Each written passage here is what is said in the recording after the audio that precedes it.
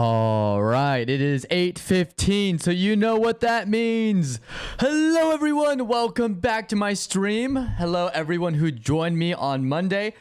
This is exciting because I know it's been a while. And as you can see, I made some changes at least to the text right here. So it's a little bit smaller. I did unfortunately have to remove the profile pics, but oh, hey Lumi, welcome. Thanks for stopping by again. I'm trying to make it a little bit more professional, like some other streamers do, so we could fight more like text on it and it's less distracting.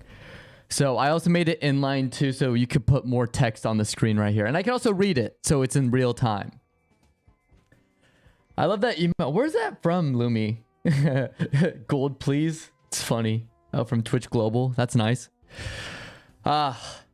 Yeah, and today I felt lazy, so I'm like, this is a hat day, especially because I'm still doing like sort of like a tech demo right now.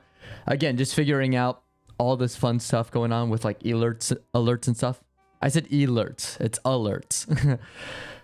We were talking about pronunciations last time. I do remember that. So I don't know. I liked our conversation last stream. That was Monday, when we were talking about sort of just, you know, what we're working on. As like, I know we talked about some people working on some short films. They want to write some books and some other things. So I thought, why don't we just talk about, I think, just anything that goes into being productive. And I know I'm a big offender of that because I've tried to do a lot of creative projects at once. I've tried to do short films before, both directing and editing. I've done YouTube videos, of course. I mean, before I did streaming, you could probably see my YouTube channel. If you're watching this on YouTube, you could probably pull that up. But yeah, just like a couple other things where it's just like, man, it's tough to be a streamer sometimes just because you just have to be consistent and always, you know, you always have to be productive in a sense. Like every day has to be somewhat something new. And that's just something I'm gonna have to get used to. I think it's very much a skill you learn while you stream for the first time and just get used to streaming, as opposed to like people instantly get it, because that's what streaming is. It's sort of unusual too as a profession because you're just talking to a camera, and maybe chat if chat's responsive. Like this, the last two streams have been the most responsive I've had stream ever be, and the entire time I've been streaming, which has been I think 2 years now. So yeah. It's just something we have to get used to. But at least for me, I don't know. When we talk about procrastination and things of that nature, especially in this day and age with technology and stuff, I feel like attention spans, I've been a real big offender when it comes to being productive. Not because I am not productive in any sense, but I feel like I try to do too many things at once and I barely get anything done because I'm doing like 20 projects at once. That's kind of my vice. Where I'm trying to do YouTube videos, I'm trying to edit shorts for my YouTube, I'm trying to stream simultaneously. That's why stream was actually a little bit late today. I usually would start at 7, which I pushed it back to 8 officially. So now for the next couple weeks, we're going to try the new 8 o'clock slot. So 8 o'clock, we'll stream for a couple hours, see how that goes. Also, I feel lighting situation wise will be a little bit better too. But it's just because I always get wrapped up in like a project that I'm working on and I lose sense of time, especially when I have something scheduled. So like the fact that we started at 8:15, that was my bad. That's something I do need to work on. So yeah, I mean, it's just sort of also like a wake up call too, to be like, okay, I think everyone should learn time management skills. And even if you do set a schedule, which I have done that in the past, there are times where you cannot adhere to that schedule because 2 weeks are irregular. Maybe you go to school differently or you work different hours just because it's holidays or something that's going on that throws off, you know, the mood, or some family event or some other activity that works for everyone else except for you, right? That you have to go and deal with. So that's sort of just the craziness that goes on nowadays, at least for me. When it comes to being productive, I know there's also like the attention span thing, which is also why I used to be, here's a fun fact about me. I used to be the biggest reader growing up. I used to go through books like crazy. Like we're talking Harry Potter books, done. Like the Percy Jackson books, including the Lost Heroes series, completely done. I finished one of those books in one sitting before, like in one day.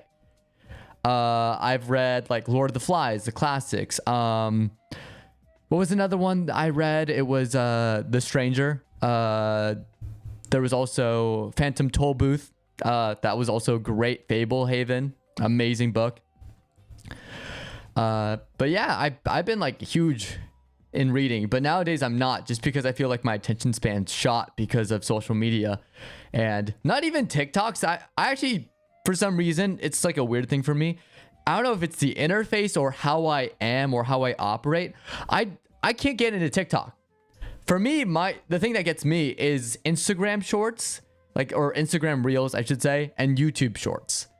That's like where I get like all over the place, because then it's just like, it's like, oh, you read the comments. I like YouTube because it's an easy interface, and then it just keeps scrolling down, and the algorithm is predatory. It gets me. Like I'm hooked. Like sometimes I will spend hours doing nothing because I'm on YouTube shorts. And it's like of like movie clips that I've seen, like from your favorite Marvel movie. Like I remember after watching Thunderbolts, like it was bad. Like I was watching so many shorts and parodies of Thunderbolts because man, it brought me back to like the old days of Marvel, where all like the fan edits and stuff. It was great. You know, none of this multiverse stuff. Just like, oh, what if we had these characters like in slice of life moments, especially with the team like the Thunderbolts, where Bob is like the baby of the group. It's so funny. I love those edits. You know, that's just my thing. But yeah, you have to be very careful about that, and I do need to work on that, where it's just like, okay, let's put a pause in it. Maybe step back from wasting your time. Like I used to also be really bad about anime, where I just start binge watching anime. But nowadays, I don't know what it is. I just don't feel the need to watch anime anymore. Where I've seen so many shows, they all kind of blend together. So either I have to be in the mood to watch an anime, or like just completely tone it out. You know what I mean? Ooh, we got our first bot in here in a while. Let me get this guy yeeted. 1, 2, 3, ban. That's good. I love when they're like, you could buy viewers, and I'm like, it's like, one, I know you're a scam, but two, I'm like, I'm broke. I can't afford like literally anything right now. You think I could like afford viewers to bot my stream? Nah, that's crazy. But yeah, I mean, that's also kind of like what I'm doing with like streaming too, at least right now. I think I mentioned this last stream, but I want to work on trying to every stream just improve little by little. You know what I mean? Where like I'm doing something that I think will get me closer to what I want out of a stream, both content wise and what I find enjoyable. You know what I mean? So like today's stream, So I follow this guy. His name is Nutty on YouTube. You guys should definitely support him. He's awesome. But as a streamer, he's great because he posts videos about like, oh, this new thing that he came up with for streaming for the interface. So for example, he showed me that you can do multi-stream alerts now. It just dropped today. So I quickly implemented that into today's stream. So if you guys follow or donate or raid, you guys will see that alert show up in my stream, and it's really cool. Like I really like how it's actually turning out, because it makes my stream look a little bit more official, and the fact that he's basically giving us these tools for free is like awesome. So I sub to him. He's great. His name's Nutty, so that's his plug right there. I love what he does. Great work. Which also like kind of motivates me. So if I become like big and learn a lot of secrets about streaming, like I feel like that's kind of like me as a person, as like an artist, as a content creator, where if I learn anything that could help anyone in the long run, whether it's advice or whatnot, I'm not gonna like package it behind a masterclass or something. I feel like that I'm gonna give it back to the community, right? That's why I love the best community, in my opinion, our community, hands down, Blender. I love the Blender community just because it's all people supporting. Not only is the software free, but everyone's there to help each other and give each other insider tips or like, you know, free assets.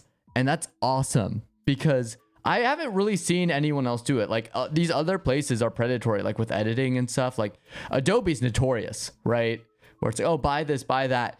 And especially with the monthly payments for like just Premiere Pro and Photoshop, oh, it gets pretty bad, like really bad. So like I prefer like learning about these like free alternatives and growing that way, and then helping share that knowledge, or at least being in that place to help give back eventually. You know what I mean?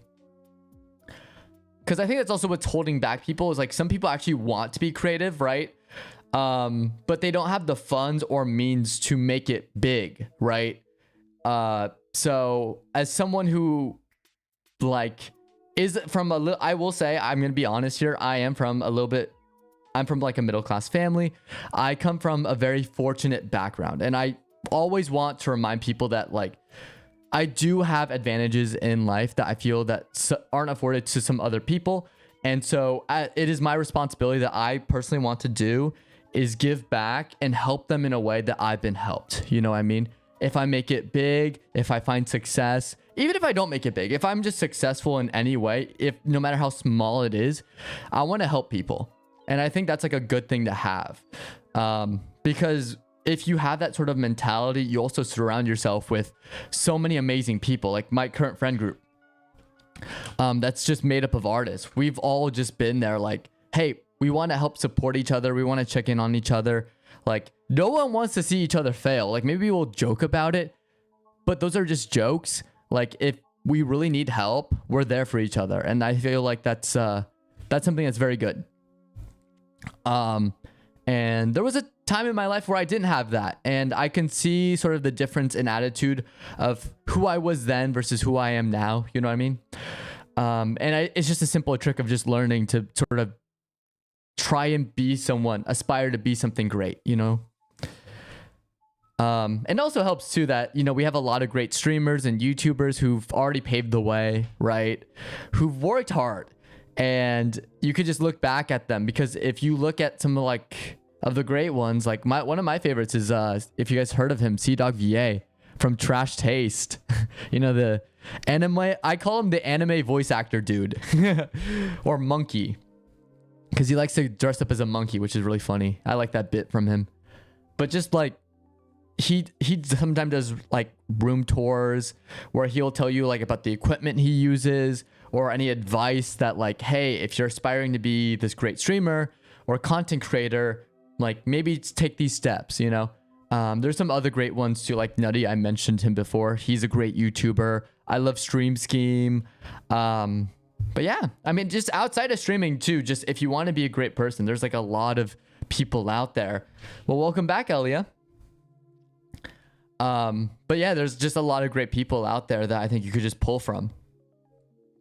Like that's why I love just some of my favorite directors too have been indie and they've always been like open to share like the type of equipment they've used or tips and tricks to make it big. You know what I mean? So I think, I don't know, because we talked about the indie scene, and like I feel like we're getting to a crossroads right now where it's more rewarding to be authentic and genuine, right? And just kind, versus just, you know, someone that's clearly just in it for profit or just other selfish means. And there's also a thing too, I think everyone should like learn about. And like, I feel like there's also like this balance you need to strike, right? When it comes to being productive and being an artist too.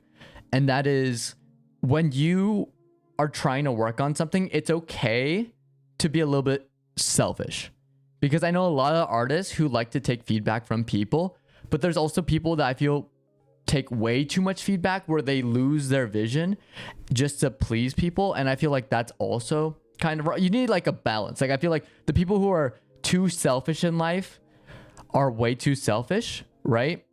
And they're like, they won't hear any criticism or feedback. But then there are people that are like way too like forgiving and letting things go, where I'm like, you need to stand up for yourself just a little bit. Like not in a mean way per se, but like maybe in a professional way, maybe in a kind way. There are ways of doing that. And I don't know, it's just kind of a weird thing for me where it's like there's this really big conversation about like you want to be selfless and like giving back to people around you, and being selfish is sort of seen as this bad thing. But I actually think there's a little bit of more nuance to that conversation, where it should really be more around like, it's okay to be selfish sometimes. It's sometimes okay to be like, I just need time for myself. Especially when you're working on like passion projects, just being like, hey, I really want to make this work out. This is my vision. I really want it to go this way because I think this will pay off. You know, it's just a matter of communication. That's very important, you know? But yeah, I don't know. That's just like, that's like a whole thing for me is like, I know that we tend to demonize people, but I feel like what's more, I think, dangerous than demonizing people, especially with certain elements of cancel culture, is more demonizing ideas. For example, like selfishness is a inherently bad thing. And I don't think that's necessarily true, because if you're selfless all the time and always giving away and you're not looking out for yourself, you sometimes can put your health in jeopardy, right? Yeah. I was selfless without boundaries in work and personal life, and it was so bad. Being selfish is okay. Boundaries and protecting your team. Yeah, absolutely. Yeah, exactly like that. I agree. Because it's like, I always say, this is sort of like a mentality to have too, and I've told this to countless people, where this is something I learned. The number one person you should be looking out for, and it shouldn't be seen as a bad thing, is you. And the way you need to approach it is from a third party's perspective, right? So the way I like to look at it is like the third person games, which is kind of funny, where, you know, you're controlling the person, but it's like from a third person's point of view. So you're running around doing attacks. Like, for example, I'll bring up like just any video game on the top of your head, like Legend of Zelda Breath of the Wild, or any Zelda game for that matter. But Breath of the Wild specifically, or Genshin Impact, that's a good one. You know, Call of Duty, just anything that's like third person where you see that person move around. Or I guess not really Call of Duty, more like Fortnite. Sorry, Fortnite's more of an accurate example. But, you know, using that as sort of a reference to be like, what if you saw yourself from the third person perspective, where you're looking at yourself from a stranger's perspective? And the way you would care about someone else is the way I feel you should care about yourself, right? And so if you see yourself suffering and going through something, you should tell yourself it's okay to take a step back and be a little bit selfish, and just being like removing yourself from social situations where it's like, hey, maybe I need the space. Maybe I need to look out for myself. You know what I mean? I do that too. It helps me get out of my head when I see a situation from so many perspectives. Yeah. Right? Yeah. Exactly. So that's also like something like I had to learn this. This isn't something where I'm all high and mighty and being like, I know better. This is something I had to learn for myself, because I would do that all the time, where I wouldn't put myself number one. I would put others first. I wanted everyone else to be happy, because I thought if everyone else was happy, I would be happy. And that's a truth. There is some truth to that. But to sacrifice your own needs for said people, that's where I think I got it wrong, right? Yeah, and I think life is the best teacher, right? Because if you don't learn the hard way, you'll continue those habits, right? So that's kind of like where I'm at right now with sort of like me trying to be productive, is sometimes I'm hard on myself, and I'm way too hard on myself when it comes to being an artist. And I think this is the artist fallacy, right? Because I don't even know, is that a term? Yeah, artist fallacy, known as intentional fallacy, is a term used in literary criticism and art history to describe an error of judging a work of art by assuming the artist's intent or purpose, right? So it's kind of like that, but it's the reverse for me, because whenever I make something, whether it's writing a novel or making a YouTube video, I always nitpick. And it's not that I'm looking at it and assuming things from the artist's intent or purpose, but I'm assuming the intent of the readers or viewers that I show it to. You know what I mean? Like, for example, this stream, I get so worried about the little details where I'm like, you guys are going to hate it that I removed the profile pics, or you're going to hate it, right? It is a common thing. Yeah. And it's like, we need to calm down. Like, we're pointing out things that only the very, very strict artists out there are going to nitpick. And even then, most people aren't going to, yeah, right? Oh, nice. Yeah. So it's good to have like a best friend, like for example, like yours, you got a best friend to get you out of it. I agree. You just need someone to be like that common sense, rational person to pull you out of it, right? Because it's tough. It's tough when you're inside your own head and you're like, everyone's going to hate this. And then you show someone just a piece of that work. And then they're like, oh no, this is amazing. This is fantastic. And you're like, wait, what? I thought this was garbage. Like, this needs to get better. And then they're just like, huh? It's such a weird thing. Like, it's almost self-hating in a sense where you feel like you're not good enough, but everyone's already seeing you at such a high point, right? Yeah, no, it was good. I liked your song. Because also, like, at the end of the day, I also tell this to like anyone who's creative. If you made something, you already won. Because a lot of people cannot get off that stage of actually finishing a project.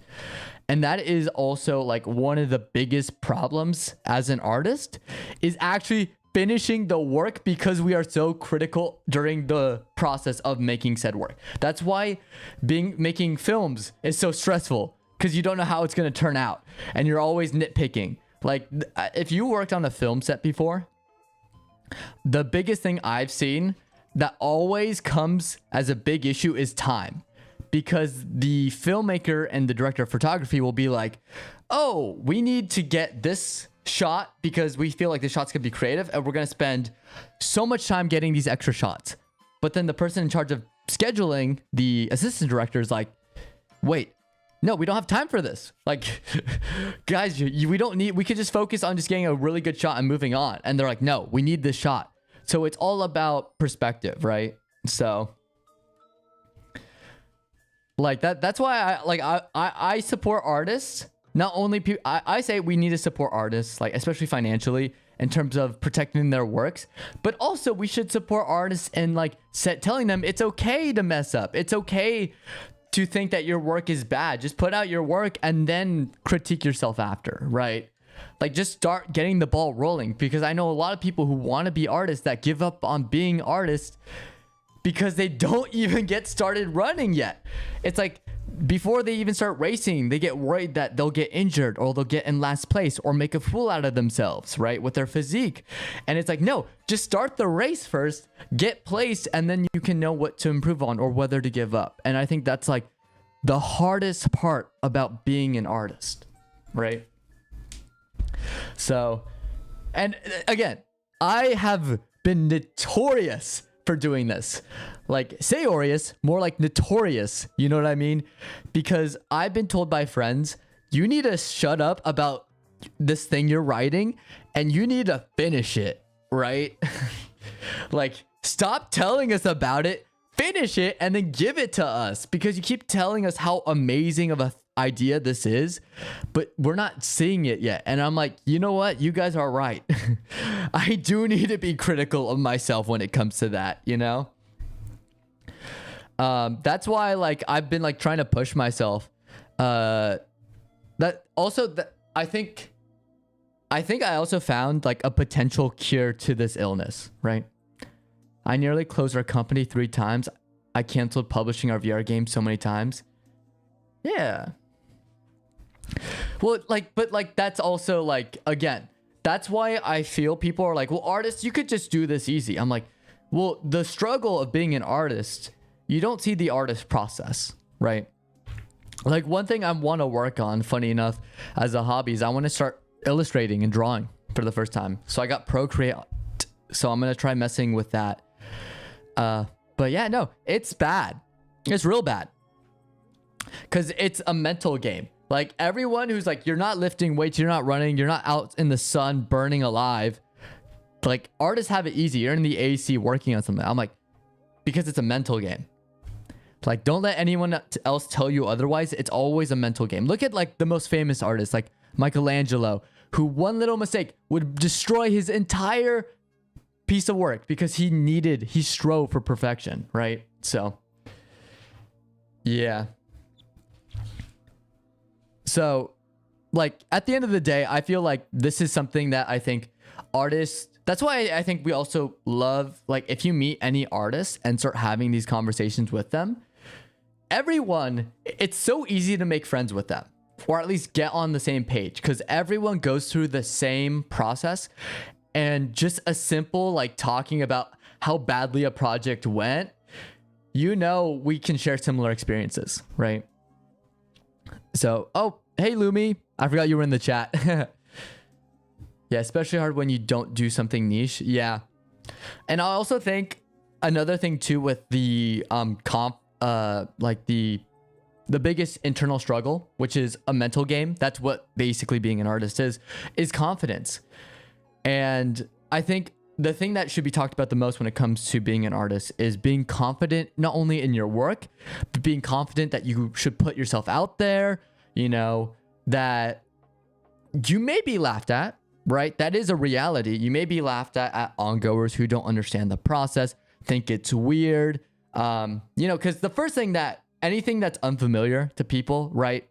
Especially like, for example, cosplays, like anyone who dresses up for a convention, outsiders who aren't used to that environment will laugh at it because it's just something weird. That's a natural thing to do, a natural response. But a lot of people get turned off by that. A lot of people get turned off about going to the gym and being productive and lifting weights because they fear that same thing of being laughed at, ridiculed, filmed now. Like filming, I think, is the biggest problem with technology nowadays with confidence levels, because it's not a matter of people seeing you and being stuck in their head as that one guy. You're now on the internet forever, you know, especially if you go viral, right? So that's kind of my thing, is just we have to like allow ourselves as artists, as content creators, to be more open about what we love and help support each other, because to get to that confidence level, it's a tough uphill battle. Like I'm much better off than where I was in high school. And I feel like I still have a long way to go. You know what I mean? Like streaming is just the next step of putting yourself out there, especially because you're on the screen 24/7. And it's just tough to just be in a place where you're just disillusioned by no one watching you, by no one talking to you.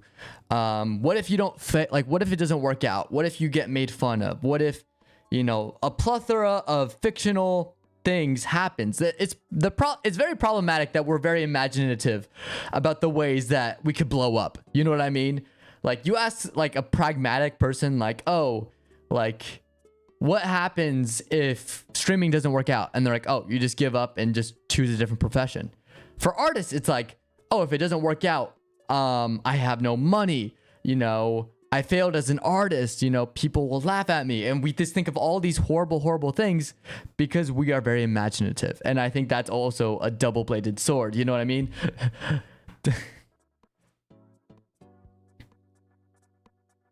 Yeah. Bro, I cried so much. Horror is not accepted at all, let alone here in the Arab community. It's only this year we started getting Arab support. Oh, really? Yeah. And it sucks.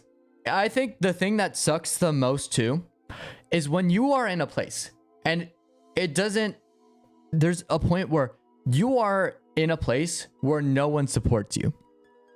And that's a tough reality, because when you are starting off, especially if you're in these niche communities or niche areas, right, where there's not that many people, it's tough because you are walking the uphill battle. You are hiking up Mount Everest, but without the snow gear.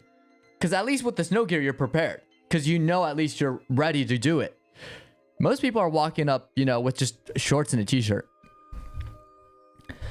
But I think like what's also fun, and I think what's been very helpful for me, at least for helping myself get up there is just like also telling yourself, well, there are so many things where this can fail.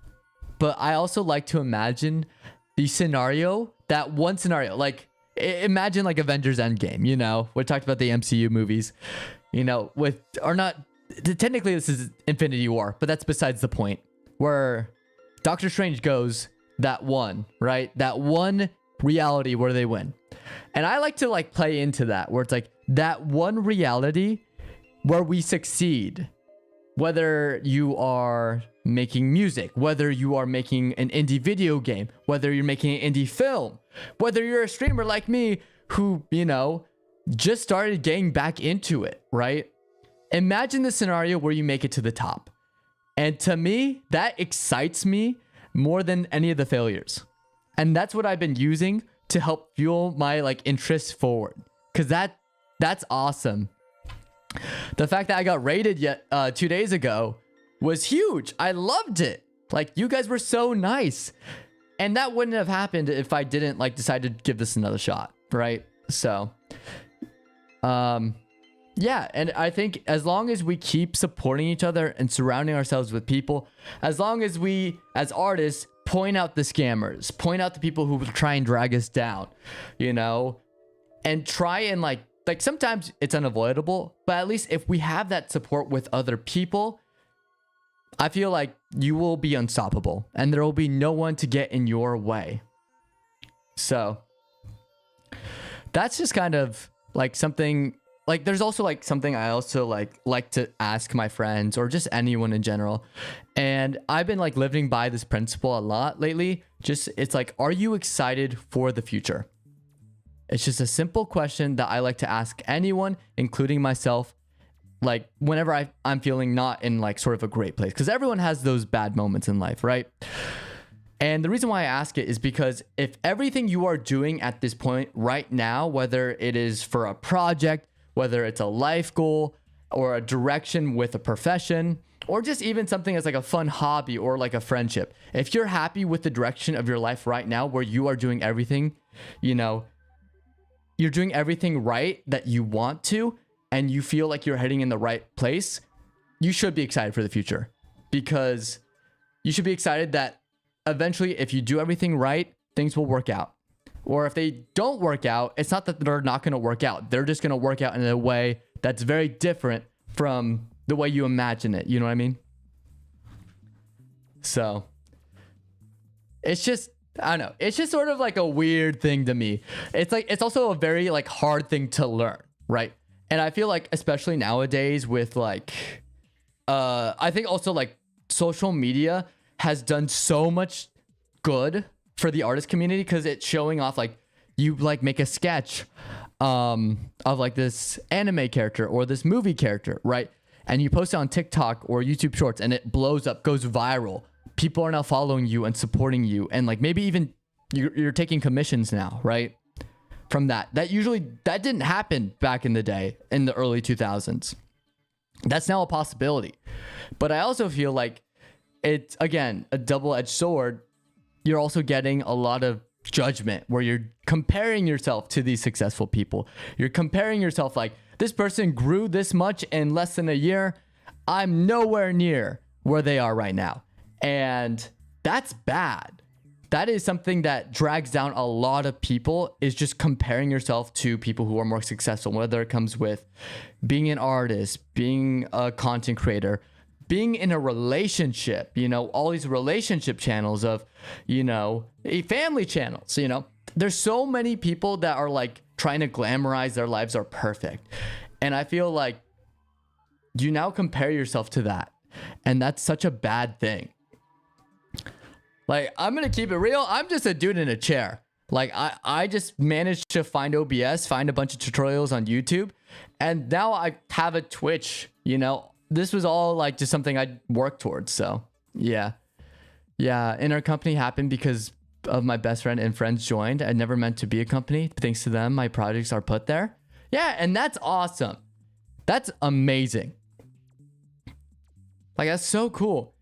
And I just wished you and your friends the best, because I want to see where your company ends up, you know? Just keep making projects, and like I'll be like to me what the biggest flex is, and I like to tell myself this to my friends too.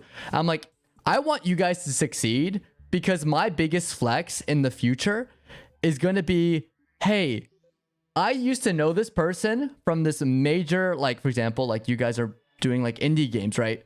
Where it's like, I know this guy from this major video game corporation when they were starting off indie. Like that's my flex. I knew you personally, or you were a Twitch viewer in my stream before you made it big. That's my flex. And that's the same thing with my friends. I'm like, I was friends with you before you made it big and became famous. So that's why I'm always supportive of everyone in my circle. Cause I know I see it doing me more good than anything. Like I don't want to be surrounded necessarily with successful people. I want to be surrounded by people that will help me be myself, you know? If you are successful, like cool, that's just a cool plus. But like it's more so just surrounding yourselves with the things that make you comfortable, right? So yeah, you're so introverted and they pulled me out of your shell. Well, you and me both. Because I used to like not be able to talk to people because of the friends I used to have, because they made me like feel like it was okay to like hide my true self. And all it took was the right amount of people and the right group of people to be like, no, it's okay to be yourself. And it actually made me more, I'm not an extrovert per se. I still have a lot of introvert qualities.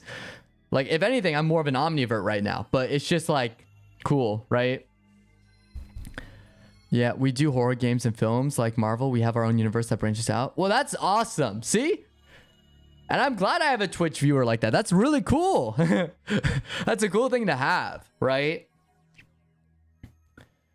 So, yeah, it's just like it's a weird place to be. Yo, what's up, Van? Welcome back. Yeah, we're just talking about like what it means to be creative and stuff. And also like just knowing, I know people now, I am 2 degrees of separation from someone that worked in an anime studio, which is dope. I appreciate Alia. That means a lot.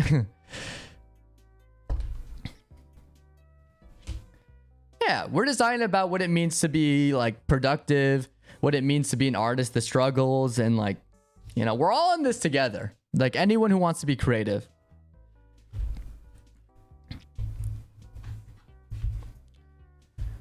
Yeah, because like I think what's also really cool is like, because you mentioned horror stuff. It's like asking people how they did something. Biggest compliment you can give to an artist. How did you do this? This was cool, right? And then you want to learn from them and take from them. And then if you add your own inspiration, not like copying it, of course, but like taking inspiration and doing your own thing with what they did. That's like the biggest flex, is being like, oh, someone took what I did and transformed it and did this other thing with it. That's also really cool. Like, I love seeing it, you know? Love seeing people saying, oh yeah, I took inspiration from this guy. Like streamers do it all the time too. Well, they'll be like, oh yeah, no, before I made it big, I took like these streamers and I took the things that they were doing. Like whether it was the setup look, whether it was just the way, tone of voice, how they interacted with chat. And that's how I made it big. And I'm like, that's dope. That's cool if you can follow the paper trail and seeing like like how they were made, right? The seed before it grew into that big oak tree. You know what I mean? Yep. Oh, sick. Yeah, that's awesome. You're writing a manga? Yeah, JJK is crazy. Yeah, like I'm writing a story right now. I mean, I'm not gonna publish it yet publicly. I'll keep talking about it on the channel. I won't even name drop the title. But I'm writing a fantasy story based on like all the fantasy shows I've been watching, especially like even like the big stuff like Lord of the Rings to like more of the isekai stuff, like just sort of everything. Like if you heard of Free Rem before, Delicious in Dungeon. Anything with good fantasy elements. D&D. Like, have you guys seen the D&D movie, which I think is slept on? I love the D&D movie. Was it No Honor Among Thieves? Was that the subtitle? Yeah. So Yeah, I love it when works are inspired, because if you look at like some of like the best works out there, some of it, like I think, what was it, like wasn't it Dune? Which Dune, if you haven't seen Dune, amazing movie. Dune inspired by Star Wars, right? Didn't he write the book after Star Wars?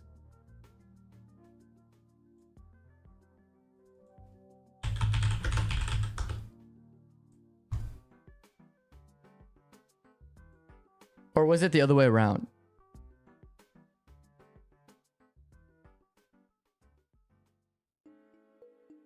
Oh, no, sorry. Other way around. Star Wars took inspiration from Dune, because Dune came first. Yeah.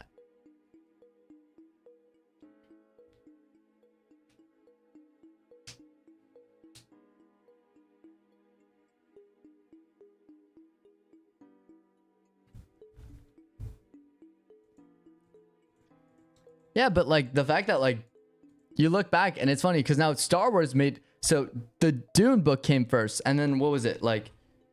When was the other Dune? Not the two with like the original Dune.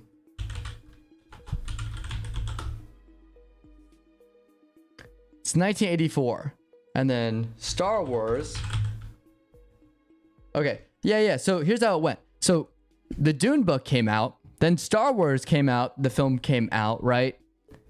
And then I think in between, the Dune movie directed by what's David Lynch came out, right? And then you had, of course, the newer Star Wars and then the newer Dune movies, right? It's cool.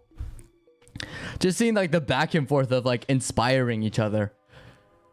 Like that's why I think also like was a really cool thing about like nowadays is now that we have the internet and we've gone so used to the internet, you're getting a lot of inspiration from like not even just like we mentioned manga, but like for example, Japan inspiring American animation now, right?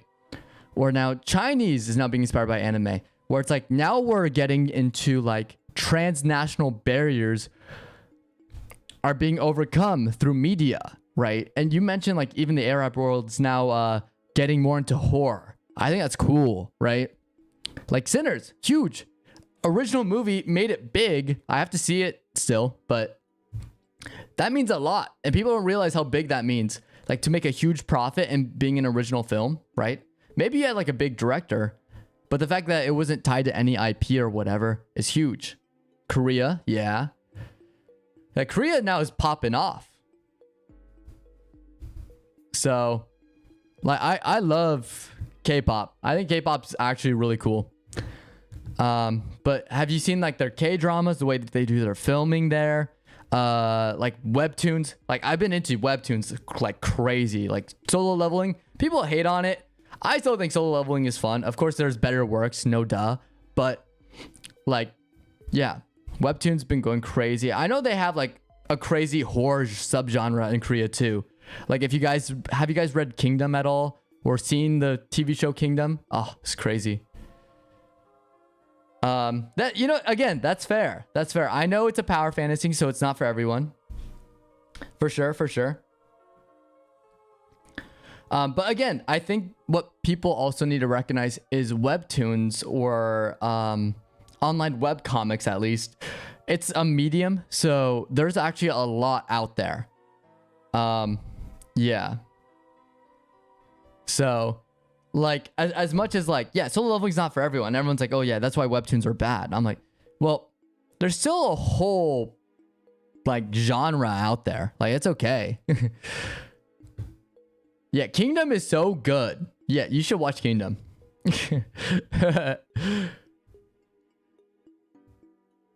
You know what? That's fair. No. That's completely valid.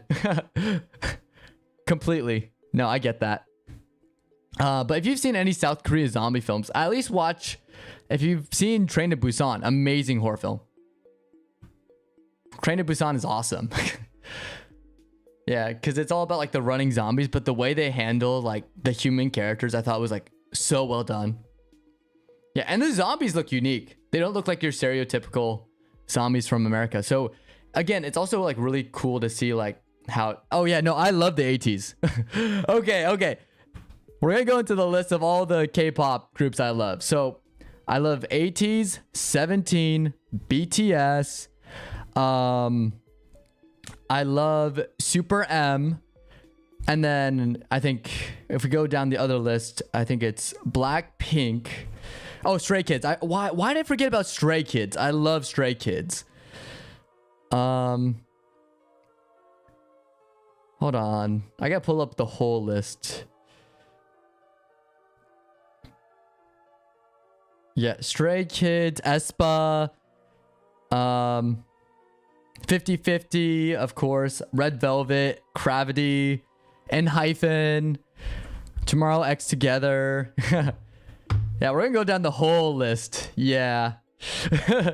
Yeah, Stray Kids. Oh, I'm so happy. Like, BTS took a break, but I felt like Stray Kids filled that void. You know what I mean? Oh my god. And then all of their songs and collabs. It's crazy. BTOB. Yeah, I know. Love. I think people are like, oh, I'm not gonna touch K-pop. Isn't that weird, like, K-pop songs like Gangnam Style, right? And I'm like, well, first of all, it's a great song, but also you're missing out on a whole genre here. Like, why? Yeah, Red Velvet. Yeah, well, yeah, because Red Velvet is cool, okay? We stand Red Velvet and rip New Jeans, but I love the New Jeans too. Oh, yeah, no, that'll go crazy. Like, say what you want about Solo Leveling. Have you heard of the season 2 opening with Felix? And, oh, and if we're talking about great, Lisa, I love Lisa. Both these Lisas, by the way. The K-pop Blackpink Lisa and Lisa, the J-pop artist. Yeah. I think I'm more nostalgic for Lisa, the J-pop artist, just because she did the original Sword Art Online song, Crossing Starfield. Amazing. Amazing. Still get so nostalgic listening to that. But also the fact that she did the Solo Leveling season 2 opening. Great. Yeah, it's fine. I know Blackpink is also like very popular, and that's why a lot of people are like not the biggest fans, because they're more of the pop, I guess, more in line with pop songs, you know, like what you normally get, right? Roses, yeah, that's... Well, Roses is pretty cool too. Yeah. Sword Art Online was mine too. See, I know there are problems with it, but special place in my heart, guilty pleasure anime. There we go. I'm saying it. Oh, Apex, pretty cool too. Yeah, Lisa. Also, Lisa did the Demon Slayer Mugen Train ending song with Rengoku. Oh, I just rewatched that in theaters with a friend. It was so good. I don't care. I was eating that up because I'm like, anything with Kirito. I know it was pretty bad. Jisoo's which one was the single that was like really good? That was hold on, I need to pull this up. Homura, yeah, that was the Demon Slayer song.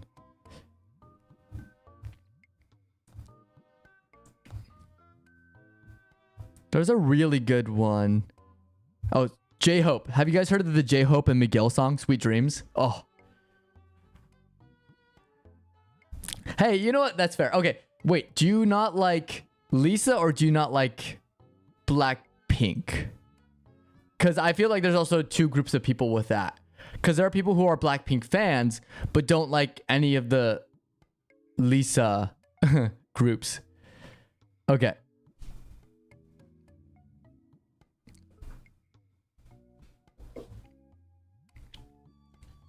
Because I feel like there's just two different... Okay, so you're more of a... You don't like Lisa as a solo artist, which is fair. That's fair. Not for everyone, too. I feel that.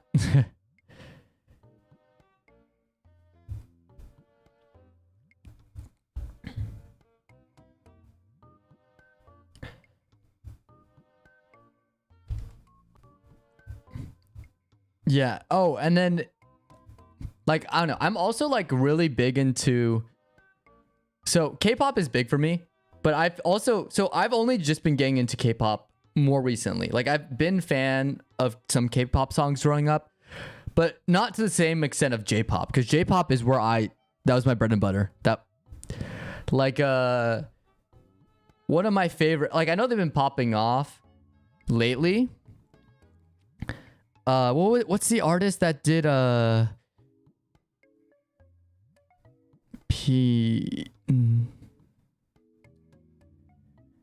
Hold on, which one's the...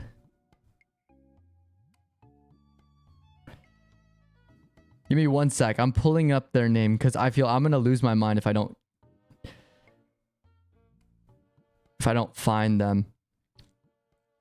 Anime OSTs, game OSTs have me in a chokehold. Yeah. Oh yeah, some of them, oh, they go crazy.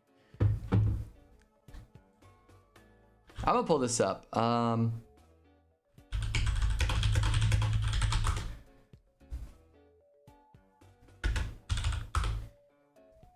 Oh, Creepy Nuts. That's what it is. Now, Creepy Nuts, right, has been blowing up recently, right? Just because they've been doing, I think they did, well, one, they did Call of the Night. That's why I learned about them. And then they did Mashal Season 2. And then they did recently Dandadan, right? Yeah, Danten. That's where I learned about them. So, yeah, Creepy Nuts is more of a contemporary one. I'm like, yeah, I like their songs. I'm down. But like growing up, it was all about Lisa, Myth and Royd. Oh, I was huge Myth and Royd. Oh, are you excited for Dandadan? Dandadan season 2 is coming out. That's gonna go crazy. Yeah, I think if you are struggling as an artist to make your story entertaining, watch Dandadan. Because I don't know, there's just something about like nonstop adrenaline, right? That's just great.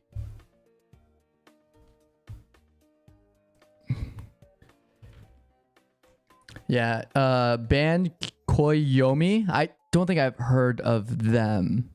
Oh, nice. So you worked with a Japanese group. That's dope. I'm trying to think of like other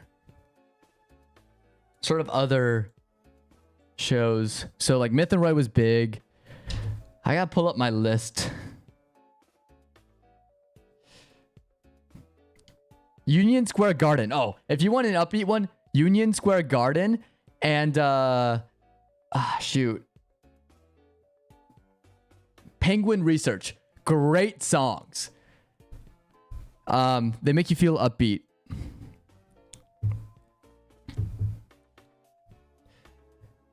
I also like Overworld. Overworld does some pretty hype ones.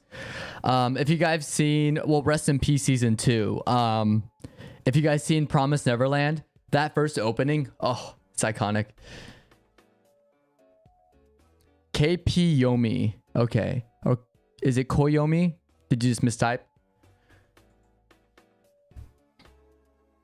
Overworld. Oh, and the funniest joke was when I was watching with friends My Hero Academia for the first time as an anime fan, and then what was it? Porno Graffiti would go on, and we're like, haha, that's a funny name. But then we realized it was actually a pretty good band artist. Like Porno Graffiti is also great. No, I almost forgot their name.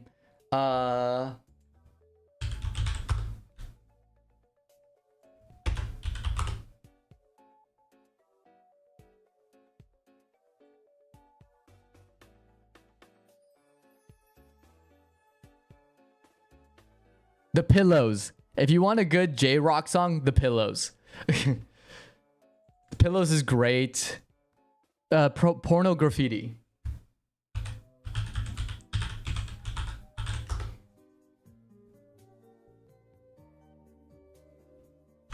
They're J-Rock. It says J-Pop, but yeah. They did the original My Hero Academia opening. Which is why we joke about it, because the name's funny. But yeah. But it's funny when you watch these shows and they get like sort of like the same artist to come back on. Then you fall in love with these artists because you're like, oh, I remember hearing their song before. It sounds familiar. You're good. If you listen to it, you probably have heard it because it's iconic. The first My Hero Academia opening. Like Overworld. Oh, wait, hold on. One of my favorite shows, I think it used to be super popular. Now it's not anymore, and it's kind of sad. OXT did the Overlord songs, like the opening songs. I love Overlord. Overlord is like one of the best. Just because I feel like it's a very much a departure from like your stereotypical, like, oh, you know, self-insert MC. And it's like, what if you reincarnated as like the villain? And I think that's so dope. Especially with what he does to some people in that show. It's messed up. And it definitely plays into the horror element. Like gothic horror. Oh, my bread and butter. Okay, go on.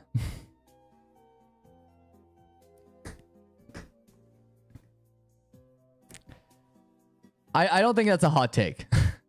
I don't think that's a hot take. If anything, my hot take is I think they started to fall off season 3. I think the first 2 were good, and the moment the story didn't focus on the school, it went downhill. There are good moments within it, but consistency-wise, they peaked in 2 with the Stain arc. That's the hot take. Also, does not help, and this is where I think everyone should be on... is it Studio Bones that did My Hero?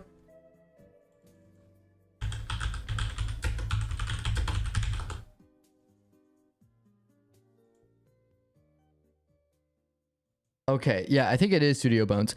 They should be held accountable for their, like, okay, people are going to get bored of My Hero Academia. We're going to pump out a season every year.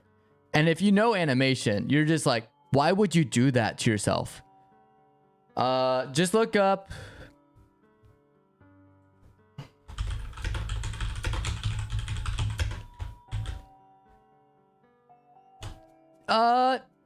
that was good. I thought the Stain stuff was better just because it was Ida and Midoriya teaming up against Stain. And the fact that they pulled it off was so cool to me. Like, All Might's cool, but you felt like he could pull it off. And it was a great moment. But I just thought it was cooler the fact that like these kids beat up a serial killer. You know what I mean? So... yeah, I think My Hero does have a special place in my heart because it was my gateway anime, right? But at the same time, I do feel like, yeah, I didn't like where the story went. I do like Overhaul's power, though. Like the fact that you can like destroy and reanimate things with the touch of your hands. Like, that's so cool. Despite him being like one of the like worst people to be given that power, you know? Rip Eri, dude.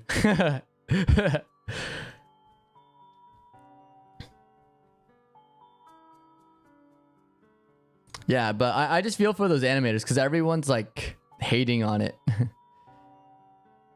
Yeah, you're fine. We're just more talking about like, yeah, season 4 is definitely the worst out of the 4. Overhaul was still a good villain. Yeah, again, I think after season 2, there were a lot of good moments. The problem is it wasn't consistently good through all the seasons. Yeah, season 5 and onward, yeah, no, it's been bad. Like, the story was like getting worse in the manga, but the fact that it was paired with bad animation, at least you had good art in the manga. Like, well, I don't know what they were doing.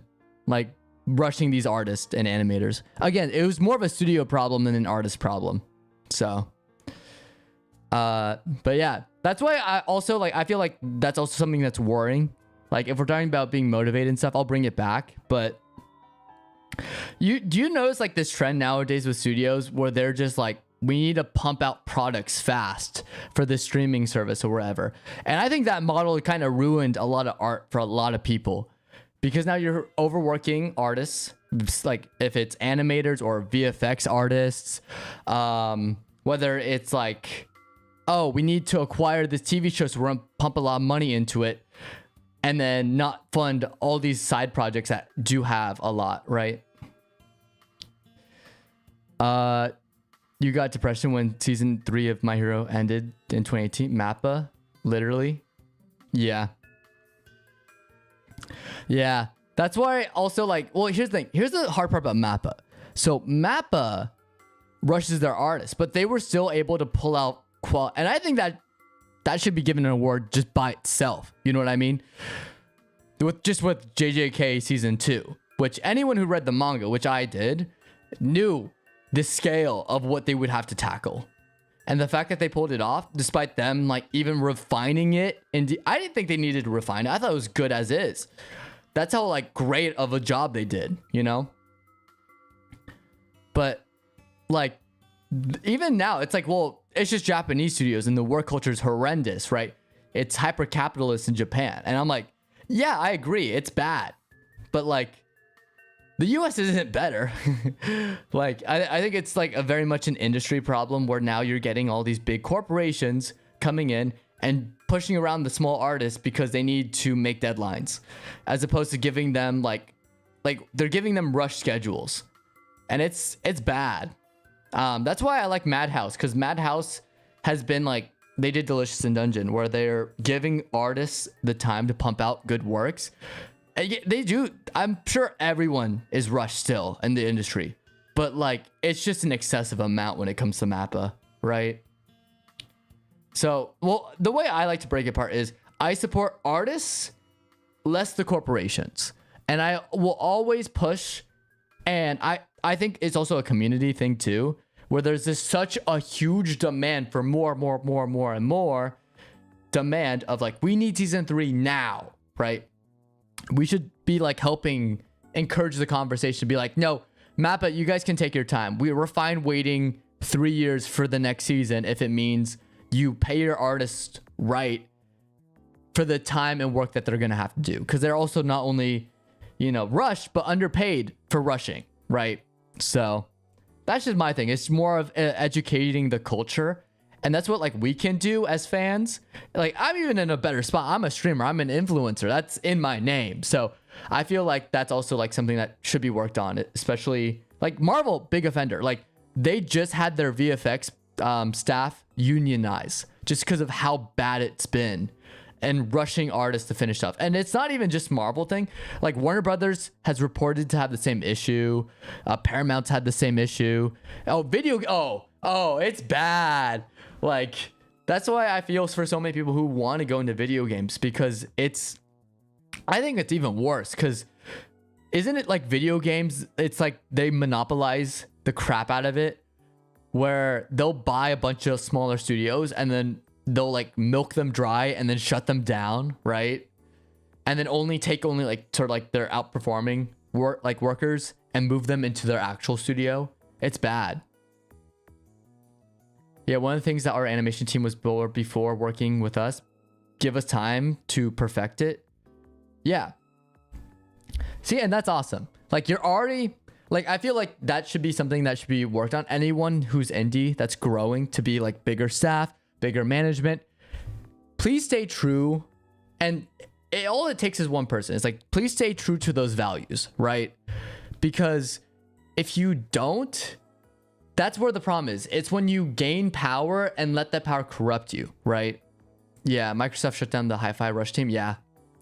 It's so bad unless you work on good indie studios. Yeah. Well, and it's also a problem where it's like if those indie studios end up successful, right? And there's more of a workload, putting the wrong people in charge also makes that problem happen. You know what I mean? So you got to be careful. Like, that's also like something I learned too, like sort of the hard way too, is when you are in a position of power, whether it's something like, for me, it was just a club, right? I gained too much power and like I mismanaged a couple things here and there, and I paid for a result because they voted me out, you know, kind of thing. That's just a small example, but it's a matter of principle where it's like, you got to be careful of when you gain power and have that power. With great power comes great responsibility. Wait, hold on.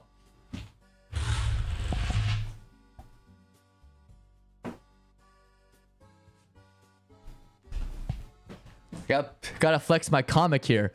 With great power comes great responsibility, as Uncle Ben would once say. And I feel like what's great about that line as a nerd is that stayed true for a lot of things, right? A lot of things. Yeah, Capcom did this with Monster Hunter Wild and Street Fighter 6. Always know we reject big money too, not commercialize our company. Yeah. Well, have you guys heard of the streamer? Like, one of my favorite streamers is actually, or another one of my favorite streamers, because I mention them a lot, is Pirate Software. Just based on his business model and what he's been saying, because he's been transparent.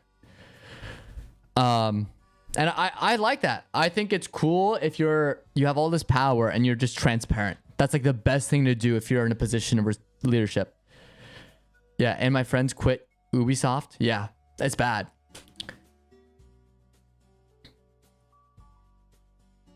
Yeah. Nah, it's rough out there. Like, also my rule of thumb too, stay safe with anything. Like, don't let them push you around. Stay safe. Know your worth, right? Because some of the most successful studios and off-spins out there start from disgruntled workers thinking that, and this isn't like an ego thing. It's look, I'm doing all this work and I'm not receiving any benefits from it. So we're going to branch off, do our own thing separate from the big corporation. So we have a bigger say. And usually they sometimes will grow and gain a bigger success and be rewarded for that. And I support it. That's what should happen, is more competition. I want more competition because it holds these companies accountable in the language they know best. And that's profit, right? When the money goes down, then they'll listen. They won't listen if you just keep complaining all the time, right? So, like, as much, again, and this is where I think it hurts me the most too. I love Nintendo games. I love Nintendo properties. Pokemon, Mario, Super Smash Bros. Love them to death. The fact that they got Sora in Smash, like the legal logistics of the whole thing, insane. But I will still be very critical of their company because I know what they do behind the scenes. And I know what they do because those behind the scenes things do come to light, right? And it's tough. It's hard because when you love a property, like same with Disney. So I'm a big fan of Marvel. I'm a big fan of Lucasfilm. I'm a big fan of Disney. I grew up on their films, but sometimes you got to hold them accountable. Doesn't mean like completely turn into a hater, but like just have some criticisms and sort of pave the path forward for change, right? As consumers, that's the reward of consumers, right? Yeah. Yeah, money's always tempting. Yeah. Yeah, but it's also like, you think there's like no cost for sponsorships too? That's also something that's like a little bit worrying, is like you're actually selling out your principles when you accept sort of money offers, right? To do a certain thing too. So also be very aware of what you're giving for said sponsorships, right? That's also kind of like for me with streaming too, is if I do end up like eventually making it to partner and I get sponsorship offers and get asked to sponsor certain items, it is my responsibility to look into that. Because again, it's also sort of you have to be careful what you endorse, right? Or what restrictions get placed upon you because of that, or the way your attitude changes, right? So yeah, and that's cool. That's cool that you are self-funded. That is actually really dope.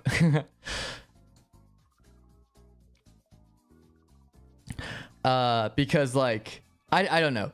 I think that's why I love Cuphead. Cuphead's one of my favorite indie games. I played it a couple times. I fucking suck at it, but I love the art direction. I love how it was an indie team. They did something unique and they were rewarded from it, And I think they now have a show on Netflix, right? But yeah, that's also that's where I'm also conflicted with streaming services, because I feel like streaming services have done harm when it comes to output, when it comes to rushing projects, and you know, you'll get some botched things. Like if you heard about JoJo's Part 6, the anime on Netflix, they released the whole thing. They didn't do a weekly release, and that hurt the show's popularity.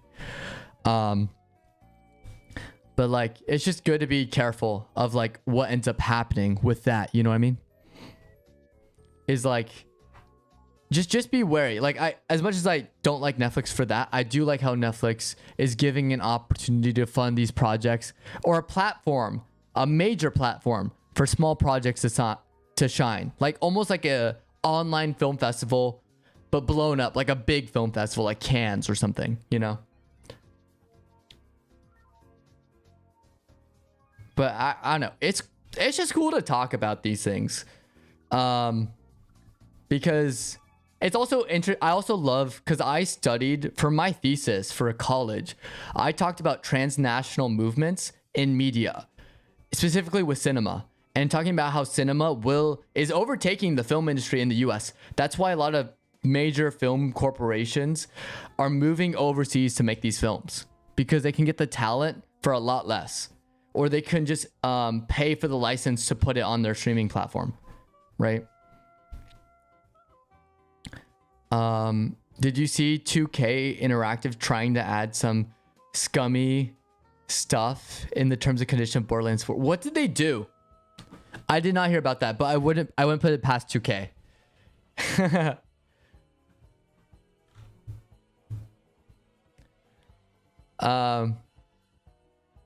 I don't know about the Borderlands 4 stuff, but I did hear about, do you know about the stuff they did for we'll get, if you explain the Borderlands 4 stuff, we can talk about it. But I also want to bring up what I think, what was it, Nintendo was doing for the Switch 2, right? Yeah, I want to make a video game soon, but when are people bigger people? Well, yeah, and here's what I think the good thing is. So Nintendo is setting a precedence by making their Switch 2 games $80 for physical.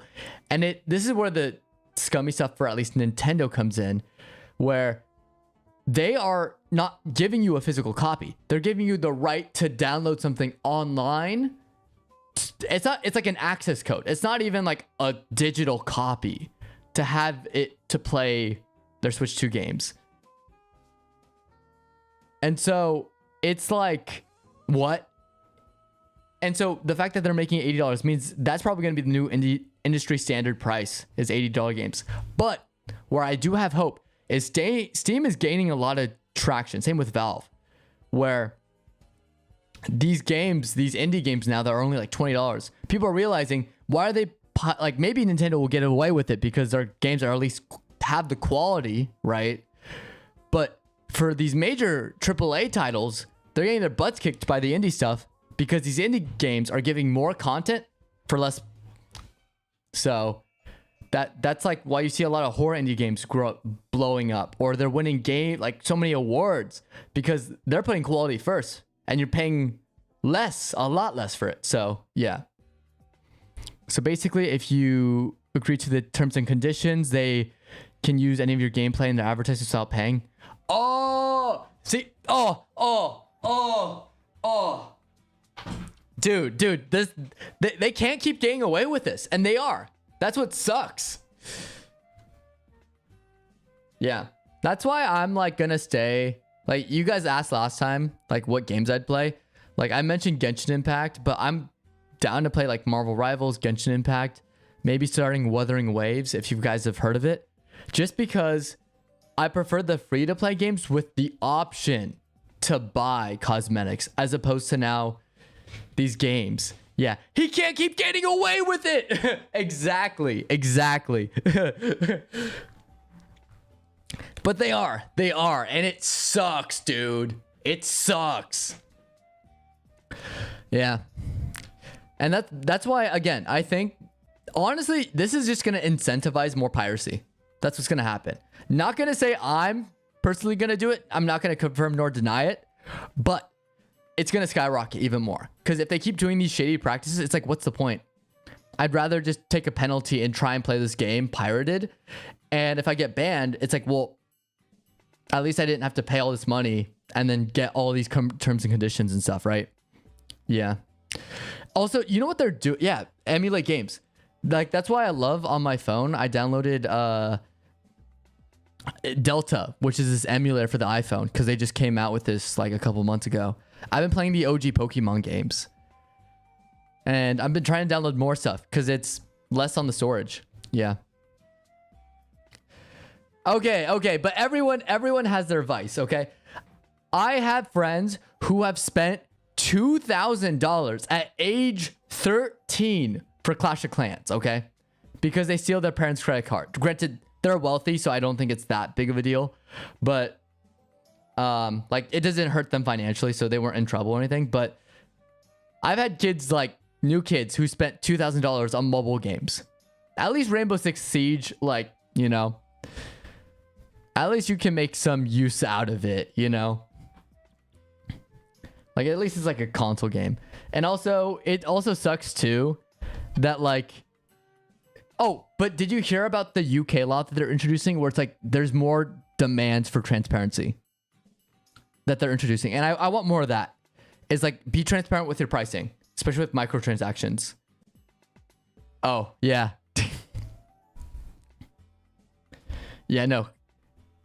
Town Hall. I knew someone who used all the money he got on his birthday just for Clash of Clans too. Like, I'm like, you didn't invest. Like, I wish I just saved money more. Like, I didn't spend on Clash of Clans, but I just used the gift cards for like Wii games. Which, I like how Wii games, you can still play them because they were less of the online stuff. But if you played like the OG Xbox 360 or like the OG Call of Duties, they're doing something smart now, which sucks for the consumer, where they're like shutting down servers. So you can't play the online, which is most of the game, right? So that's how they get you. They make you buy the game, shut down the servers, and then now you have to buy the new thing to keep playing the shooter, right? FPS. It's awful. And then like poor Fortnite is like, like, I think, you know what it is? Clash of Clans, because you brought it up. Or I did, but then you mentioned it too. Clash of Clans is basically the OG version of Fortnite. Because like Clash of Clans, it had a chokehold on the youth, and we would spend a ton of money on microtransactions, right? Like buying gems is the same as buying V-Bucks, right? So yeah, but like now they're realizing, like, you know, if they make their entire game online, then they could sell profit. But you know, that's fair. That's fair. Yeah, make free merch drops to piss off big corporations. I think, and here's my thing too. I think if I make it big with my property, I'll of course have like the official like merch drops or whatever, whether it's a book I write, whether it's a stream. If I start illustrating, I'll maybe sell that. But I'll also make it public domain. So if you want to make your own like spin-offs of like fan art of it, right? Of these characters, gender swap, whatever, I support it, you know? Like, artists should have full reign. And I hate it when like these corporations go after fan art and shut down the person, you know? Like, I think that's super scummy because it's like they're celebrating your work. That's free promo, right? Like, I want more things in public domain because people should be allowed to have fun, right? If you want my character on your gravestone because you love that character, right? You should be allowed to do that. I think that's cool. And just because a bunch of suits tell you no, that's so dumb, in my opinion. Yeah, Black Ops 2, but they're full of cheaters. Yeah, that's also, yeah, that's bad.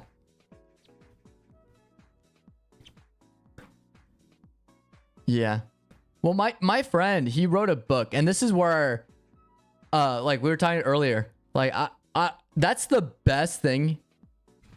I'm telling him, he's like, that's one of the best things he's ever done because he finished a project of his, and I'm still struggling to get through the book I'm writing. And so someone made fan art of his character, and he said that was amazing. And I'm like, dude, You don't know how big that is. That's awesome. So yeah, I think community, I think what we need to do, I think, again, this is also like a thing. We talked about being selfish and knowing like when to put boundaries up, when you should focus on yourself. But I think we should also encourage healthy community, whether it is just community of friends or like the art community, right? Yeah, sometimes they'll copyright fan art or they'll shut it down. Or worse off, Star Wars has been notorious for some of their, I think it's either their comics or video games. Some of the custom Star Destroyers people have made fan art of, they've stolen it and not given credit for it. Yeah. It's bad. It's happened before. Like, yeah, there's some corporations, I won't name the names, but where someone wanted a popular character on their gravestone because, or on their kid's gravestone because their kid passed away young, which was sad. And he loved the character. And the big corporation, I won't name who it is, but you could probably look it up, sued them, said, you can't do that. And so he couldn't put his favorite character on the gravestone. So yeah, it's even like something small like that, they don't like it. And again, they're like, well, you ruined the image of the character. And I'm like, well, that's, I can see some reason to that. But at the same time, it's like, who are you to play God? Who are you to dictate what people want to do to have fun, right? Whether it's a parody or not, right? Like, as long as, like, you can keep it in the official boundaries. And that's where I think public domain does serve a lot of people right, is because people are allowed to have fun, you know? Right? Because if you look at like Sherlock, I think Sherlock Holmes is public domain. Look at all the like different interpretations and takes of Sherlock Holmes. I love it. It's great because you get so many different stories, different retellings from people from different backgrounds, right? Yeah. I think it's cool. Yeah, because that's like what I'm hoping too. Like my favorite fan art from like people who do like from anime, from TV shows, is when they do fan art of characters in different outfits. I think that's the coolest shit ever. Because you get to see them in, like, if they're like superheroes, see them in street clothing. You see characters who always wear like, you know, just normal everyday clothes and suits, you know, dressed up. It's awesome, right?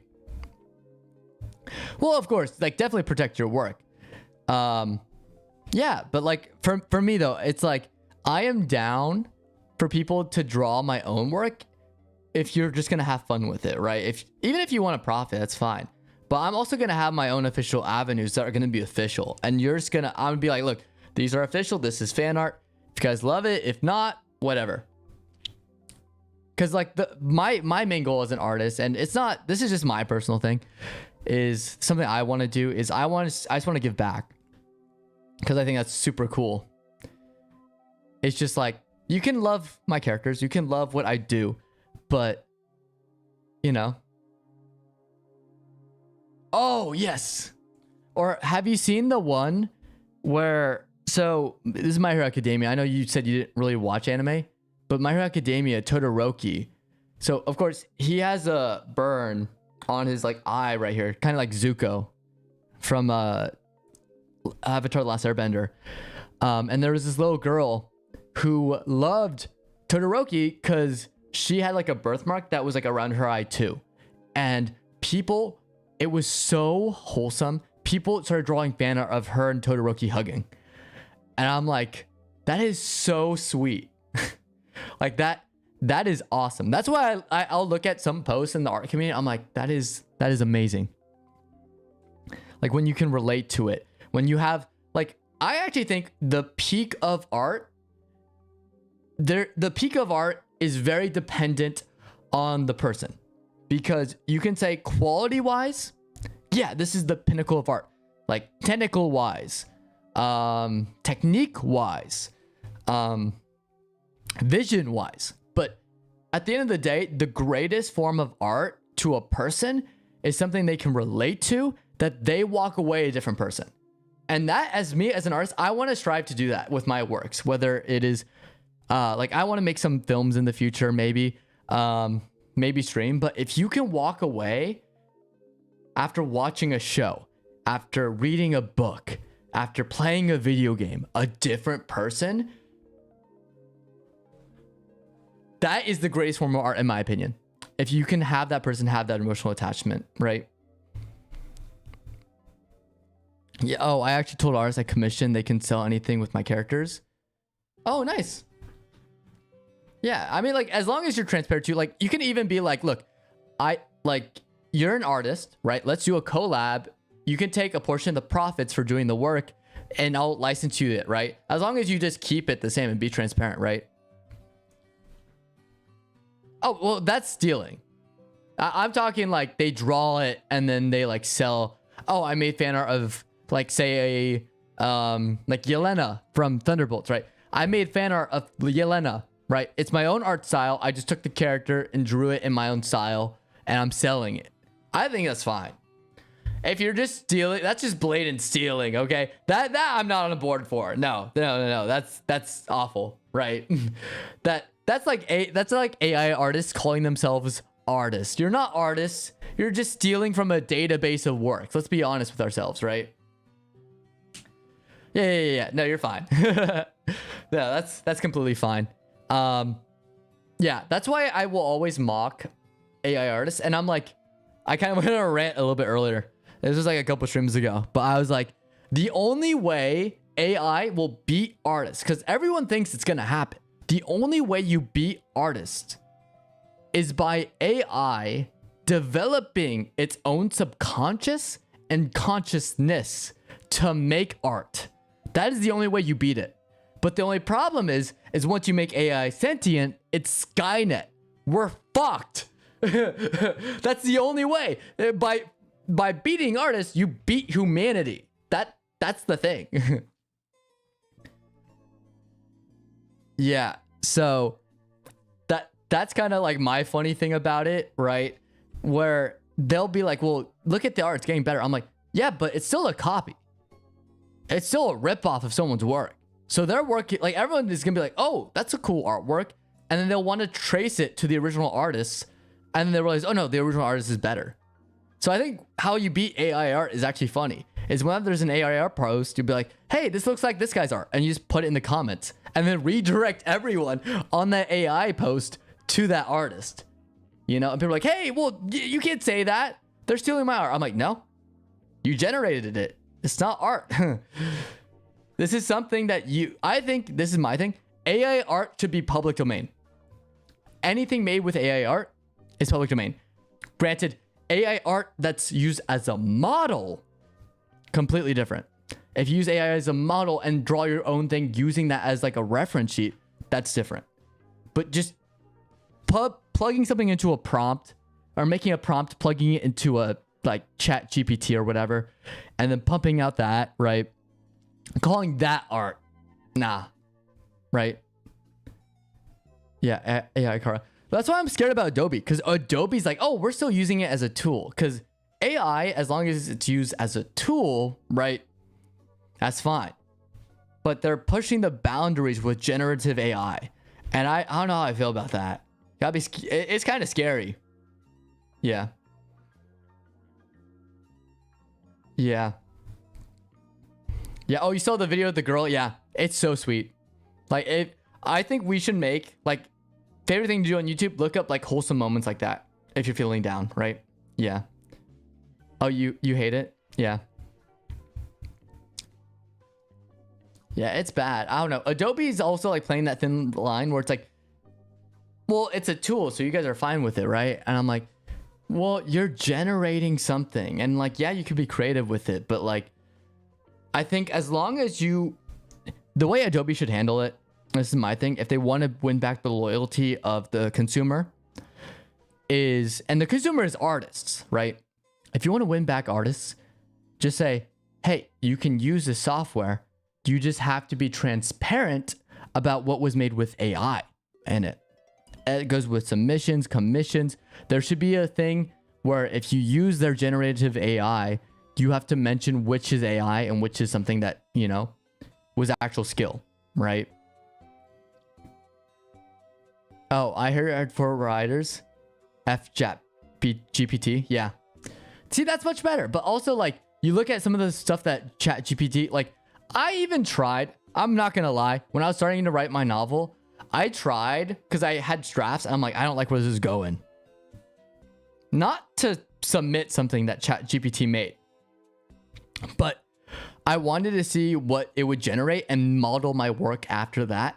I tried doing that. It was nonsense. Like, I couldn't pull anything of value from it. So I ended up not doing it because I'm like, I felt gross about doing it because I'm like, this isn't my words. If I win something, that's also a thing I don't get from people who want to be AI artists or use shortcuts, right? Where it's like, yeah, you may have done the assignment. Yeah, you may have gotten the award and the recognition and the popularity. But where's the spirit in it? You know what I mean? Like, where's the passion, right? Yeah, the AI is good in that application for sure. But I do not feel like it has a place when it comes to art, because art is always about someone's experiences, someone's passion. It's about someone's identity. It's about so many things that can only belong to a person and not a machine. And once you take that away, it no longer becomes art. Because then what's the point of anything, right? Yeah. Yeah, and they're trying. They're trying, but luckily everyone's fighting back against it. Like, look how long the strikes took. You know, look at how much demands are happening. Like, it's bad. But I think people are gonna wake up sooner or later. They're gonna realize, like, I think we're actually gonna reach the next evolution of animation soon. Because now art is like we're getting more stylized. Some big hits recently. Like, I was watching To Be Hero X, which is this anime. It's technically an anime, but it's also technically a Chinese anime, so it's made from a Chinese studio. It combines 2D and 3D animation. And now you have this new thing on Netflix, which is the K-pop idol thing that I am so excited for. That's like very much inspired by the style of Spider-Verse, Into the Spider-Verse films. So when that comes out, I think AI is going to have even more trouble trying to figure out what to do with it. Because the one thing with AI is it has to be consistent. And even then, there's so many errors. It has to have a consistent art style. So the way you break it is when you keep transforming it, like Spider-Verse does, right? So yeah, I was struggling with the script, got 4 writers in, and even in meetings are so wholesome. We vlog them. We are making so much art and memories. That's awesome. Yeah, that is so cool. And I'm happy. I'm happy that you're doing that, because you know what that means?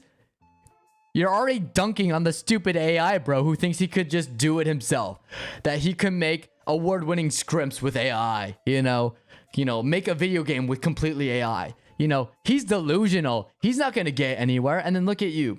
You hired 4 people, and guess what? You're probably going to make an amazing game. Like, that's what's awesome, you know? Respect to that. And hold that.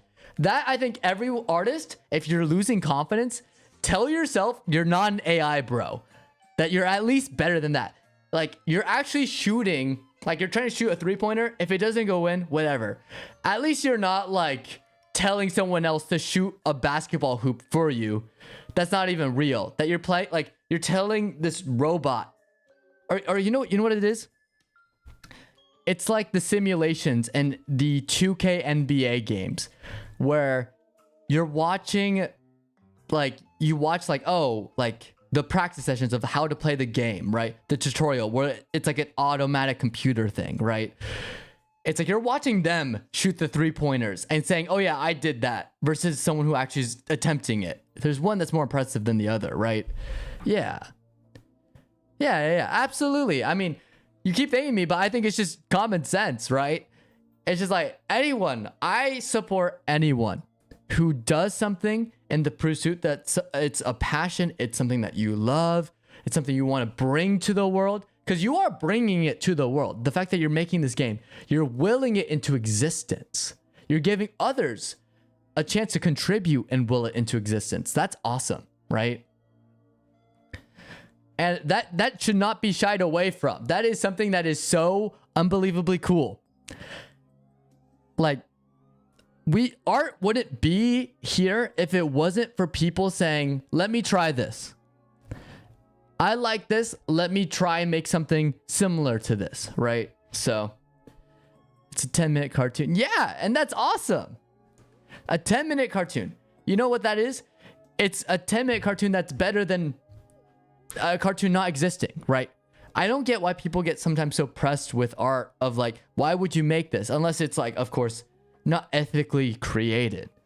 But you may not like a show or a movie, but as long, my thing is like, if people still enjoy it, I'm fine with it, because at least it's, you know, it made someone else happy. I may not have this, I may have criticisms, I may not like it, I could even hate it.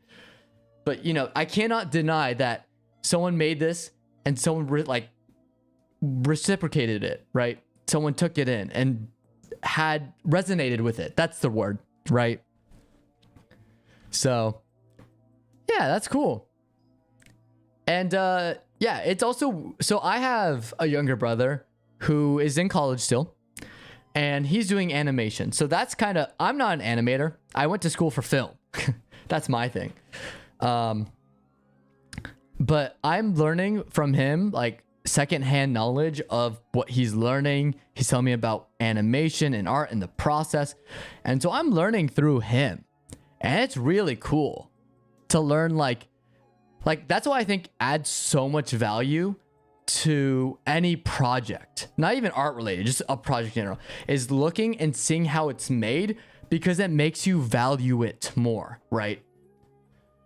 Like, as simple, like, I used to watch in science class. He loved to put it on. It's great how it's made, where it'd go over like something simple, like a pencil or a plastic box or toilet paper. And you look at the huge process that goes down, because there's a huge process, and it makes you value what you have more than anything. And I think that's cool. Like, that's how I view art, is like, art will, you may not like an art, but art can also be something where it can grow on you over time and make you appreciate things a lot more. Like, that's why I love Disney, because if you look at their iconic films, I grew up with Finding Nemo. I was obsessed with Finding Nemo, apparently, according to my parents. But Finding Nemo, because amazing soundtrack. Love the soundtrack of Finding Nemo. The Incredibles, Toy Story, Monsters, Inc., you know, Wall-E. All these great films, right? Animation's so fun. I draw the characters, and seeing them come to life will always make me boost bumps. Yeah. Yeah, because, like, again, you're also giving them life, right? That's what I think is the coolest part about character creation. Like, whether it's a Dungeons and Dragons session, right? Or an animation session, is like, you look back at it and you're just like, this is cool. This character didn't exist. Now they do. And now I have a favorite archetype. I'm going to base my entire personality off this person. That's literally me, you know? I saw people doing that with the Thunderbolts, with John Walker. They're like, I want to be that man. I'm like, no, but I see why. He's funny, though. Was it Wyatt Russell is so funny. I love him as an actor. But yeah, like Spider-Man. Yeah, and the voice acting.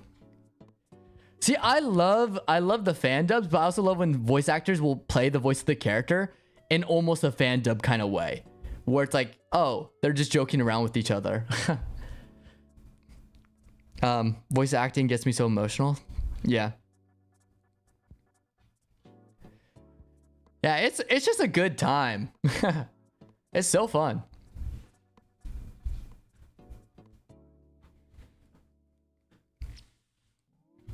Yeah, I also love it when if you look at behind the scenes of some movies,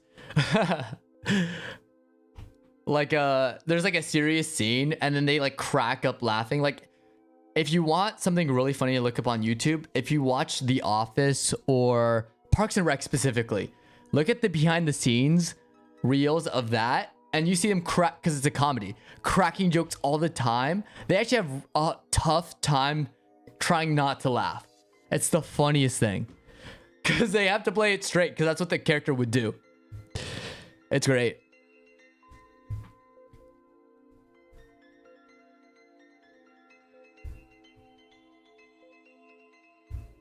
Yeah, improvise to get so into it. Their cuts are better in the script. Well, when they improvise, sometimes you can get some real good gems out of it, right? Because if you've seen The Dark Knight, the Christopher Nolan, the second Batman movie of Christopher Nolan's trilogy, one of the best scenes in there is the hospital bombing scene. Because Heath Ledger improvised that. Because apparently he had the detonator and he was walking away and he was supposed to hit the detonator and it was supposed to go off behind him. But it didn't because it's all practical. So he kept hitting it in like a Joker way and they just kept rolling. It was great. Yeah, with horror.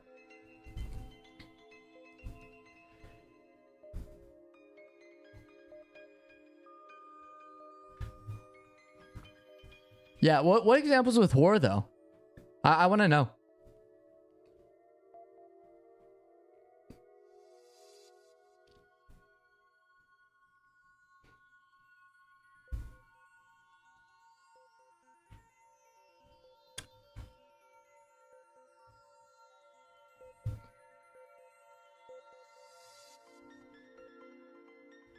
Boop. Oh, there it is. But yeah, I don't know. It's just sort of like a weird thing going on right now though.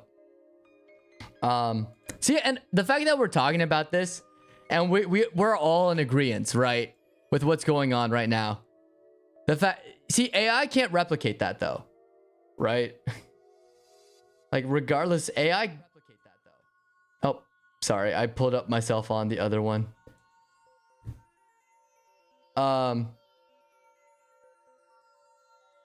Yeah, AI can't replicate that. Oh, talking about my project, the VR game with the villains, especially they got into it and it was just so good. Oh, really? Oh, yeah, you were talking about your project. I know. I was just asking like what specific examples for your game. That's cool. Yeah. Yeah, but that, again, that's like, it's also funny too. You almost have to create an atmosphere, right? Yeah, and I love those movies. I know about that scene and have books on it. Oh, really? Cool. That's awesome.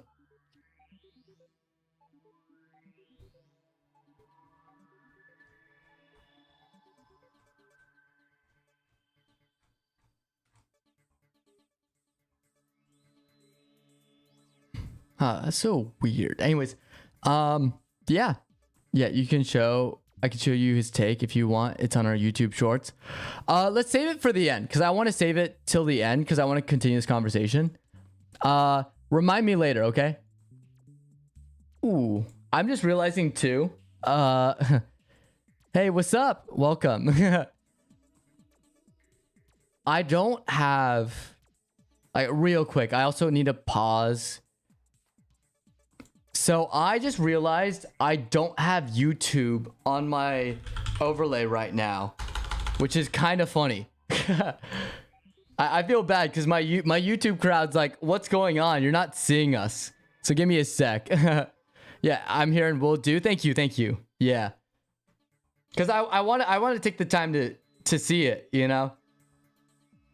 But yeah, what's up, YouTube crowd? I know. I know I can't see you right now, but don't worry, I'm trying to get that fixed right now. No.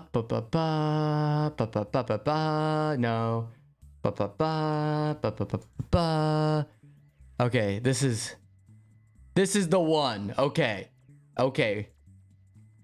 Yeah, some tech issues on the side. Yeah, we're streaming to both YouTube and Twitch. I just don't know why YouTube is not showing up. Or it could be a stream bot thing. Hold on. I had to go into here, go servers, actions, viewers, platforms, YouTube. Oh, that's probably why. Okay. I'm still disconnected. I don't know why it just disconnected from me. That's crazy. What happened? What happened? Where's everyone?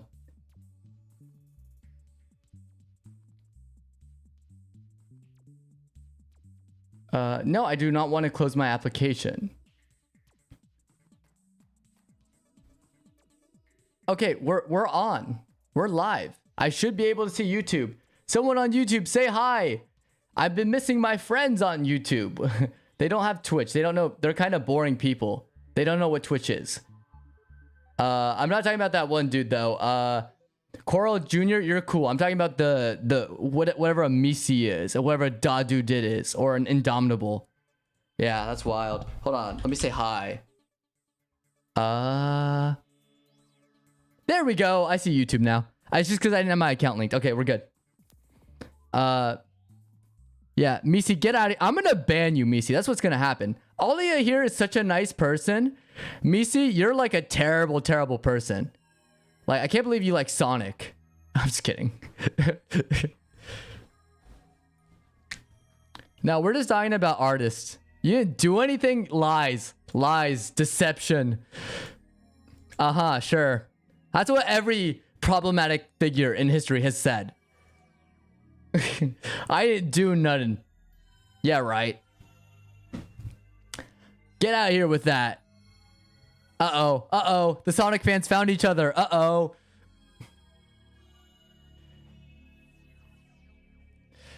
Yeah, well, we were saying, as long as it's used as a tool and you make it transparent if you have a lot of AI in your work, it's fine. That was our consensus here. Just be more transparent with it. No, no, no. They're linking up. No! Get the Sonic fans out of here. Hold on, I'm going to ban Misi real quick. Give me a sec. Oh, goodness me. Oh, goodness me. Yeah, that's my reaction.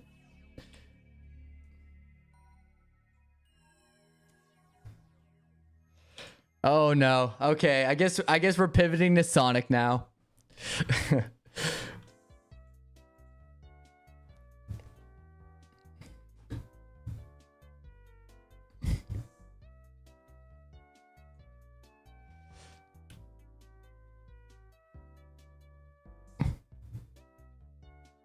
Team Chaos. This is awful. This is like Alia's cool, but Misi, ugh.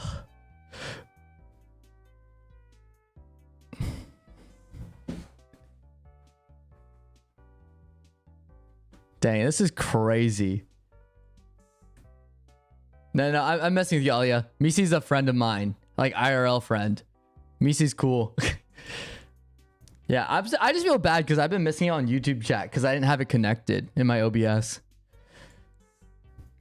Tier list Sonic characters, future stream.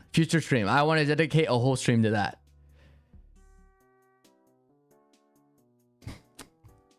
Yeah, wait, isn't Team Chaotix Knuckles group or Shadow's group? Which one was it? Because I want to say Shadow, but Chaotix for like the chaotic nature of Shadow. But I also know Knuckles can be chaotic.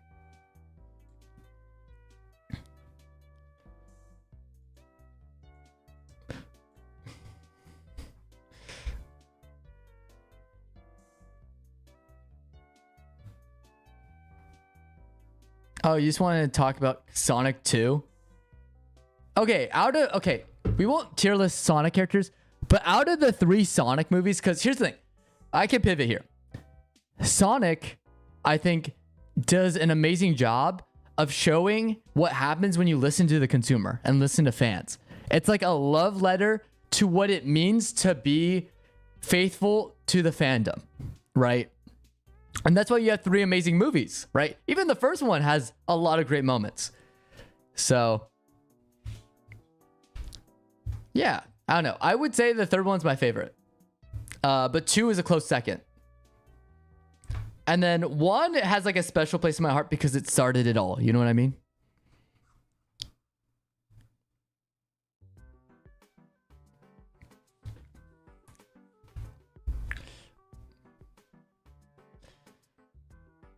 Okay, but Sonic 1 also had reference Sonic. So I think that was easily best reference, hands down, with Sonic 1 because of the Sonic reference. It was very natural and funny. But yeah, no, 2 had great moments, especially with the plane and the giant robot. But 3 had the best fight scene. Okay, best climax, 3. I think 2 had a pretty great climax, but 3, oh my goodness, just straight action. It's awesome. Yeah. Yeah, the fact that it reference memes is great. Don't tell me you hate that wedding scene. You hate that wedding scene?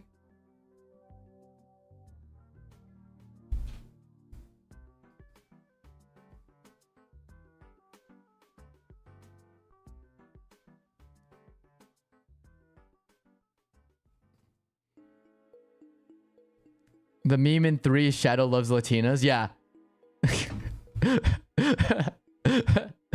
I love revenge guac. The fact that they made Keanu Reeves say that just goes to show that Keanu Reeves is awesome and the writers know what the fans want. Also, don't you dare trash talk that wedding scene. I love funny B plots, okay? Or is that a C plot? I think that's a C plot, right?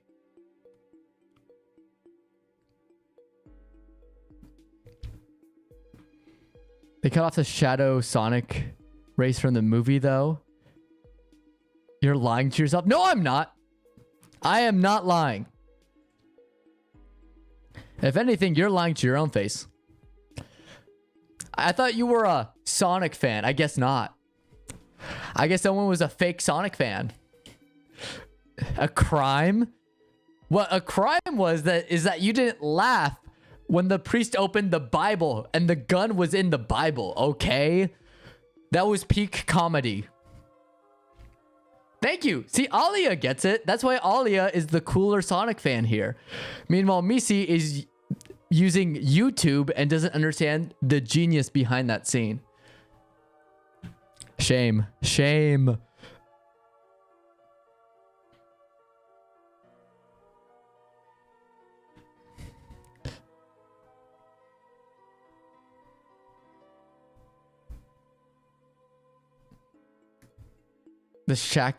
The lack of Sonic and Shadow race is a crime.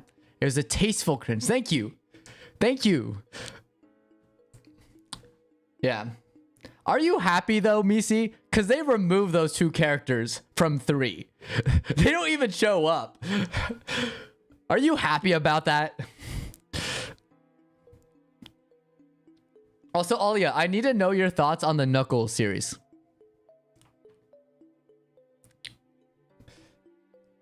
Dang. Just wrong as always, I see. Shame. Shame.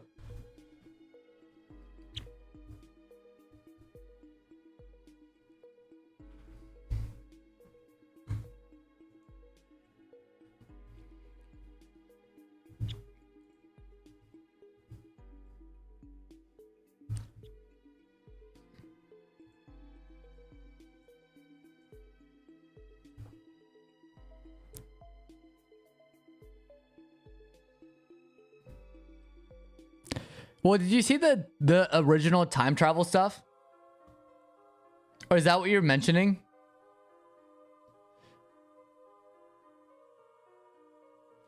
Or was that the Act 1 race? Well, you're missing out because Wade is there, Misi. Wade! Top tier Sonic character. I would, if we were doing the tier list now, I would put him in S.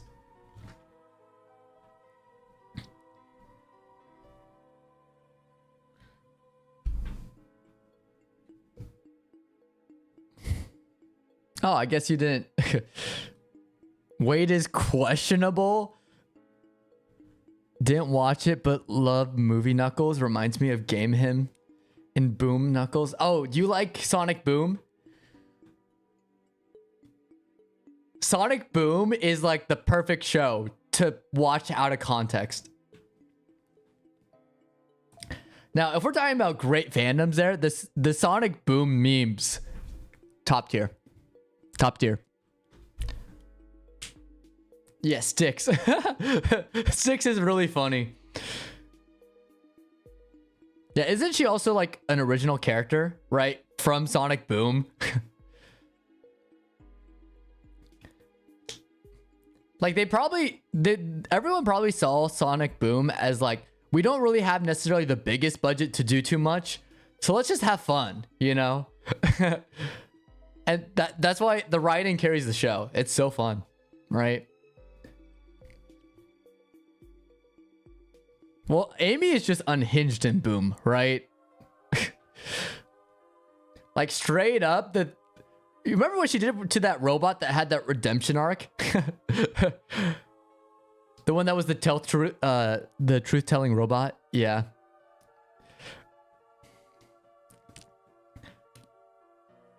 Yeah, just straight peak. Like, I think if you want, just watch like the like Sonic X, the OG Sonic cartoon, and then you watch Sonic Boom. It all goes together. And then you gotta make sure to add the icing on the cake. You know what you gotta watch? Sonic Underground.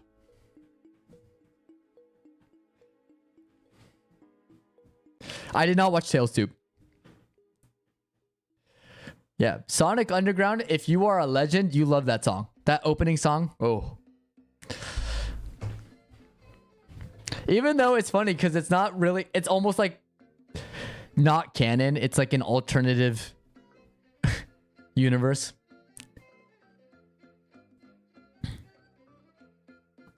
Yeah. Well, did you see Tails and Sonic Boom? I feel bad for him. Like the first episode of Sonic Boom is literally about Sonic trying to replace Tails. Yeah.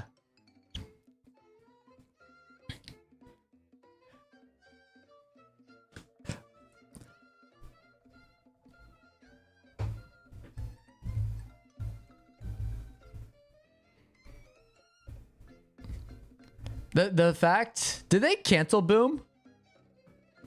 Perfect. Or it just ended, right?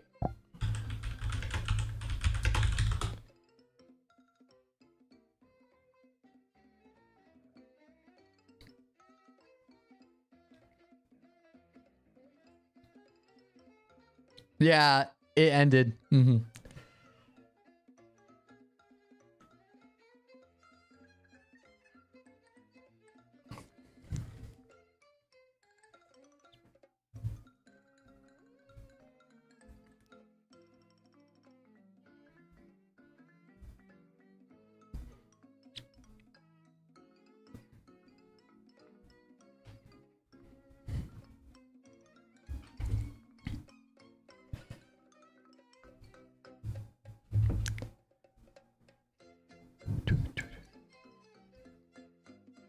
No, this is my this is my favorite playlist right now. I got nostalgic Nintendo music. You know, that's fair. That's a fair point. And I heard actually the new Sonic cartoon's not bad. People had gripes with it, and then I think a lot of people ended on board, right? What's the new one? Sonic? Is it Supersonic? Or not Supersonic? Here, I'm gonna drop the playlist, by the way, if you guys want to listen.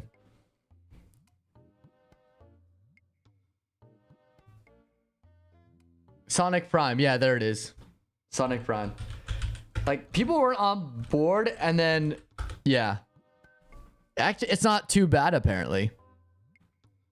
Like, people have been opening up to it a little bit. Yeah.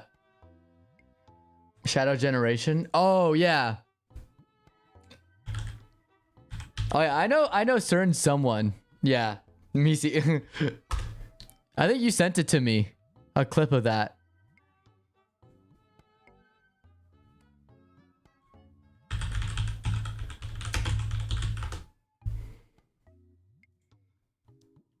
Yeah, it went so hard. Oh, it ended. But this is when it was still coming out, though. I heard it was getting better, but if it ended badly, I wouldn't be surprised. Yeah.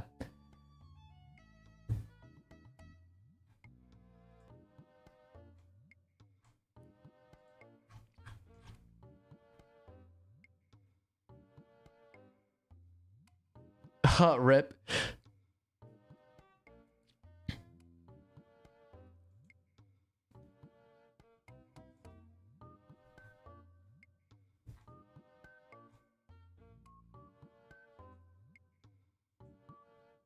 Yeah, because I'm looking at it right now.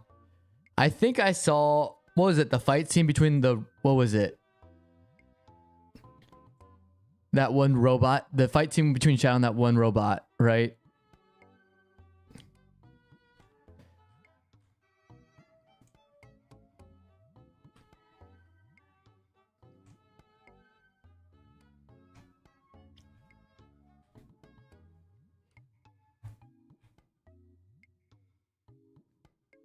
Yeah, I mean, that's fine.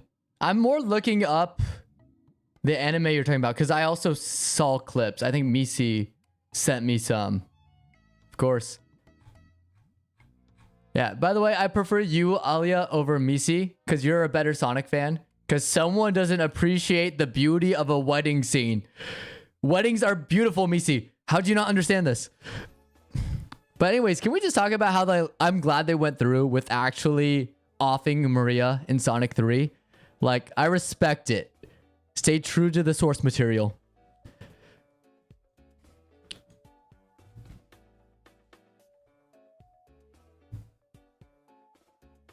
Yeah, everyone loved the characters, so if you don't mind the ending, character development was good there. Yeah. Like, they could have definitely just cheaped out, because I saw also like a Nickelodeon movie kind of being like, oh, they quote unquote died, but she actually just went away and then they'll get reunited in the end. I'm like, yeah. Well, yeah, but then you have that death scene. So I think that comedic death scene that was like very Jim Carrey, very Smiling Friends death, I thought was good. So that's kind of my thing. I'm fine with that. Like, if you're gonna go out, get zapped in the butt and like fried to death in a kid's movie. Yo, thanks for the follow, editor. Is it Emma Z? Emma and Z? Thanks. We get to try my first alert. That's what I just incorporated too. So that's super exciting. Emon. Okay. So it's not Emma, it's Emon. Editor Emons. I would say Emon Z. Is that cool? Or do you want Emons? Yeah, I think there's a game of Shadow or a cartoon where he meets their souls. Ooh. Yeah, no, but I will say I knew they couldn't do that though, because that was a little bit of a stretch because it was firing squad in the game. And I'm like, yeah, it was probably Paramount that's like, yeah, probably not, guys. Probably not.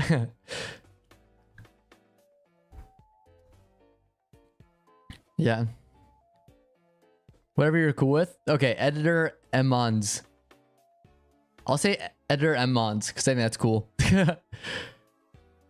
Yeah, though, thanks for the follow. Yeah, everything in Shadow is dark and traumatic. Well, I think what's funny is like people, I think this is what someone told me best too with Shadow. Shadow is an edgelord. That's what people say.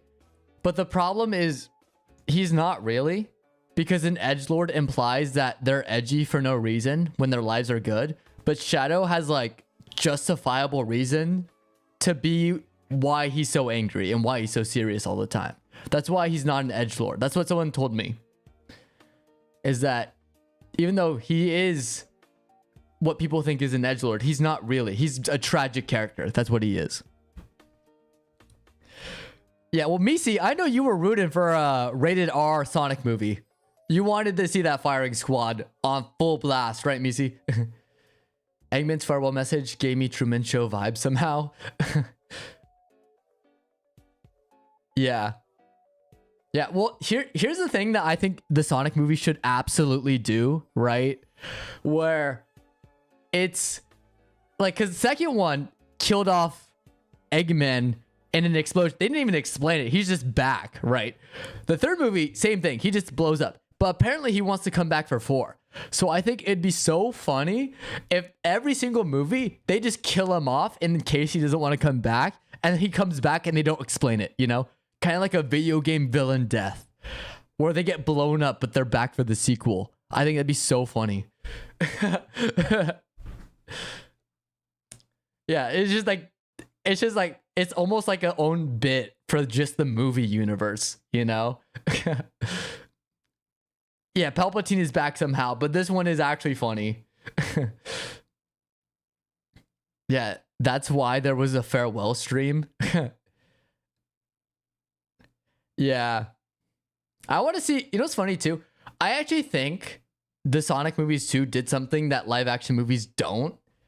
And they managed to figure out how to make the human characters interesting.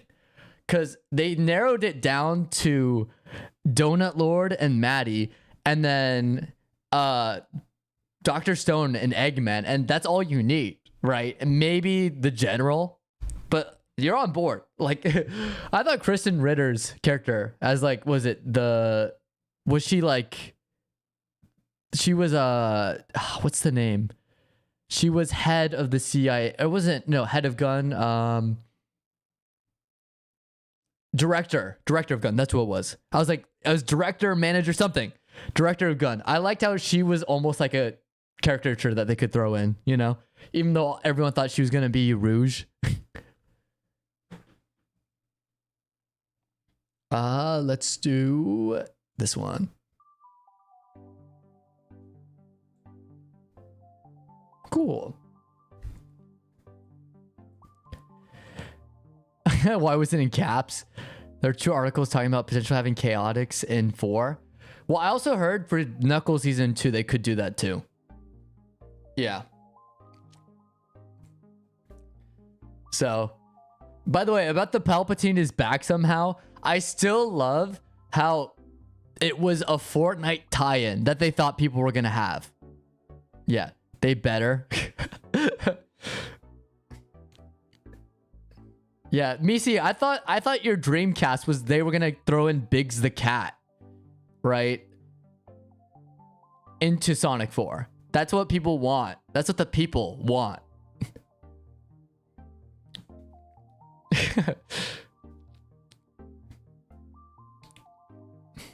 I don't understand what.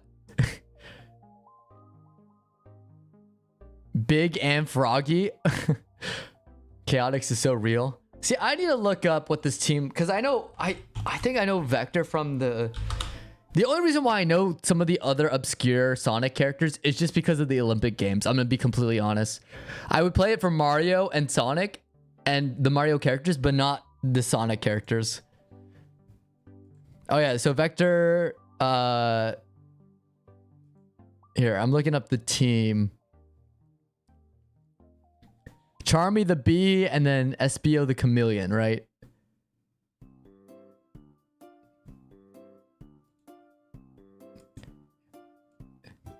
You know what? Actually, no, we don't need them in Sonic 4. What we need is a Detective Pikachu-like movie where Knuckles is the lead. That's what we need.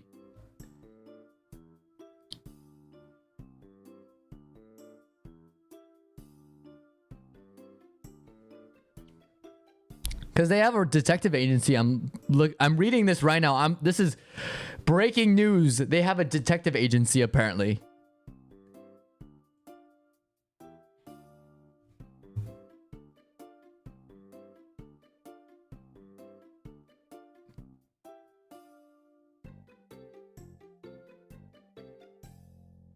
Wait, Cream is the rabbit, right?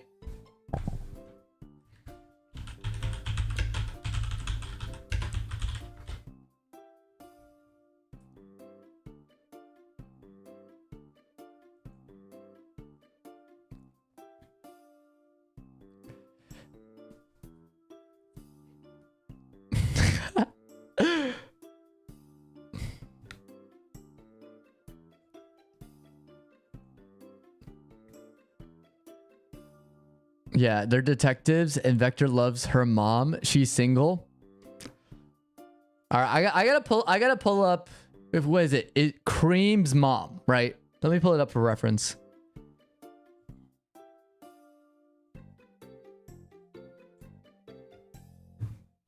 Okay. Don't freak out. I'm gonna switch. I'm about to switch, okay?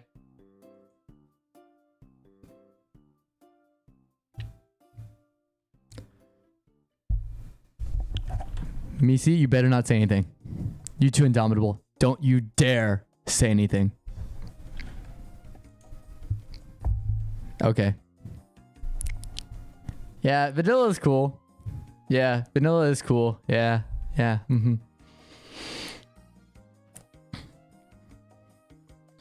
Yeah, I would be interested to see Cream in live action. I wonder if they're gonna get there. But I also here's the thing for me though with Sonic, the next Sonic movies.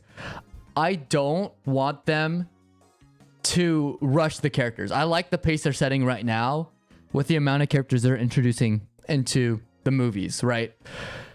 Like, I am fine with not them rushing all the characters because then it gets bloated, right? Like, I want maybe save Cream for 5 if they're gonna do like something cool with like Silver or something with Eggman.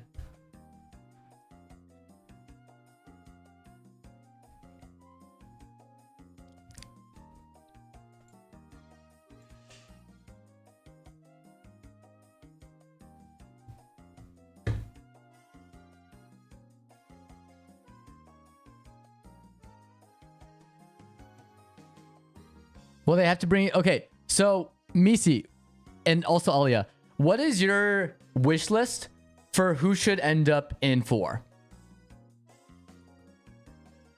Paramount, you mean for 3? Like Sonic 3 spoilers? Like, what do you mean by spoilers?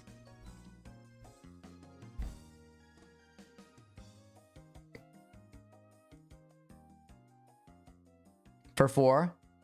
Well, so it's not really official. I mean, you can say it because I don't think it's confirmed.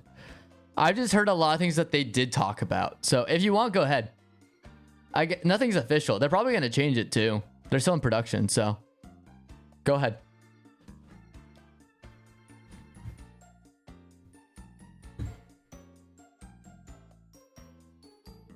Oh, yeah, no. I saw that, yeah. The Sonic 3 concept art, yeah. Yeah, wasn't it with, he was like Emperor Eggman, right? With the whole, like Emperor look too, right? That's what you're talking about, right? Here.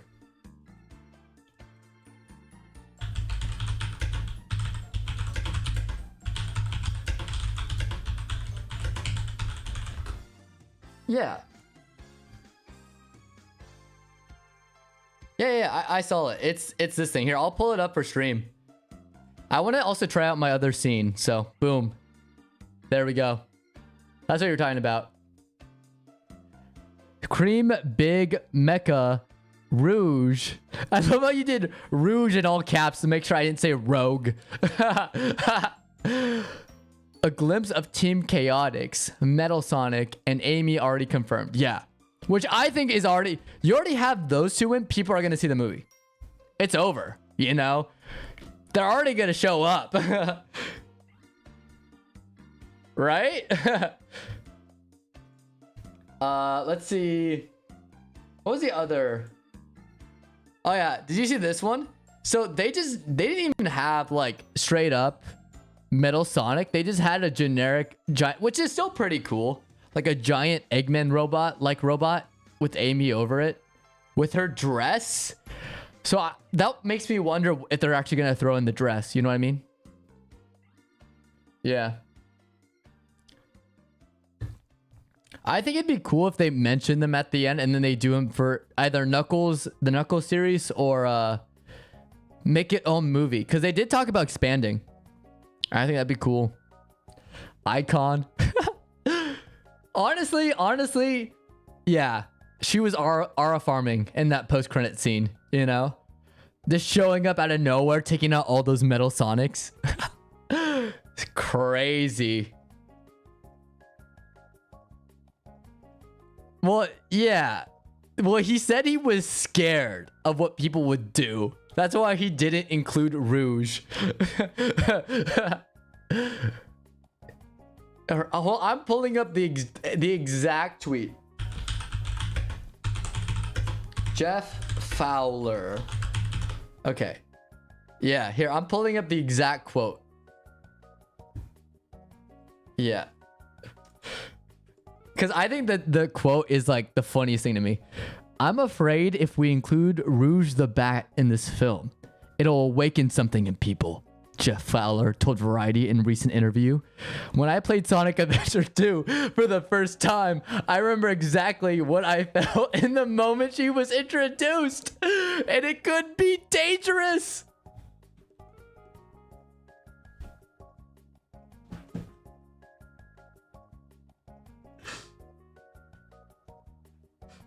Because he's absolutely right. There is a portion of the fan base who would.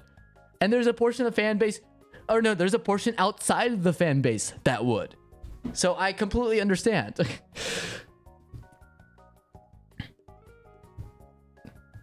Wait, which design is that? Is that for Sonic Prime or which one's that?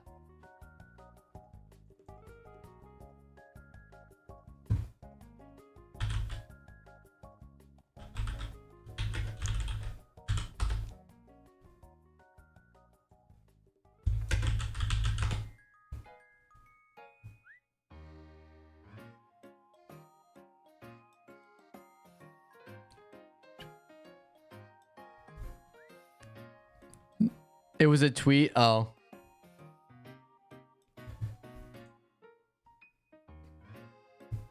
Yeah, because I see, because I'm on Sonic Prime right now. Like it's still all right. It's still got a color scheme. So here, I'm gonna go back. Switch webcam. I love playing with this.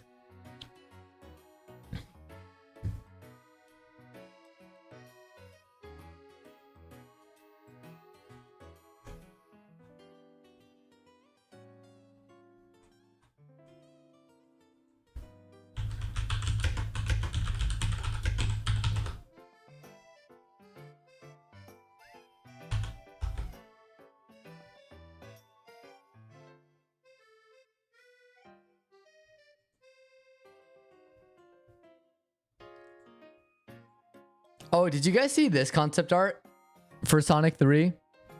Oh, they were referencing Prime. Oh. Yeah.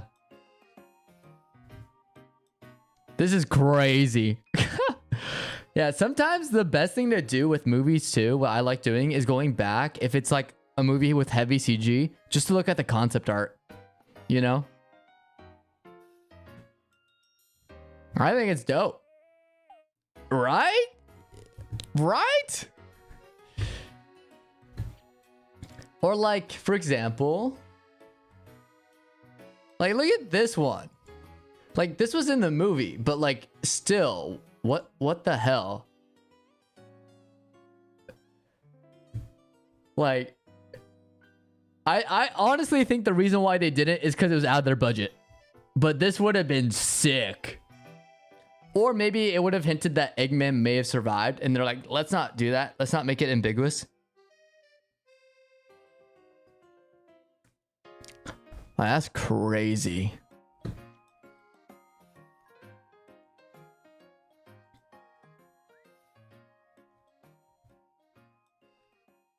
What's another one?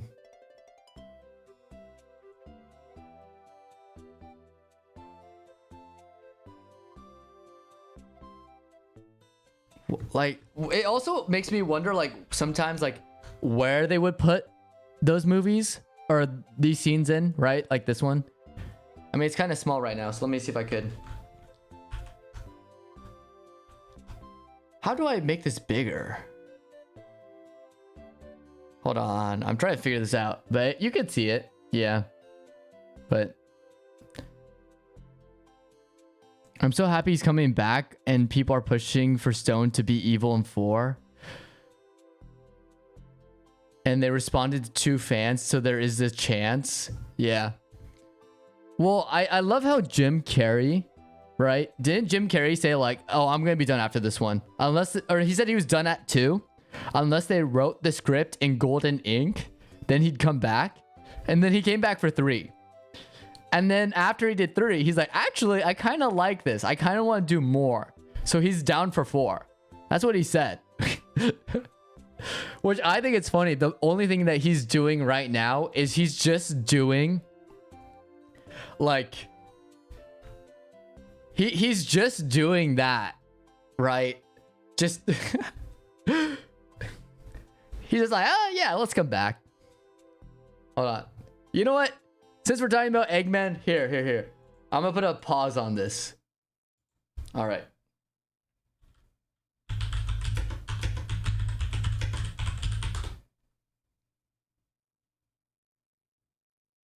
All right. This one I do have to switch real quick, so I gotta go boop, boop. Just gotta do some settings in OBS. There we go. And if I mute this real quick. All right. I mean, if we're talking about Eggman, right? We have to. Just dance right through. This is the script in gold ink he was talking about.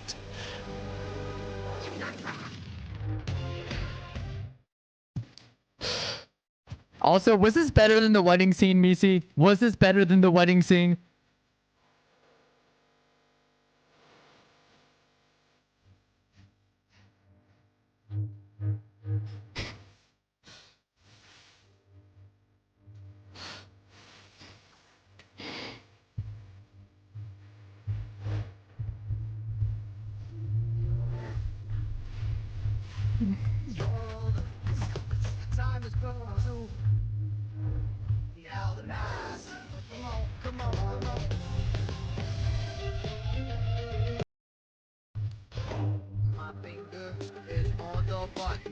Hold on.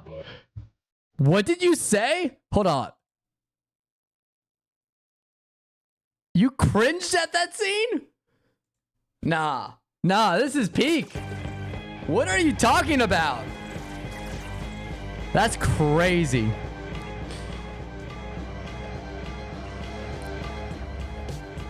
You could fit any song onto this and it would work, okay? I don't want to hear it. Okay, there we go. But still, that's crazy. This is fun, cringe. Thank you. See, Alia is the better Sonic fan here, okay? I don't know what you're on about, Misi. Tisk.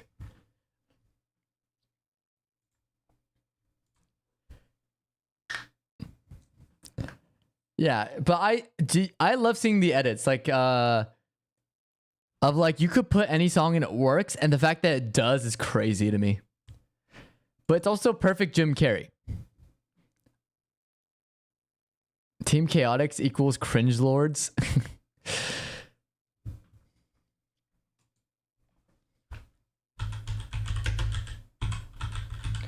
What if they have a B plot where it's Team Chaotix? It's like, was it like Shadow, Knuckles, and Sonic are fighting Metal Sonic with Amy, and then the B plot's just Team Chaotix in the background doing their own thing, like trying to save humanity or something. That'd be funny.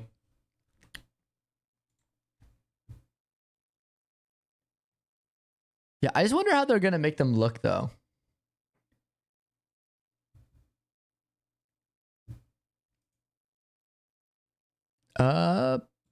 Because people are making fan art like this.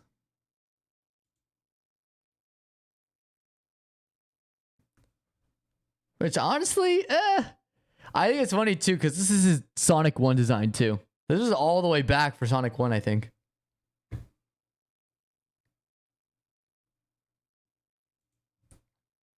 Sonic Heroes, yeah. No, but that's what I mean. See, that backs up my point. As someone who's not really that avid in Sonic, like to the extent of like, say, like a Misi, I still think that would be cool, right? Just having like 2 B plots. Maybe, you know what? Team Chaotix needs some help. So let's throw in Tom and Maddie. There we go. There you go. You can throw in your human characters there. Yeah, I just feel bad too because you know people are demanding more, and you already know that like there's probably gonna be like a huge budget. Like they're gonna balloon the budget just for like all these CG effects. Yeah, Team Chaotix wanted money and Eggman tried to scam them. Wait, what?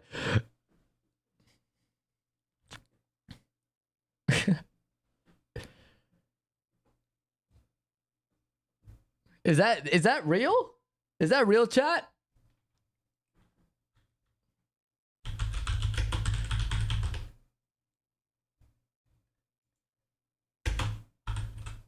Team Chaotix storyline. Bro, they're so unhinged. I pray they put them.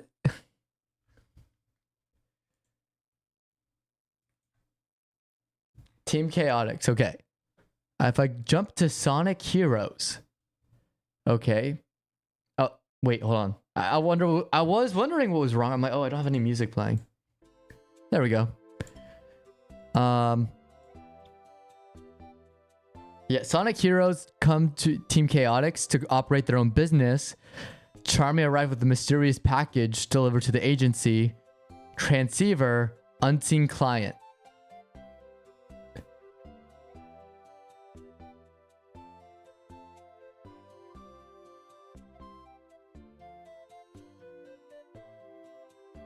Okay. Just look up the cutscenes. I'll watch it later. I just don't want to put it up because I feel like I'm going to get copyright struck.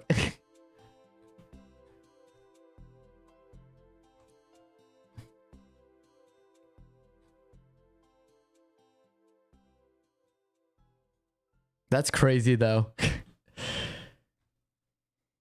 Misa, you gotta back this up. Is what Ali is saying true? Is Team Chaotix that unhinged? That's what I want to know.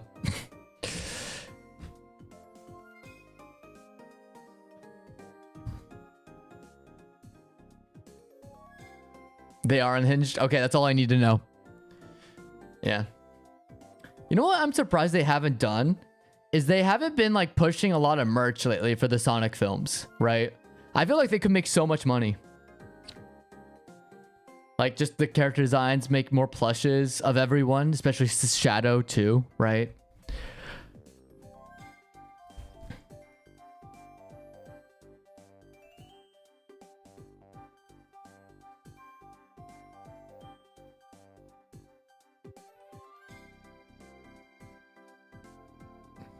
Wait, who the heck is Mighty? They have an armadillo? As a guest appearance. Okay.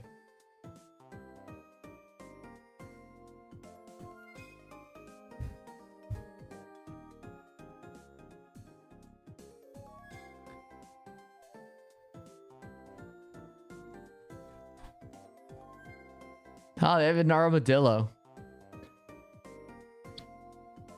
There's so many characters. Here, I need to look up a list of all Sonic characters. Okay. Amy Rose, we know that. Knuckles, Shadow the Hedgehog, Blaze the Cat, know about her. Tails, of course. Silver the Hedgehog, Rouge the Bat, Sonic, of course. Eggman, Big the Cat, Marine the Raccoon, Bean the Dynamite, Fang the Sniper, Vector the Crocodile, Cream the Rabbit, Espio the Chameleon, Ray the Flying Squirrel. I have seen Ray a lot. Shade the Echidna. Wait, what? There's another Echidna? What? Well, I think like plushes. Like plushes, t-shirts. Yeah. Just something like that. Like that's what movies do. Like I'm just surprised they didn't do more with the Sonic movie 3. Popcorn bucket suit, Jet the Hawk.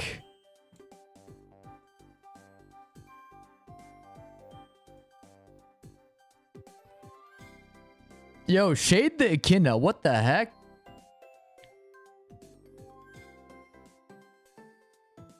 The Marauder Forces. Wait, what's that? What the heck? The Dark Brotherhood? What? What the heck is that? Nah, that's crazy. See, I thought I knew a lot about Sonic lore. At least like the basics. I didn't realize there's like whole characters. Dang, they could do a lot then. It's almost like Marvel probably has more, but dang, they have a lot to pull from. What the heck? The comics are really good. Ah, that's fair.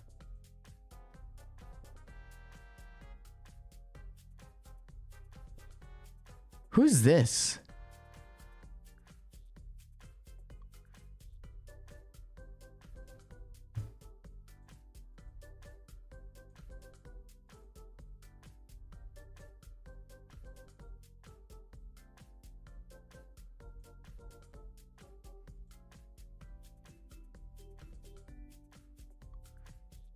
Jethawk. Yeah, there's a lot. See who I missed. Yeah, Sonic goes hard. Is this why you're obsessed, Misi? Is it because of all this lore? Is that what you've been telling me all these years? You've been obsessed because of all this? Oh yeah, Silver. I mean, I already talked about Silver. Oh yeah, Omega. You think they're gonna do Omega?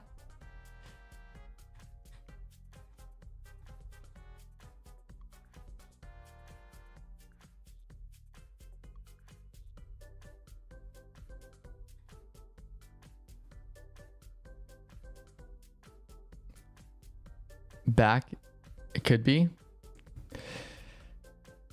I would play the games when I was a kid. Oh.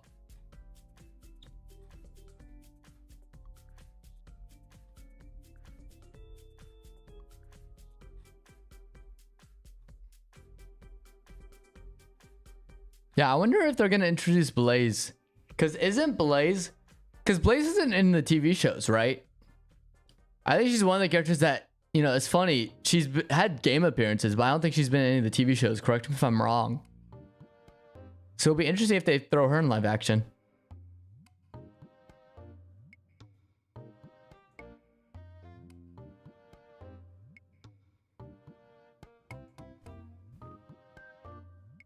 The only game I would play because my aunt would let me play on her phone and I had no console. Fair. Yeah, she was in a manga and the comic, and then like the game, of course, but that's it. Yeah. That sucks. What the fuck? That sucks. I'm so sorry. I didn't know that about you. That's crazy.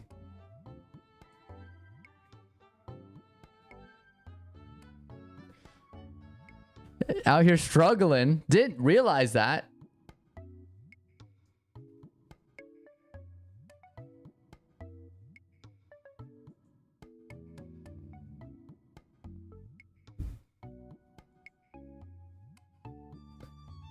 Yeah, you're finally free.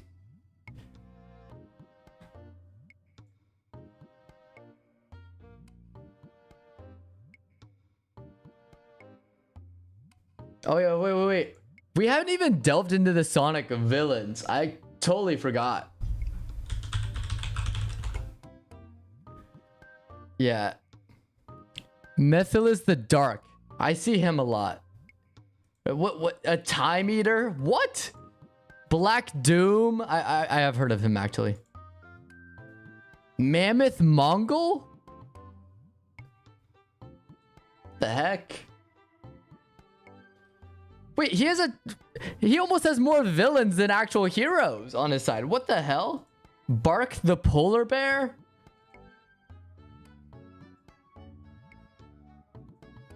Dang, what? Nah, you're fine. I'm giving you a pass just because Misi... I wouldn't call Misi a friend, more like an enemy. That like... we united over one hatred of something, so we aren't allies now. That's kind of my relationship with Misi. We hate the hate that Sonic gets all the time, so yeah. Wait, there's an anti-Amy Rose? What? What the hell? I feel like I'm jumping down the rabbit hole here. What the heck? Oh, hey, what's up? Welcome. So what's your name? Is it Wilbles? Is that how you say your name? Or how do you want me to pronounce your name? Yo, thanks for following Wilbles. Yeah, you got to see my first alert. I just tried doing that up there, so that's cool.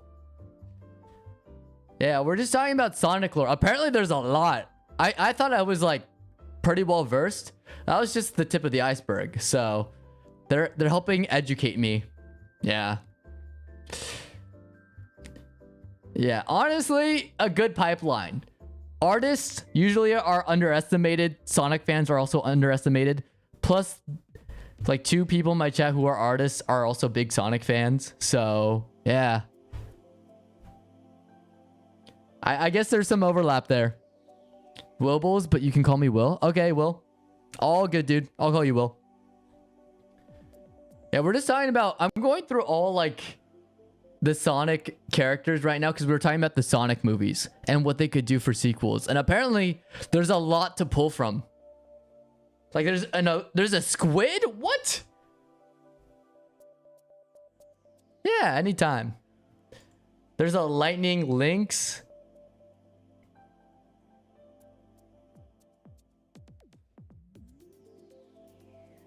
Yeah, I know they probably aren't doing the Bio Lizard anymore unless they want to. Zavok? Oh yeah, the Deadly Six. That's what they were saying, right? Yeah. Enerjack. A Chaos Demigod? What's this with the demigod? What?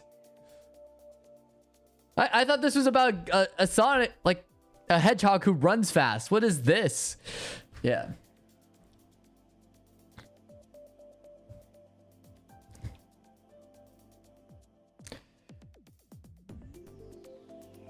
Yeah, oh, it's been...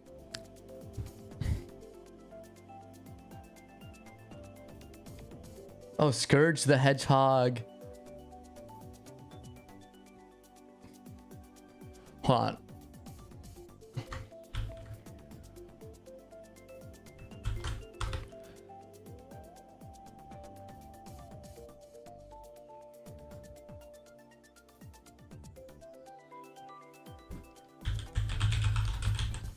I hope you're having a good day, Will, by the way. I know you just jumped into like our crazy Sonic conversation, but yeah, it's good to hear that you're doing okay. Or you're doing great. I don't know why I said okay. It's good to hear that you're doing great. Yeah. All right. So I want everyone to look at this right now real quick. Boop. We're going to switch screens right now. Look, so I looked up Sonic characters, right? And there's a lot, of course, right? If I show less, there's about 40, like, so 9, that's like 50, 53. I look up villains. Look at, why so many? That's crazy.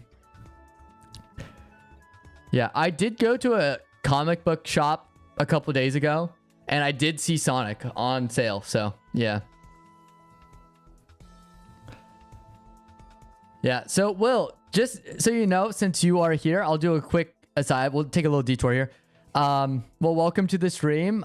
This is my 3rd time streaming seriously, so yeah. No, you're good. You're good.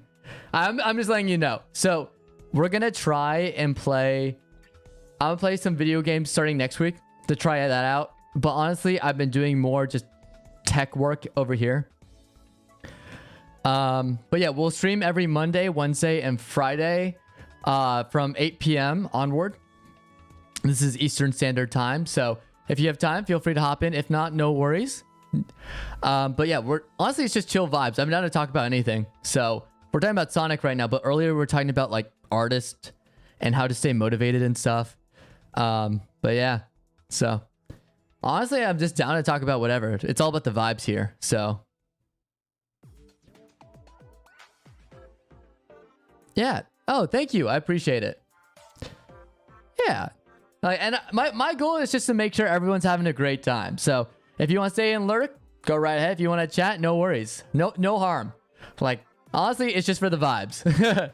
Yeah. And I appreciate it. Like, my goal is every stream, I just want to try and make stream better and just, you know, I think I've gotten much better since last stream. So that's a good thing. So yeah, last stream we were vibing to music.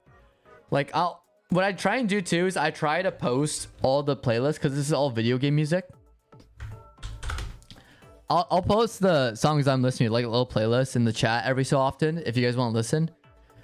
But yeah, it's just vibes. If you have something you want me to talk about, any questions for me, I feel down. Once I start gaming too, like definitely I want to make sure I set the precedence where it's feel free to ask anything. I'm down for anything pretty much. So yeah. But yeah, that's crazy. So I don't know. I'm debating. Yeah. Thank you, Will. Appreciate it. So like, again, I showed this earlier, but I got this amazing Spider-Man comic right here. That's like legendary because I went to a comic book store in forever. I've been to one in forever. So I went back and I spent actually too much money on it. I bought like 3 comics, but they're huge. So my poor bank account, but yeah, I've been getting back into comics and I'm realizing, man, I missed out. And now I'm trying to get into like, I saw they were doing like Invincible now and now Sonic. Like I saw a lot of Sonic comics. They had a whole section just for that. So yeah. I think it's also fun too that you now know like a whole generation of Sonic fans, right? We're raising a whole new generation of Sonic fans because of the movies. Because you see some kids freaking out about Metal Sonic, right? It's cool. See? Okay, Will, you get it. You get it. People are like, why'd you spend money on a comic you could get for free? I'm like, you're holding a Spider-Man comic, okay? And this is from one of my favorite art styles in the early 2000s. This is, I think, 2007. Or no, this is 2001 to 2002. My bad. Again, early 2000s. Still in that same era. But it's always like my favorite artwork. So, yeah, we love Spider-Man over here. Spider-Man, just like me, broke but passionate. You know, always down for a good time, always cracking jokes. But hey, when life beats you down, you know, with great power comes great responsibility. And you got to pick yourself up, you know, one more day. No, I'm just kidding. Not that comic. Fuck that comic. It took my nephews and nieces. Well, have you seen the big thing for me? And I think it's funny now, like the actual social media pages of the movies are sharing it. Is theater reactions of like moments, like audio reactions. Like look up Sonic. Yeah, Arizona Spider-Man. Okay. So here's the thing, Will. I have an Arizona hat because I went to school in Arizona for 4 years. So I pride myself. I think I have gone used to and lived in Arizona. I am now in Florida. So it's funny. I have a Florida hat too. I'm actually in Orlando. That's where I am right now. And I've been here for like 2 years. So you can call me. And I'm originally, here's the funniest thing too. I'm originally from California. So all 3 states, super far away from New York. But hey, I'm the California, Arizona, Florida Spider-Man. Which is very scary to tell someone. Because you don't know what you're going to expect. Yeah, I also dressed up as Spider-Man for Halloween one time. Yeah, Florida Spider-Man. Yeah, imagine me trying to swing around in the middle of a hurricane. You know, I'm gonna get blown away. It's over. There's no tall buildings to swing off of. It's bad. Oh yeah, Florida heat too. And humidity in that suit. Oh, poor Spider-Man. Yeah, Spider-Man fighting crocodiles. Or it's gonna be that one comic where Spider-Man goes to like what? The prehistoric one? Hold on.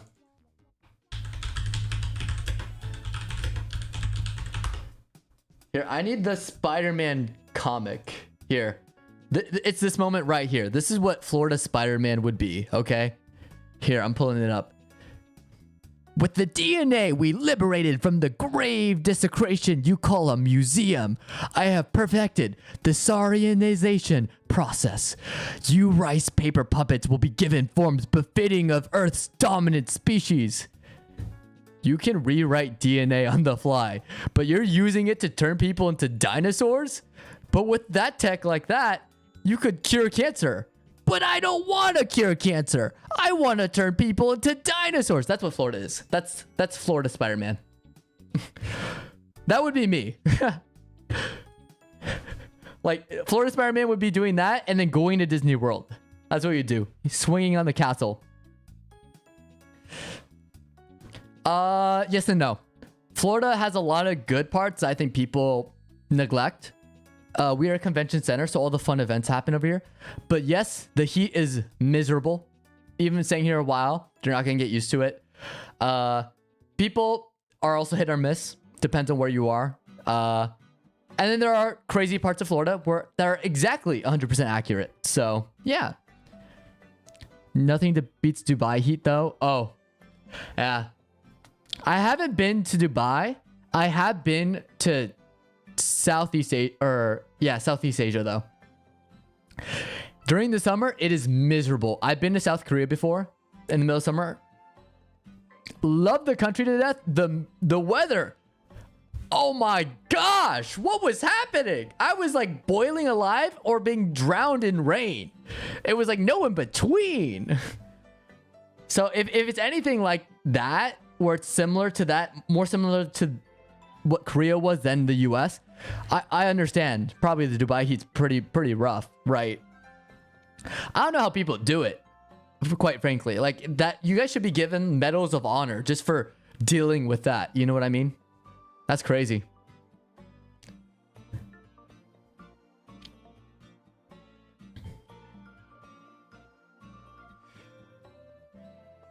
Yeah, I know no degrees in Fahrenheit, but we're 2-day 50 Celsius. Don't worry, I could just look it up.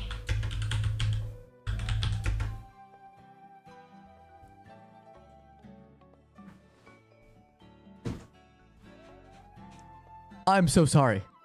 I am so sorry. What was I saying about the Florida heat? I am so sorry. Oh, man. Okay. So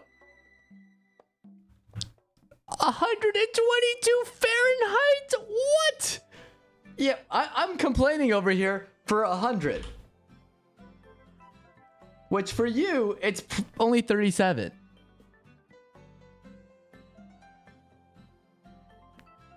I don't know what I'm complaining about.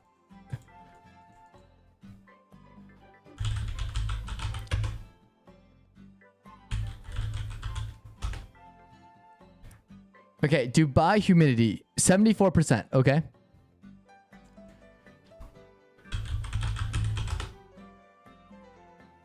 You have us beat in humidity too. Okay. I shouldn't complain. Yeah, you guys are real troopers. Yeah. Yeah, but Missy, it may be AZ heat, but it's the humidity. Like AZ 110 in AZ, easy. I'd rather go through 110 AZ heat than straight up 95 with like 74% humidity in Florida, right? Oh, that is rough. Yeah. I was like, 50. Let me plug it into the calculator there. And then I'm like, oh. Yeah. The fact that it's winter for you and I'm over here like complaining, that's crazy. Yeah. Yeah, you know who should be given a Medal of Honor? Absolutely then. India Spider-Man. The fact that he has to wear a Spider-Man costume in that heat, he is the best Spider-Man. If you saw him, or Spider-Man India, right? That's his name. Yeah, Spider-Man India. How does bro do it?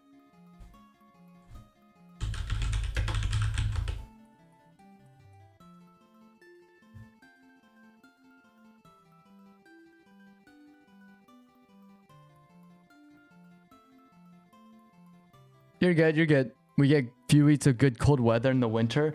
A few weeks? Dang.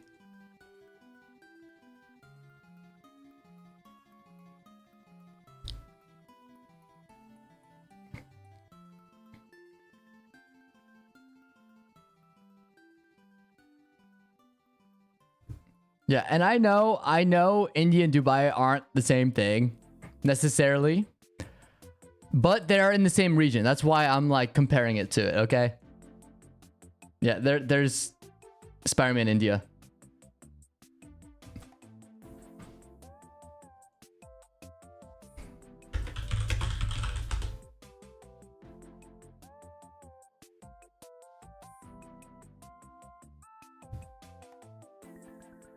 It's close enough. It's closer than the US at least. I'm using it as a comparison.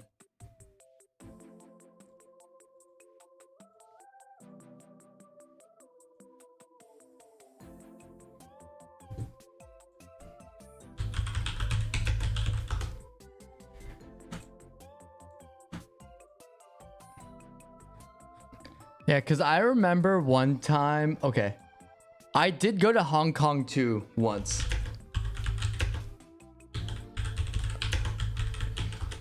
And it was... I remember that was also very miserable during the summer. I think Asia in general, if you go during the summer, it's going to be a rough time for you. If you're not used to it. Yeah. And still, it's not that bad. Like 31. But hold on. Hong Kong. But let me do humidity. Highs. 100%. There we go. That's why it's rough. Humidity. Oh, that's why I remember. I remember now. That's why it was so bad. Oh, 100% humidity. That's crazy. Yeah. Oh, it's making me feel things.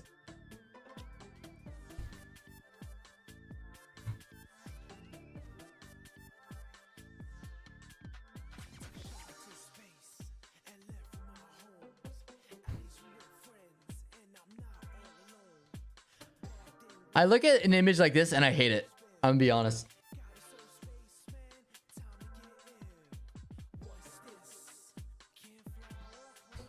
Like, I don't know how people live in that. Again, you have to... That's so rough. They probably come over to Florida and they're like, this is nothing. Especially with the heat. Oh. Zombie. Yeah. Well, I've been to Hong Kong. Hong Kong, I love the vibes there. People, amazing. Food, fantastic.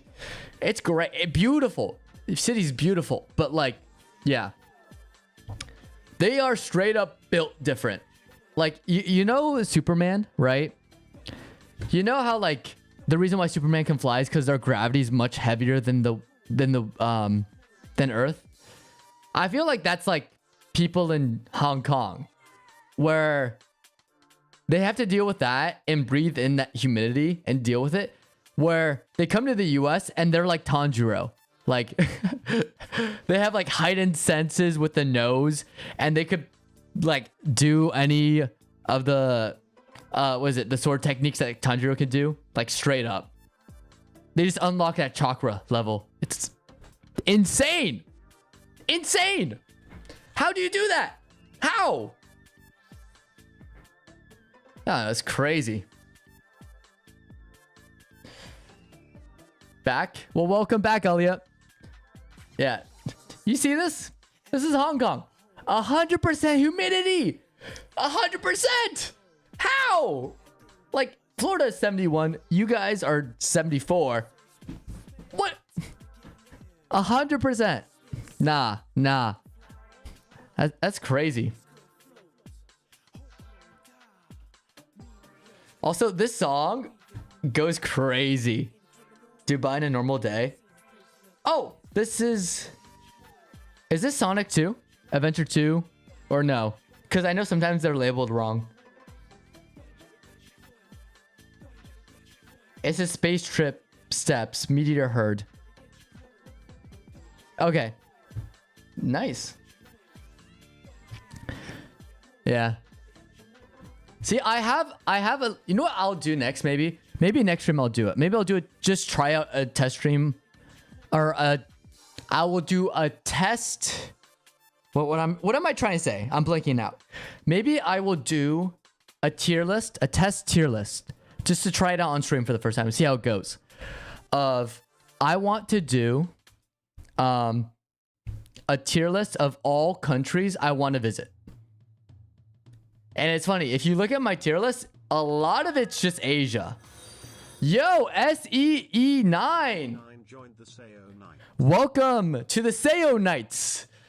And you also got to test out my new alert. Yeah. Oh, I'm glad it's working today. I'm happy. But yeah. Yeah, for sure though, I will definitely yeah, I want to do a tier list because of like, not even necessarily because let's be okay, pause. It's not a tier list of which countries are better than the others, because that's just racist. I don't want to do that, especially because Americans are known to be inconsiderate. Apparently we're the worst tourists, and I believe it. I believe it for sure. I mean it in a sense of not necessarily a tier list, but just a list of my favorite countries I really want to visit, in order. Because like Japan's up there.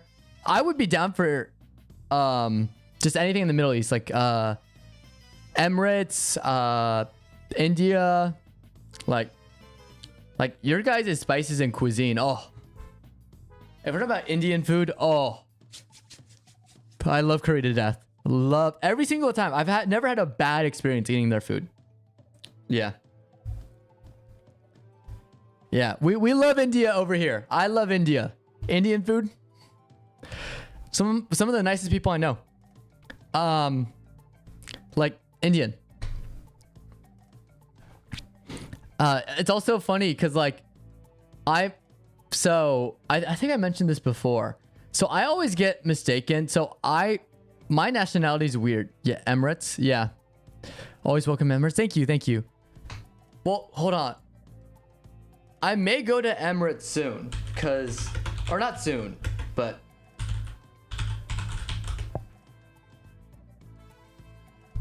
yeah, so didn't they announce that they're gonna build a Disney theme park in Emirates, right? Brand new, off the presses, right? The Abu Dhabi.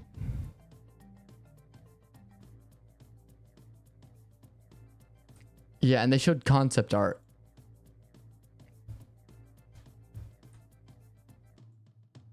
This is in United Arab Emirates. Is that where you are? On Yas Island. So you're not soaked? You know what? That's fair. I know we talked about it before. That's fair. Yeah, but I may go. Yeah, we are 7 Emirates. Okay. Yeah. I may go. Because I want to check out the theme park. Because I want to see how they do it. Because what interests me more isn't necessarily that it's Disney, but they're doing a collab with like this other group. And I want to see how they handle it. But if I'm in the area, I want to stop by and try the food, of course. So yeah, I'm always down. That's what like my favorite thing about traveling is, right? Is you get to try seeing different people, meet different people. You have to have amazing food.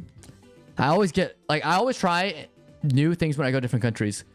And then I try and like music wise, which is funny because the one thing that does annoy me about leaving the US and going to other countries is I want to hear like the music of the country, but sometimes they'll just play pop music from the US because, you know, it's pop music. It's huge. It's an international sensation. So I'm like, no, that's like my problem with when I went to South Korea is I wanted to hear K-pop music in the streets of people listening to K-pop. And I heard people on speakers listening to like Taylor Swift, which don't get me wrong, love Taylor Swift, but I'm like, I want to hear K-pop in the wild. Like, yeah.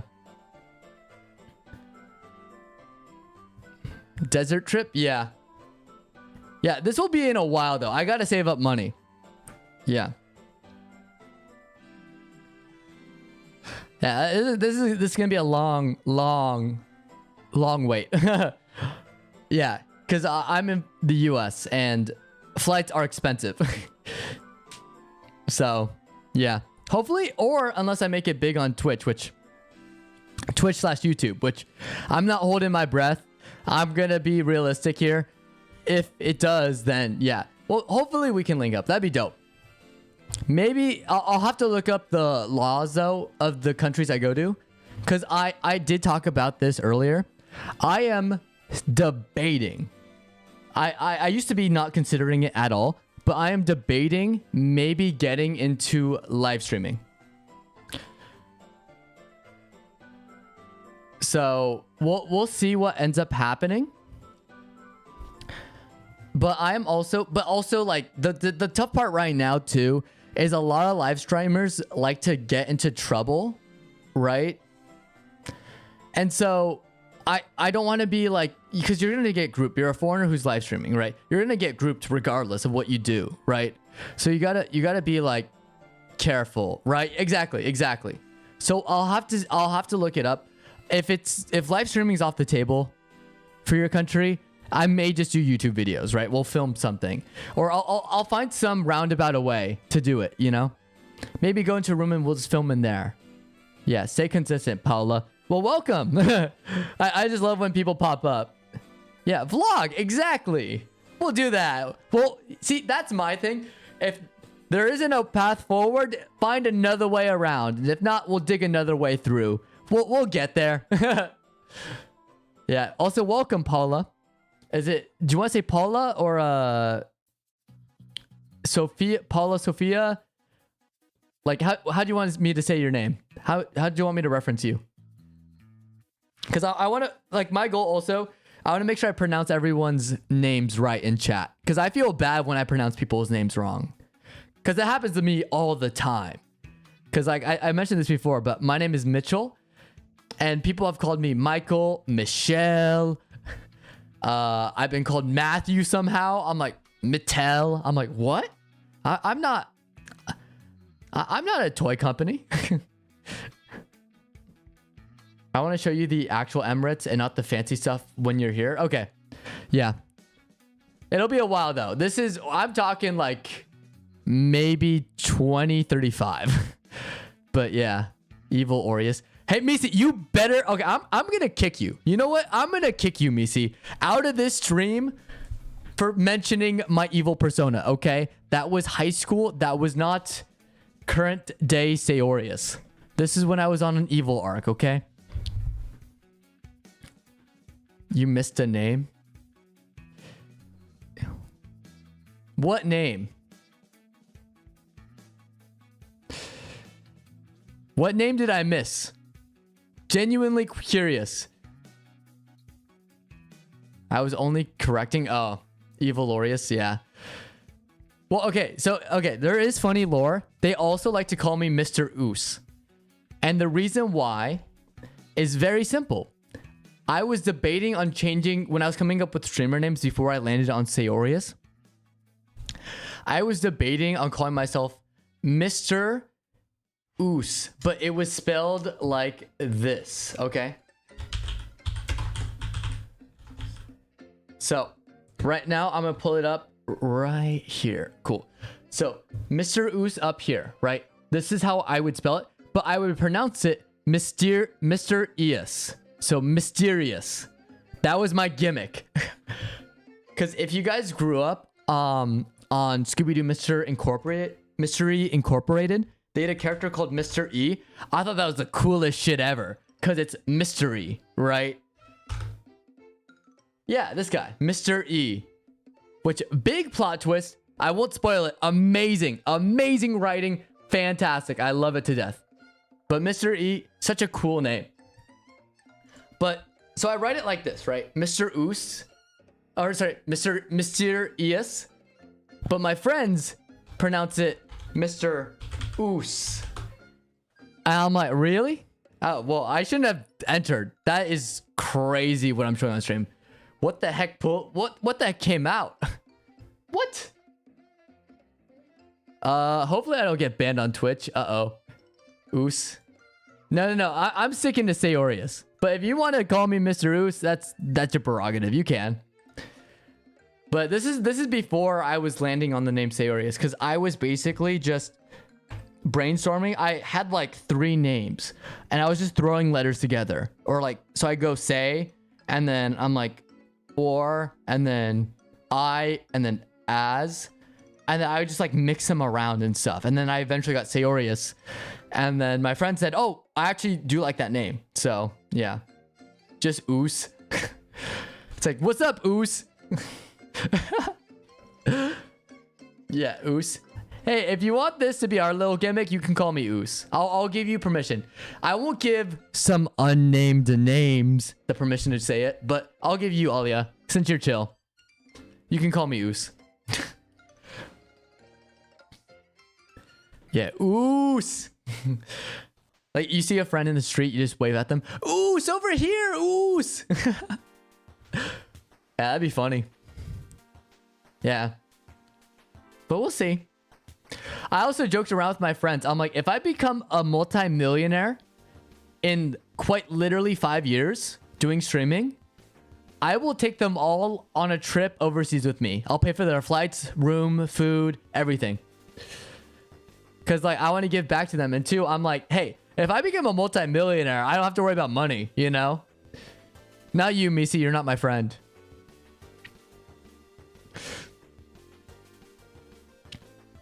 But yeah, we do a Japan trip. Yeah.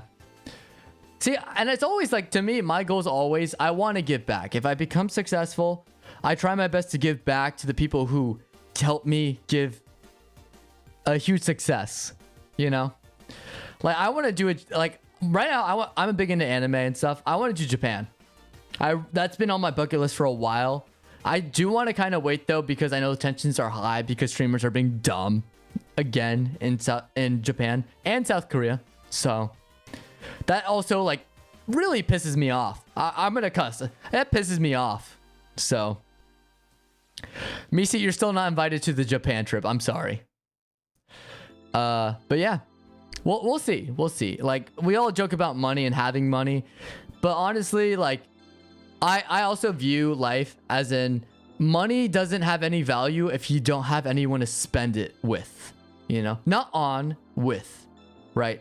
Because good friends aren't the ones that go, oh, can you pay for this for me? Because you have a lot of money. Good friends, in my opinion, are, you know, someone can't afford something and you're like, hey, I want you to come with us. I'll pay for you. You don't have to worry about it. You don't have to worry about paying me back because I know your situation. That to me is true friendship. And that's kind of what I want, is like, that is something that has so much more value than money can buy. Because all you buy with money is yes man and security. You can't buy real friends. That's something you have to work on, right? So you want to take Scotland, Slovenia, and Europa Park? Oh, that's cool. Yeah.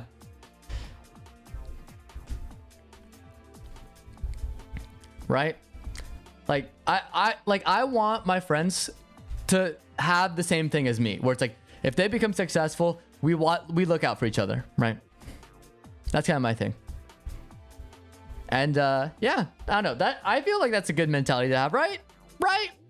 Like, same with this Twitch chat here, where we may be separated by borders, but we've been vibing to Sonic, we've been vibing to video game music, right? We've been having a good time here. And what matters is just we're all having fun. We're all happy. Like, I don't want to pay you guys to be here. Like, you know, people bought their Twitch chats, and I'm like, well, why even do Twitch at that point? Like, everyone knows you're botting. You're not talking to anyone. You're not having fun. Like, value is in what makes, like, it's something that you cannot lie to yourself that has genuine value. If you love Sonic to death, as much as Misi's really weird about it, if you love Sonic to death, like, that is something that has value because no one can take that away from you. But for example, if like you pretend to like Sonic because everyone else likes Sonic, right? And fake that, like, who's having fun? Like, you'd rather be the only, like, it'd be funnier if you were the only person in the friend group who didn't like Sonic, yet got along with all the Sonic fans. And then after watching the Sonic movies, you ranted about it and everyone was clowning on you, you know? That would be funny, right? Yeah, by the way, I wrote a comic and my friends made it the company is now. I owe them a nice break. They have my dreams come true. Yeah. But also watch out. This is our talk too. Don't spend the money if you do not have it. That's why I say when I'm a multi-millionaire, I have a lot of money where I have so much money, I don't have to worry about paying bills the rest of my life. That's the kind of money I want before I start rewarding my friends. Because if you've seen Tiger King, which weird tangent, I know. But Tiger King, that was his big issue, is that he respected a lot and people had a lot of loyalty to him because he treated his staff well. But he started spending money on his staff for all these special things when he didn't have it.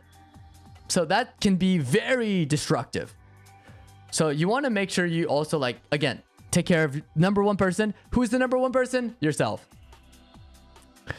Before worrying about anyone. And this only goes to selfless people. If you're selfish, no, worry about other people. Fuck you for being selfish. But if you're selfless, yeah, worry about number one.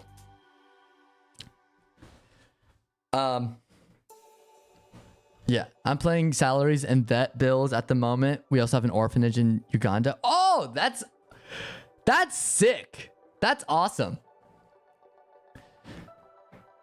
Perfect. See, already giving back. That's so cool.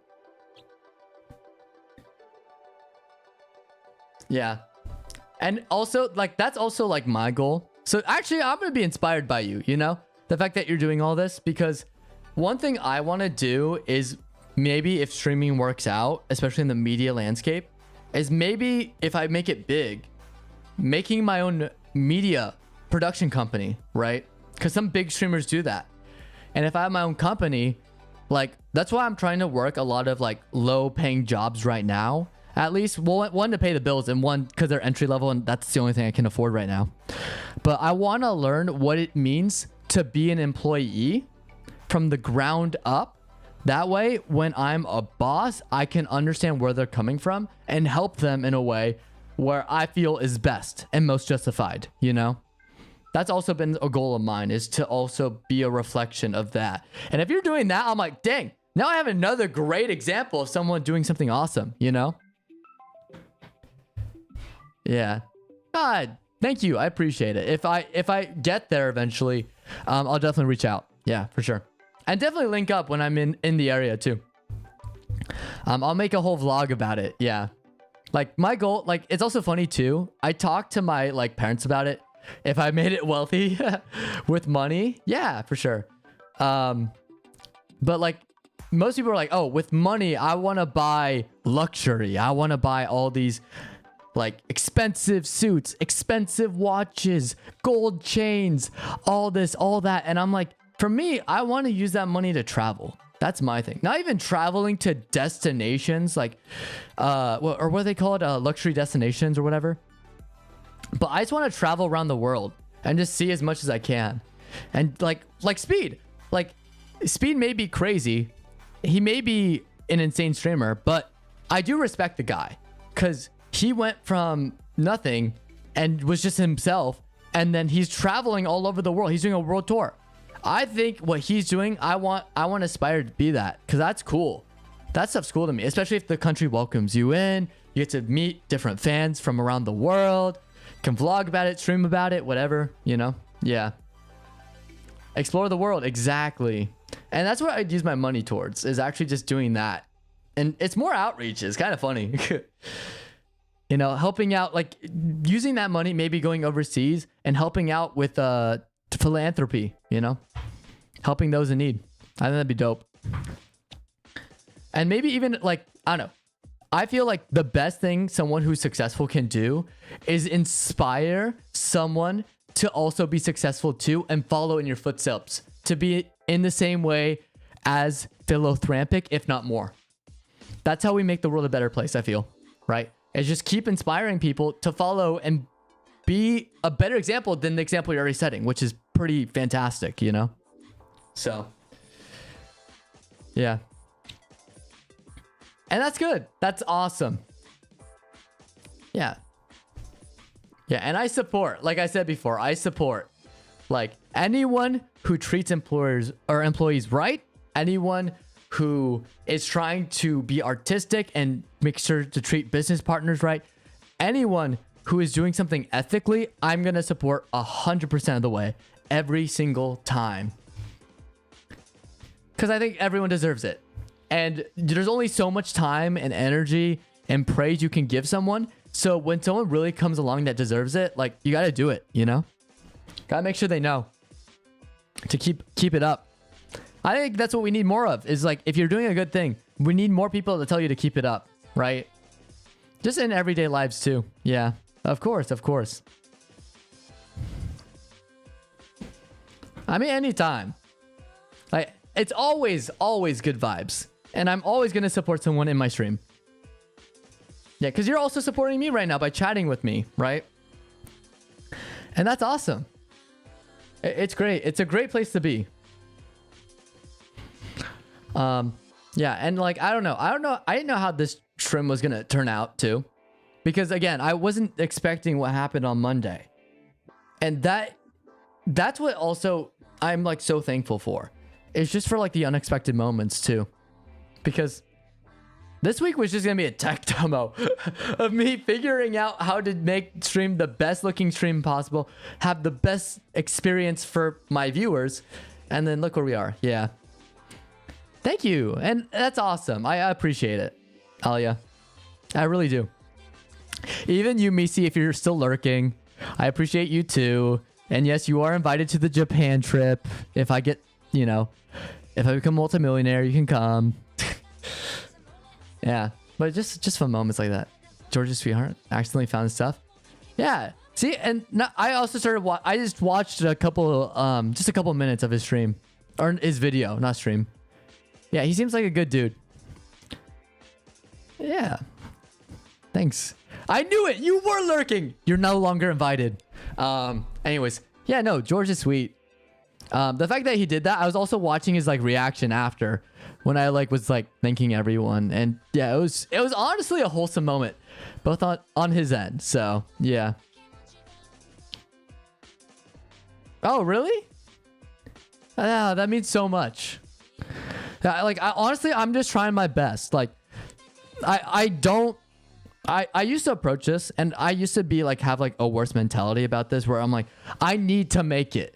Like, I want to make it. Like, why haven't I'm doing everything right. Why haven't I made it yet?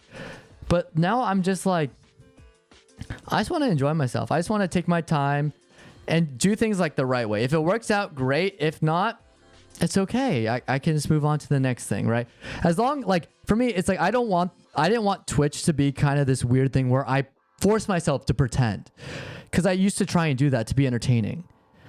But like, you know, just sitting back and saying hi to you guys and just talking like this. Like, I haven't even started playing video games yet. I've just been talking to you guys. It's just awesome, you know? Like, that's all I want to ask for, at least right now. And I think it just took me a little bit to get to this point and realize like my mentality was wrong before, where I wanted results. I wanted profit. I wanted to become a multi-millionaire Twitch streamer. But now it's just like, yeah. Thank you. And I appreciate it, Alia. Again, really. Like, just your support here just goes to show that this is the right course of action. Like, I'm glad I made this change, because that means a lot. Yeah. Thank you. Thank you. Yeah, both Lumi and Misi are my IRL friends. Yeah, I don't know about Misi now. She put that emoji in the chat. I'm kind of having second thoughts here. Yeah. Yeah, and this is what's cool about multi-streaming, and I'm glad I was able to figure out chat for both, because that means you both can say hi in 2 different platforms. You know? Yeah, it's like 2 separate worlds are coming together. Now, question. Do I do kick? No, I'm just kidding. No, we're not touching kick. Not with a 10-foot pole. No. I'm sticking to YouTube and Twitch. Don't ask about kick. Or party. Or any other third-party bootleg. Oh yeah, you missed the fun. Yeah, no, I don't do Kick. No. Like I understand Kick, like Twitch has its problems, same with YouTube, but like Kick incentivizes crime, and I don't know if I don't like that.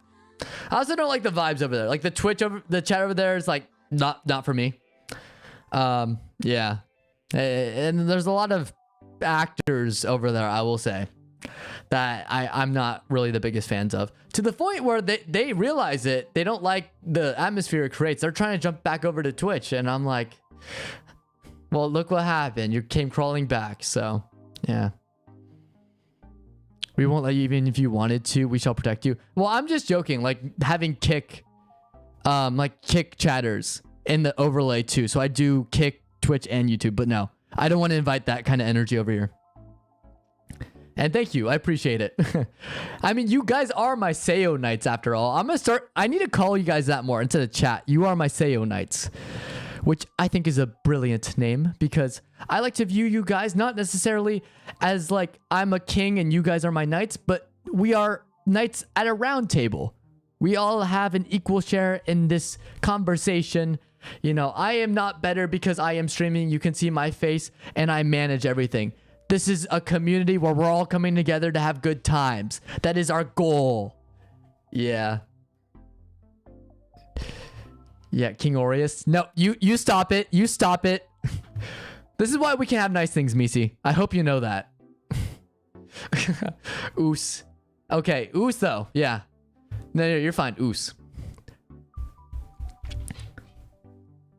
Oos. Yeah, but the Sayo Knights, around the round table, we shall unite our swords. We shall place it in the middle, because that's a very badass thing to do.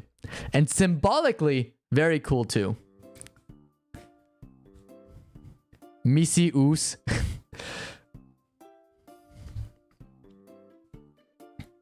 Oh yeah, Lumi, I told him about Mr. Oos, by the way. And overthrow the king. Wait, what? No, I'm not the king. I never claimed to be the king. What? You can't put me in a position of power and overthrow me. That's not how this works. I said we were all equals. You can't just say, no, you're better than us and then overthrow me. That's not how this works. I never wanted the power in the first place. Either we're all knights or we're all kings. This is how the gameplay is played, okay? We're not doing that. Yeah, we rise at dawn. You are warrior Oos. Okay. I shall knight the... Hold on.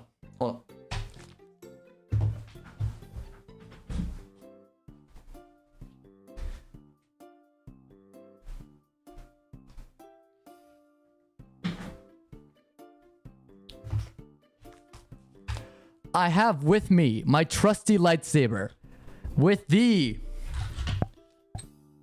I shall knight thee. Hold on, I gotta do it right. I shall knight thee. Knight Oos, warrior Oos, and any other name you shall want. There we go. Sayo Knights.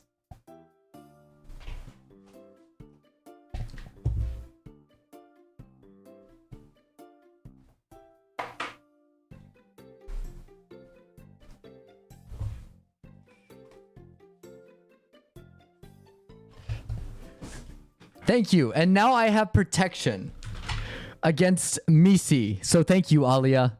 Protect me against Misi and her feral sonic ways.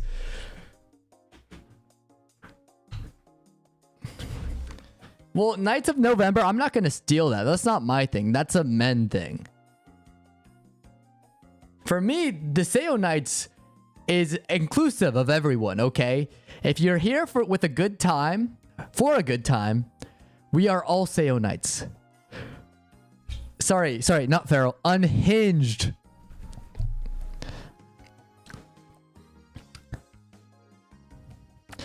Yeah, well, no, but like it's specific to like everyone. I want this to be the Sayo Knights is just a Sayorious thing.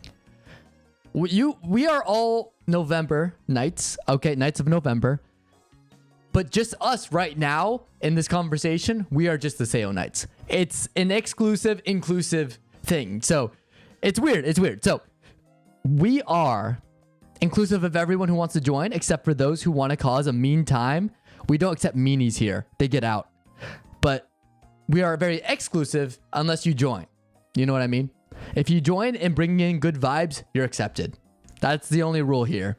Or if you're lurking and you're just vibing in the background, that also works too. Yeah. That's what it is. That's what it is. That's what the Sayo Knights represents, okay? I'm the most useless warrior. I raise my cats and my name is Oos. Well, here's the thing. Your name, Oos, carries so much power. Because not many people get knighted as Knight Oos, okay?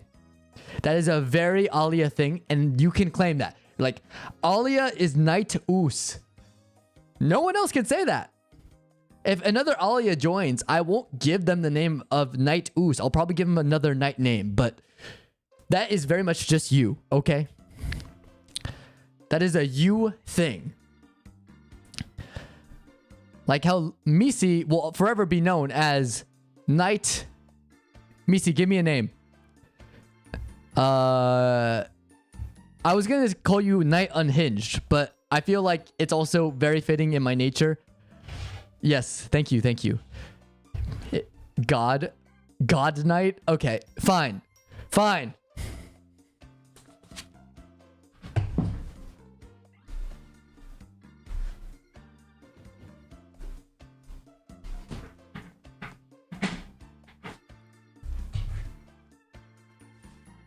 With the power invested in me as Knight Saorius, I shall knight Misi, God Knight.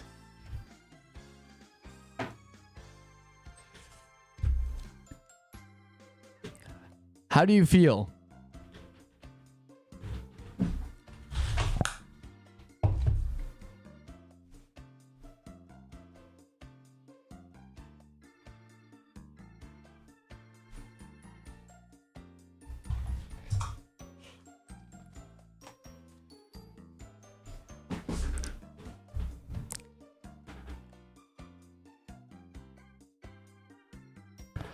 Misi, we are knights. We're not playing Emperor. We're knights. Stop ruining it. No. You are God Knight, okay? No. We are equals, Misi. We are equals. We are not better than anyone else here. We're all the same, okay? That's how the Sayo Knights works. We can't just give you God Emperor. Pfft. Stop ruining it. You're ruining the moment. No! Misi, just because we want to be knights doesn't mean you get to throw lightning bolts at us. That's not how this works, okay? You can be God Knight. You could be like Kratos, but you can't be like Zeus, okay? Yeah, or how about this? I'll make you God Knight, but then I'll give you elemental abilities. How about that? I'll concede to that point. You can have special powers. You can use magic, okay? You'll be like a magic knight. There we go. Yeah, you can throw lightning at people. How about that? You're a knight, but you can throw lightning at people. Is that happy? Does that make you happy? If you want, Alia, what would your superpower be as a knight? Lumi, don't start this. No, we are equal. There is no some are more equal. That doesn't make sense. No, bad. Bad, Lumi. Why does this feel like a daycare? Like, I feel like Alia is like the responsible child, and then I have like two troublemakers in the back. Yeah, Alia. No, Lumi, bad. Bad Lumi. What did I say? Controlling energy and radioactivity. Ooh, okay. Yeah. Well, fine. I'll give you that, Alia. You're a knight who can do that. You have special abilities.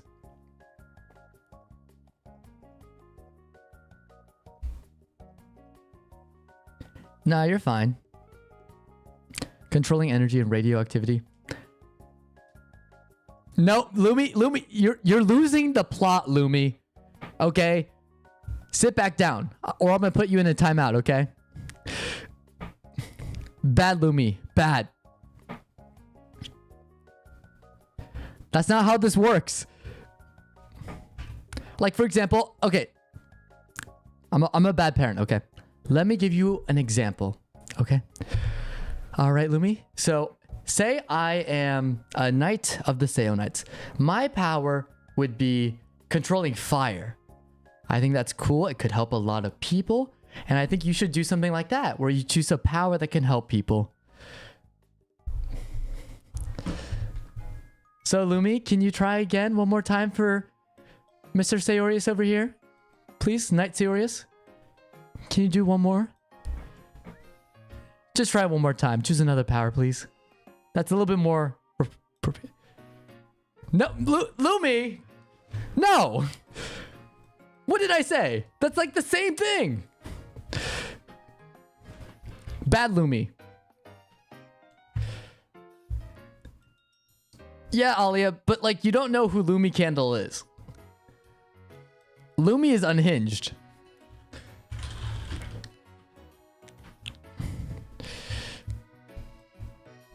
I can up the underprivileged. Well, why can't you do that with like a cool superpower? Why controlling rights? What does that do?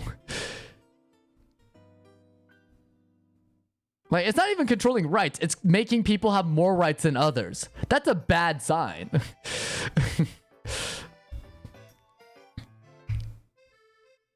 Yeah, aren't we all?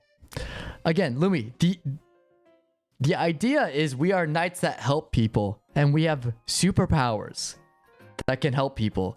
Like, imagine you're reading like a Superman comic, and then Superman goes, "Ha, you have more rights than this person." Like, what kind of superhero is that? Or Batman looks at like the Joker, and he's like, "You no longer have rights." It's like, what? Or it reminds me of that Joker panel where it's like, you know, there are no laws against the Pokemon, Batman. Well, if I give someone with less rights more rights, and they won't be equal to others with more rights.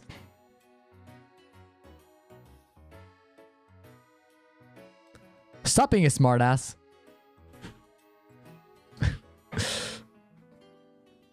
Fine. Okay. How about this? You can... Okay. Okay.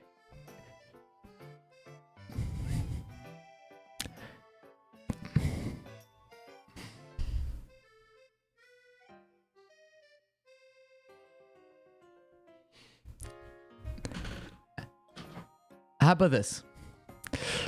How about this? I will give you the right to give someone more rights. So I have to, sorry, I'm gonna read it right. I will give you the power to help people have more rights than others, only on the condition that it's like Alien X in Ben 10, where every time you want to use this power, you get put before a giant head, and that head is me, and I will tell you if yes or no. And depending on my answer, your power will work or it will not work. There we go. There we go. That's the solution. You get your power. Are you happy? Okay, no. Nope. You leave. Indomitable? No.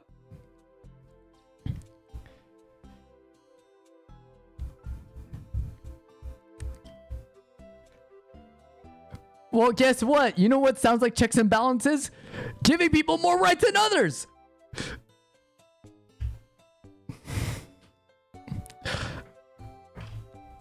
You have no power. Okay, how about this, Indomitable? Because we're coming up with knights, right?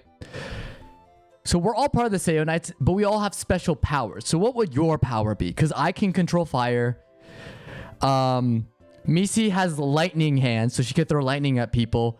Alia has what was it, radio waves and radiation abilities. Yeah, well, pick a better power and then I'll knight you. Yeah, you're a god knight. You're not a god though. Okay, that's not how this works.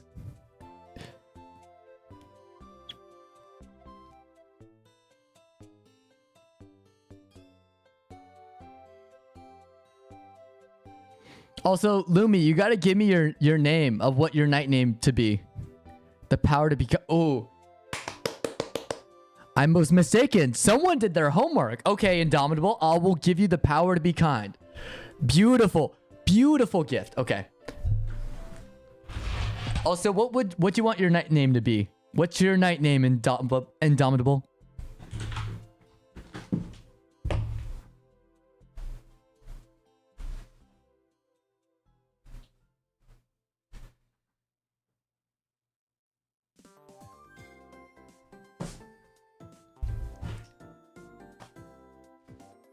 Yeah, so Alia has been given the right to be Knight Oos.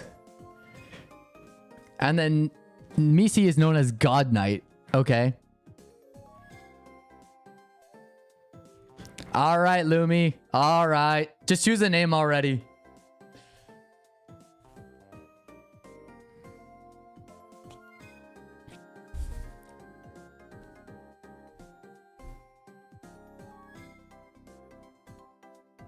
Moon Knight? Okay. You know what? You know what? Okay, fine. Fine. You're Moon Knight. Also known as Lunar Knight if Marvel decides to come after me. Alright. I dub the Moon Knight and Lunar Knight. Oh, I gotta do it right. There we go. Are you happy with that? Also, what's your abilities? Oh yeah, it's to be kind, right? There we go. Power to be kind. There we go. Probably one of the best superpowers, I must say. Great choice. Great choice, sir.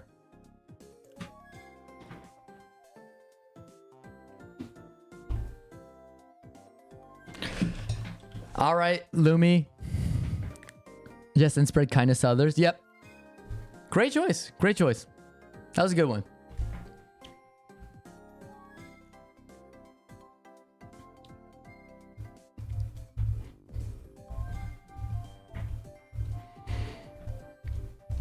Yeah, by the way, Lumi, you haven't chosen a name yet, your night name. Do you want me to call you Knight Lumi?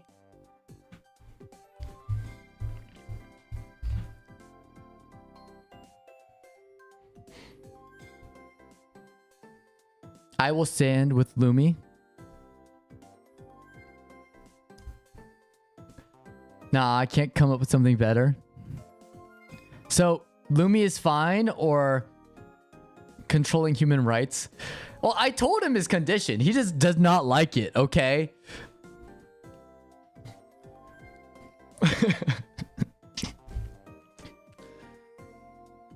Why would you think that would be a cool superpower?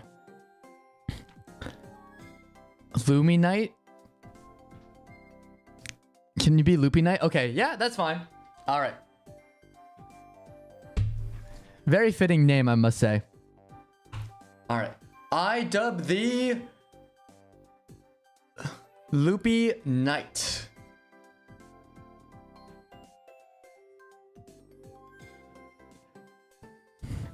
All right, you can have summons. I'll give you that. Would you be happy if I give you that? No, hey, you can't add a condition after I approve it. No, that's not how this works. No, Misi.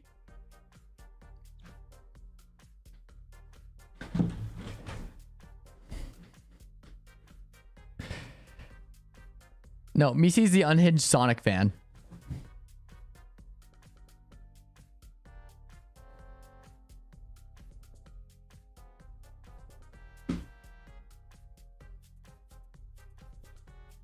Yeah, and it's unfortunate both of you are Sonic fans too.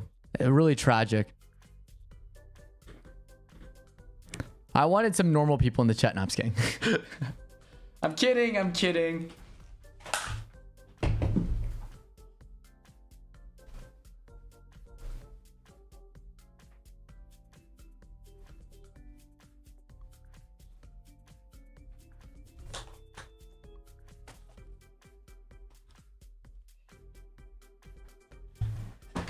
All right, just be careful, guys. Just a heads up. This is a public thing. Be careful about personal details. Boop, boop, boop.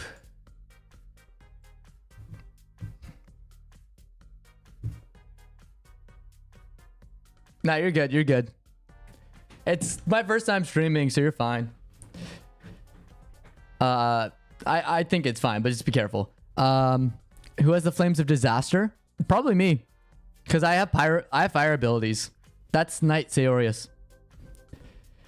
Yeah, so Knight Saorius has fire abilities. Alia has radiation abilities. Misi has lightning abilities. Lumi has summon waifu's ability. And then Dom, you have kindness ability, which is cool.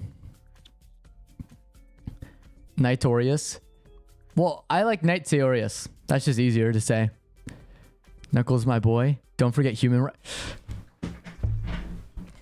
I told you the condition. You can use it, but I judge you and then let you I decide whether it's worthy or not. It's like Millionaire, okay? You cannot use that ability unless you are worthy. Or like it's almost like the Iron Fist. That's what it is. Actually, you know what? Here's the thing. Here's what I'll say here, Lumi, because how about this? No oversight on my part, because it's also lots of work on my part to be like, yes or no. And I don't want to be every single minute going to you saying like, can I use my ability on this person? And I'm like looking at you like, really? Okay. So what I'm going to do is it's going to be like the Iron Fist ability, your human right ability, where you need to be worthy, where you know how in Iron Fist, he has to use the fist. It only lights up like when it's like a good time to use it. That's what your ability is. It's only when it's worthy and you can justify the reason to yourself and your soul that is worthy, you can use the ability. There we go. That's what it is, okay?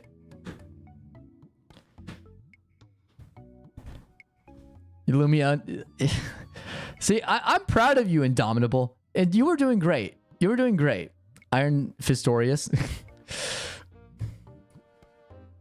Yeah.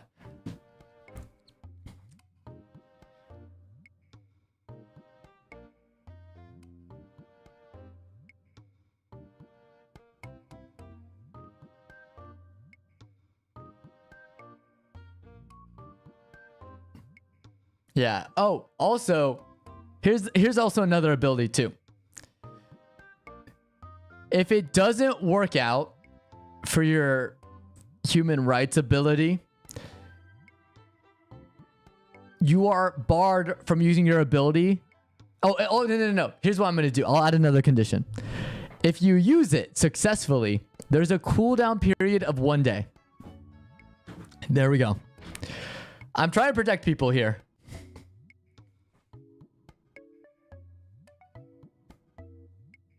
Okay, fine. Yeah, that's fine. I accept that. I'll accept that. That's a good condition. Okay.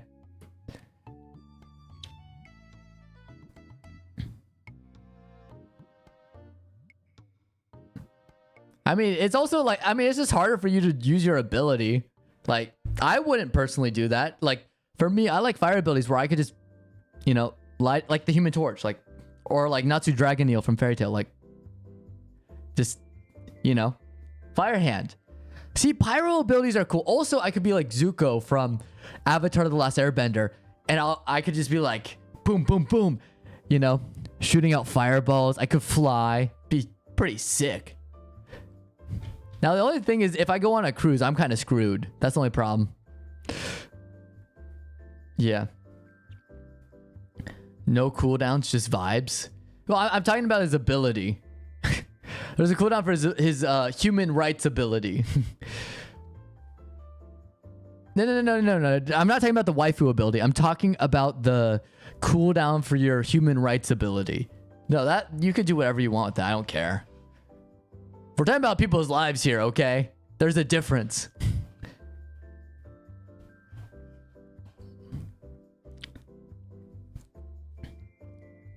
Yeah, this is such a good vibe, though. Bless my stars. I don't even know where this is from.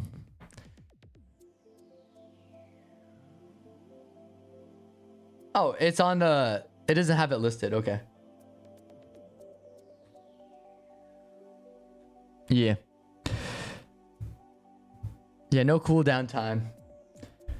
Yeah, by the way, what would your summons do? Are they just like... Because they're waifus, right? Are they like waifus with abilities? Or are they just like straight up like just girls?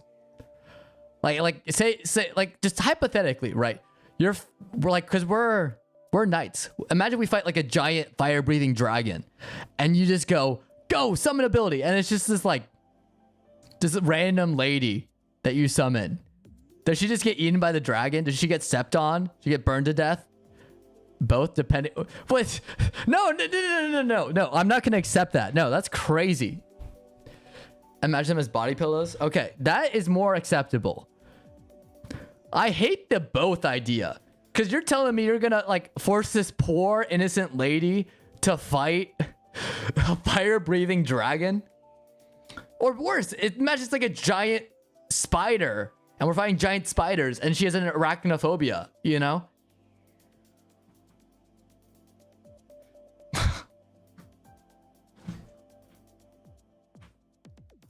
So you're telling me they're giving away, they also have the ability to take away human rights.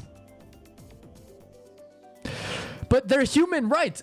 What are taking away human rights going to do with the giant spider? Genuinely. You're like, I'm going to take away your human right. You get fucking squished. It's a giant spider. They don't have human rights.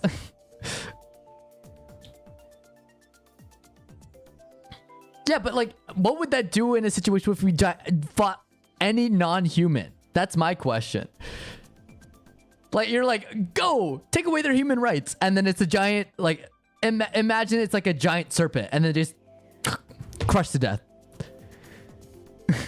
It's like, what?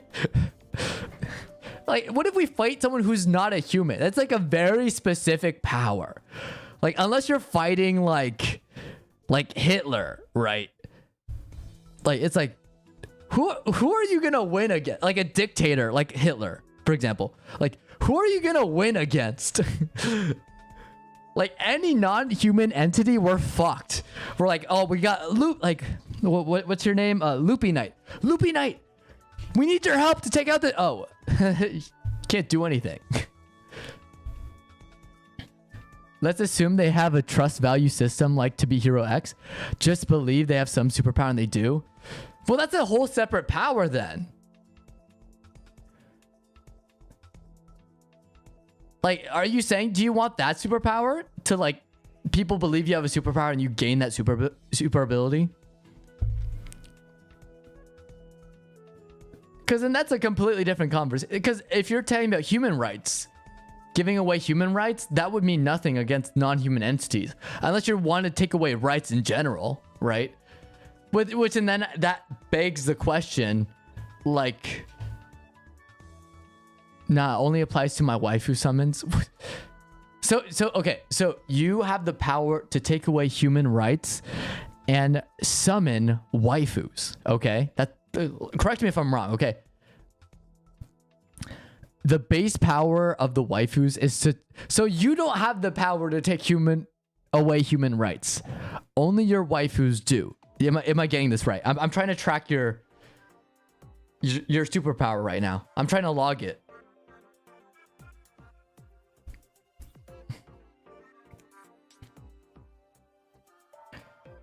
No, I have the power to give human rights to waifu. So, okay, so you can give human rights, and then your summons can take away human rights and gain any ability that people think they have.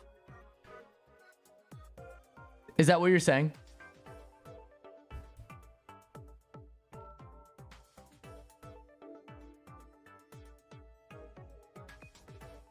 Okay. I think I got it. All right. Wait, but how do we know what the moral compass of the waifus are? Is it based on like the waifus of your ideal waifu, or is it existing waifus that you enjoy and are bringing to life? Like, what's the criteria of this? Because before I give them any power, I need to know where their moral compass is. I need to know ethics, okay? Before we cause any chaos. Like, because you could be like, oh, my waifu's like Esdeath, which it's mine too. But like, Esdeath is like literally like a serial killer and a tyrant. Like, I don't want to give her the power to take away human rights. Yeah, why not both? Okay. Well, then, okay. But then like that begs the question though, what if they turn against you then? They may be your waifu, but may not be reciprocated, you know?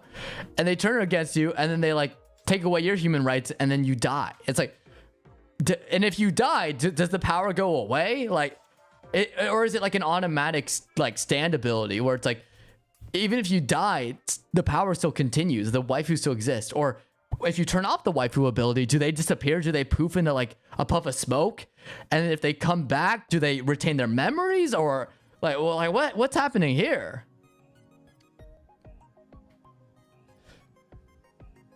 Like, I'm asking the important questions here, logistically wise. Like, how does this work? I give human rights, so it nullifies their power. I'm also a summoner, so I should superior over waifu. Yeah, but like, how do the summons work? Are they intelligent? Do they retain memories? Where do they go after they're unsummoned? You know, when they go in a puff of smoke, are they like Pokemon? Do they stay in like a Pokemon ball-like structure where there's like a mini world inside where they can live in? At that point, what's the ethics of that? Because you're enslaving waifus, which are pretty much human. And I thought you were all about giving human rights. But your power, in essence, is taking away human right to live and to own property and live life. And, you know, like, but like, here's the thing, they're Pokemon, they're pets. This is humans. You're putting humans in cages pretty much. It's like, what?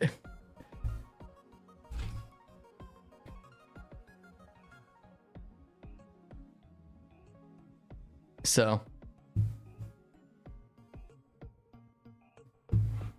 Pokemon is based off friendship.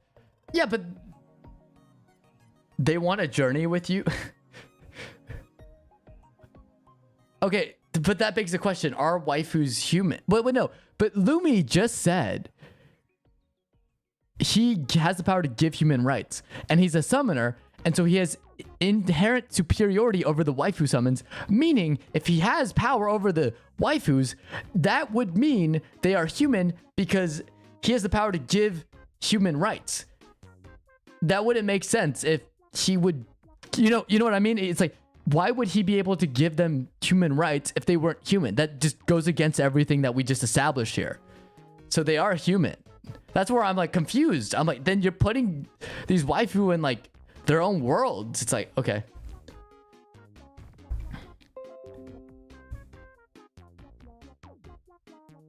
I don't know why my Windows just did that. That's weird. They can be human, demi-human, but if they're elves, do you not have power over them because they're no longer human?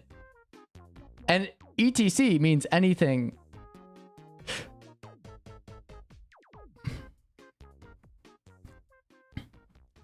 Like, what does that mean?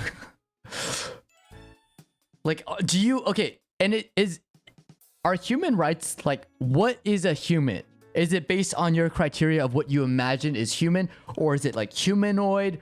Or how do you define human rights? And how does that work with your power? Because then it's just, that becomes a whole thing. Yeah, no, but then he can't control the elves though. If he summons the elves as waifus, he can't control them because he can't grant them human rights. Therefore, they're not bound to him and they can turn on him. That's where my concern is like, I don't want to be fighting a battle like if we're an adventuring party and we're fighting a dragon and then he summons an elf and the elf shoots him with a bow and arrow in the head. And now we're down a player. But the elves don't listen. Oh, so you're threatening them. That's what I'm hearing. So you're not controlling them through like giving them more rights and making them feel happy through friendship. You're doing it through fear and exploitation. Okay. And what do you mean by unsummoning them? Like, where do they go after?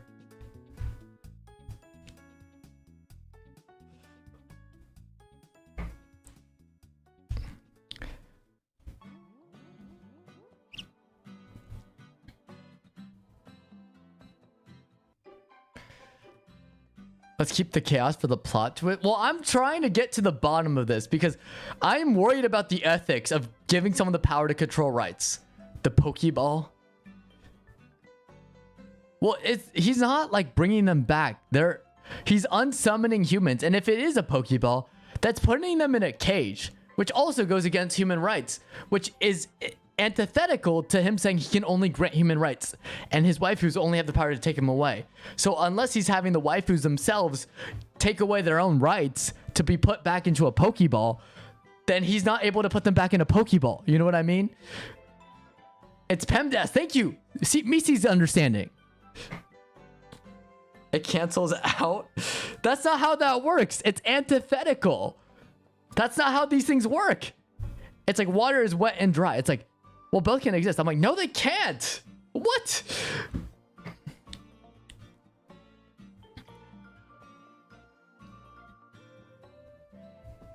I am down for it being more like his shadow army. What if it's not a cage? It's like an island. Still, I think it'd be super cruel if someone has human intelligence to be stuck in an island, for example. Like, would you trap someone in an island? That I feel goes against human rights.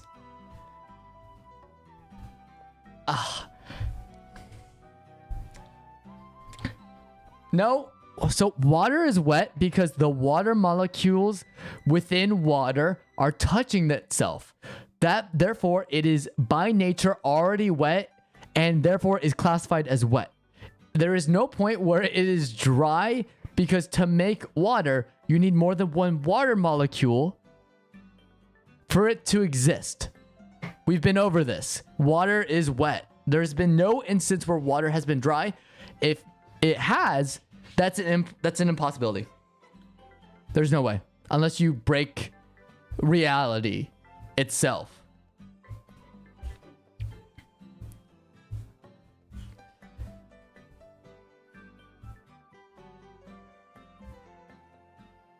What is the active property of an objective being covered in water? But water is covered in itself. Because you put two water droplets together, they're combined. Because if you put water, if you have water and you pour more water into it, so if you have a sponge, right? You pour water on a sponge. The sponge is now wet. But if you have a body of water and pour water into that body of water, it should be the same thing. You would make it wet, but you don't. It just adds more water because it's already wet. So water is wet. Yeah. See, you're asking the right questions, Alia. Like, if they're human-like, does that count in your opinion? Because that would dictate, do you have rights over them or not? What do you define as human, like giving them human rights? What classifies as a human to you, or what is by definition human? Are you covered in yourself?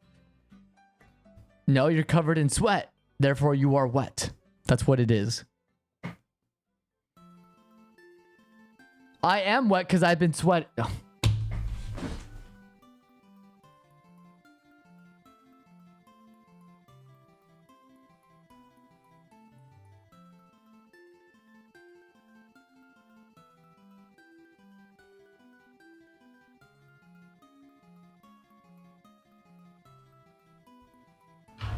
You did that on purpose, you bastard. Fuck you. It's because I'm sweating. So technically, yes, but I know what you were implying.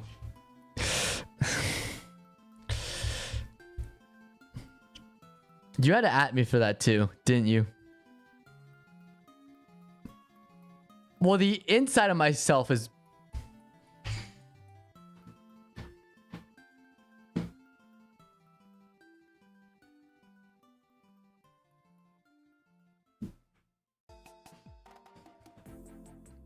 Fuck you.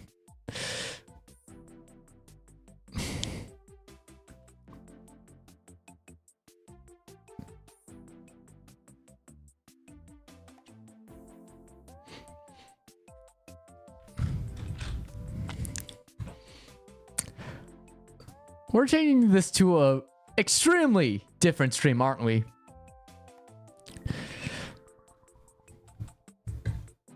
Was this your grand plan all along, Lumi? To distract me with the human right argument? And then just...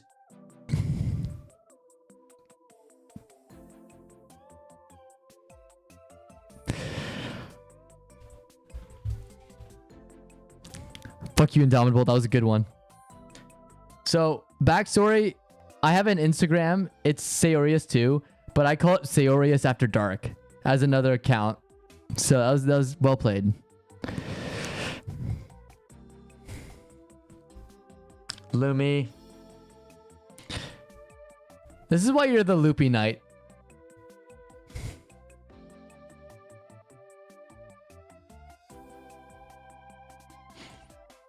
Also, Misi, fuck you. How dare you? That's it. You guys are all uninvited from the Japan trip. You said continue. I can read the chat.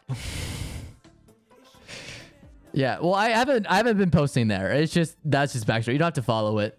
I'm probably just most active on YouTube and Twitch. So just follow that and you're fine.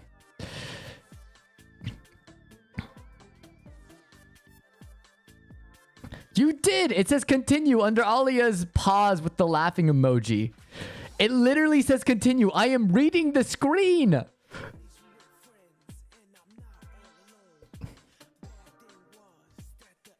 Thank you, Alia. I appreciate it.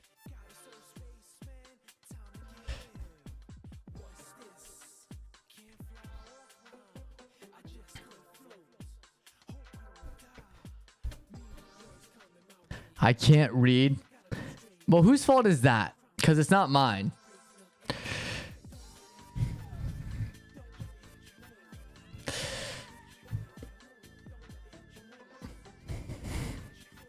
I was not expecting my, what is it? My third stream to go this way.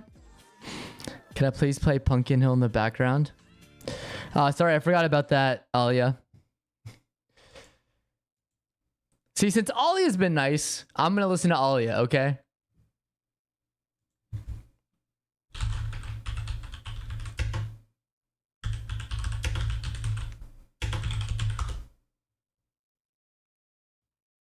Oh, is this Sonic 2 Adventure 2? Is that what it is?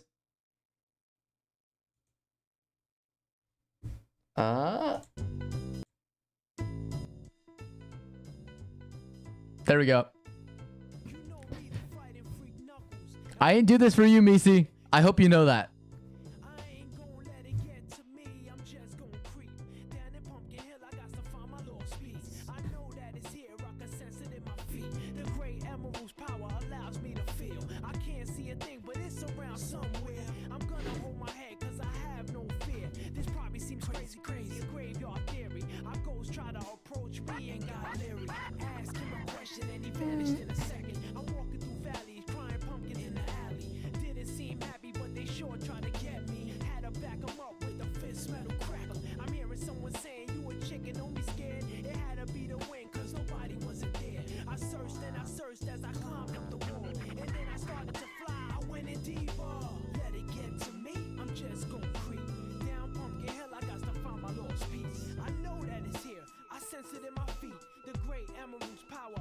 For me, it's midnight.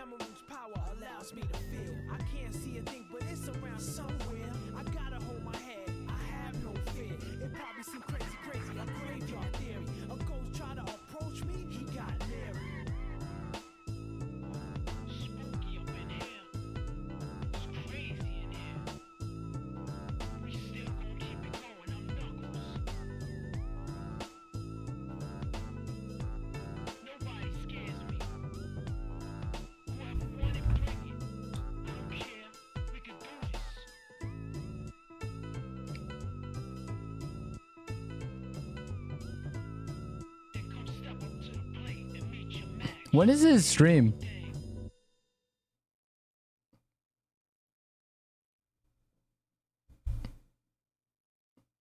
Because I'll stream at 8. That's the new time. So 8 p.m. Eastern Standard Time. So what time zone are you at? Oh, wait, hold on. I'll do the math because it's 8:18 for you. So you are 8 hours ahead, I think. Yeah, 8 hours ahead. So 8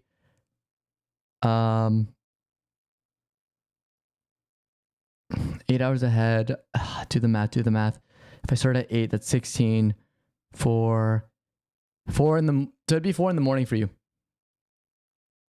So I'm still debating. I may do Genshin Impact to play because I've been playing that a while, or I may do Wuthering Waves. So yeah, I know a certain Lumi Candle is here, who's been begging me to play some Wuthering Waves. So I'll probably do that. Maybe, yeah, I'll do it. Really 6? Yeah. Woo-wah, they got better waifus and you with the waifus. Yeah. So I'll be streaming Woo-wah, but it's honestly just gonna be like, I may try and just play, but I'll also try talking to chat. So we'll talk for maybe like an hour. Yeah. I'll talk for an hour and chat without gaming, and then we'll get into the game. So you're fine. Don't rush. Like, I'll be here a while. And then we'll play the game, and then from there we'll go. So, again, these next couple weeks are just almost like tech demos for me. I'm just trying to see how things operate. And as long as the stream keeps improving, I think this is actually much better. Like, I feel better about this stream just because I have my chat set up and my alert set up. And that's pretty cool, actually. So let's do this because we're coming at the end. You said you wanted to send me shorts, right, about something, right, Alia, that you wanted me to play?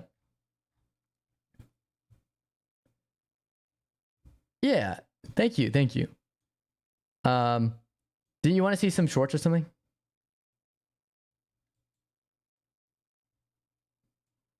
Yeah, the actor 1 sec, no worries. Yeah, just send it and then we'll play it, and then I will do, yeah, we'll do one song and then I'll end stream today. How about that? Because it's getting pretty late. And as much as I love streaming, I do have roommates and I do want to be respectful of them. So yeah, I love streaming though. It's been getting better. I feel, at least for me on my end. So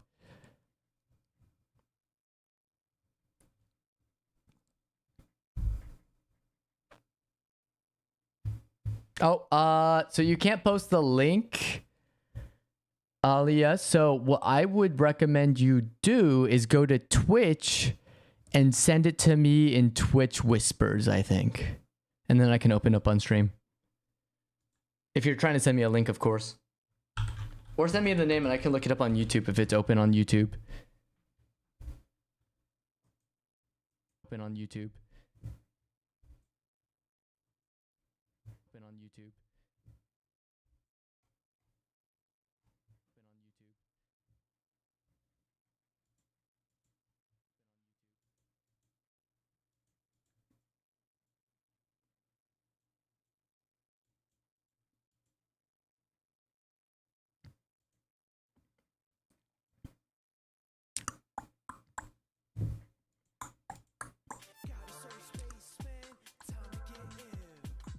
Oh yeah, like before. Okay. Oh, it's funny. I'm playing a loop. Before. Okay. Playing a loop. That was bad. Let's do this. Yeah, I'll pull it up. Yeah, I got you. No worries. Boop.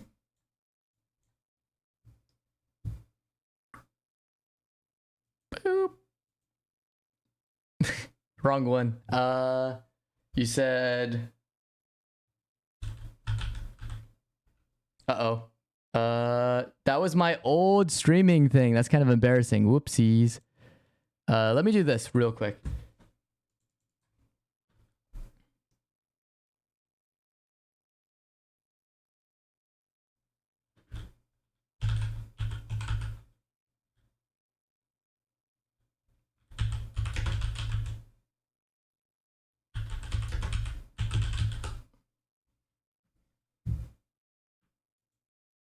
Doop. There we go. It was the, is it the playlist?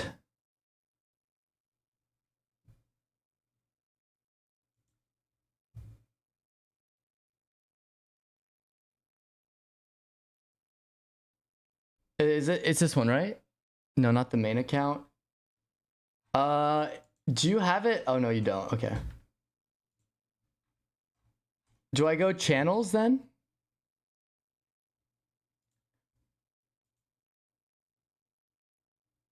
No.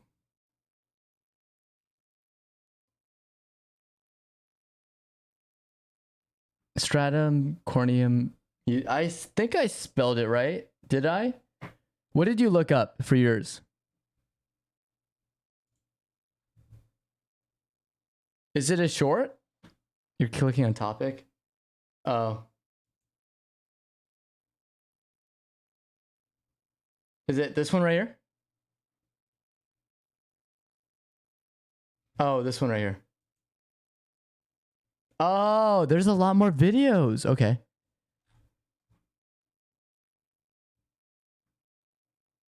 There we go. We found it. We found it. Cool. So where?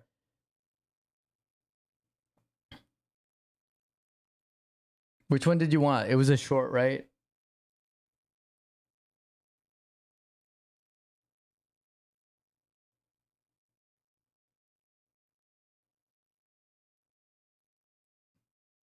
Okay, I got you. Ready? And I'll do this. I don't want to record. There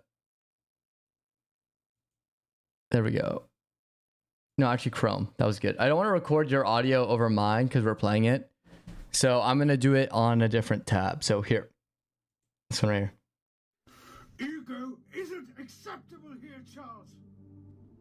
I gave you everything. There is no place for ego in BIO. Is that understood? Now clean up this mess and take them to the cadaver's electric chamber. I'll introduce my new partner in the lab. It was destined. The union of two soulless predators. Through a sick twist of fate, Andrew became my partner in BIO. As you can witness, we possess machinery capable of separating you, the ordinary peasants, from us astrally. We have our own elusive gates, avoiding the astral gates used by others. Operation Astral Hound commenced on that fateful day. We closely monitored Ellie, studying her alongside other mutants and mortals. We are what humanity requires, the guardians of evolution. Without our control, we shall face extinction. But if fate so decrees our downfall, oh, rest assured, it shall be sight. Ego isn't... That's pretty good. Yeah. Like, honestly, I just sat back and was just kind of taking it in. That's cool. Choop. I'm gonna switch back. Cool. Well, thanks for sharing. And he's like one of your characters for the game, right? This is the game, the indie game you're working on, right? That's what the audio, or is this the animation? The 10-minute animation.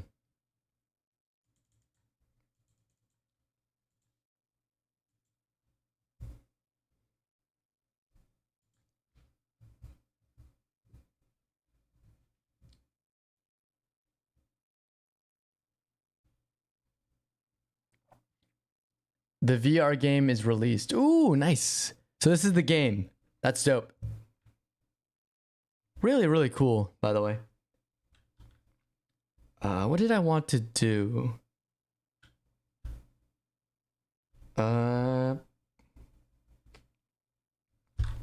right, that's what I wanted to do. Okay.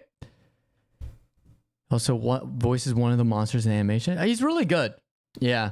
So I could definitely see it. Yeah, of course. Anytime. I don't know. Thanks for showing me stuff too, like to show on stream. Like I feel like if I just took over and talked the entire time, I don't know. Personally, I know people can do it. I don't know if I can. That's why I like having a chat here. Cuz it helps me like figure out like what we want to talk about. Cuz again, we're a round table over here. We're the Knights of Saorius. Even though I'm Knight Saorius.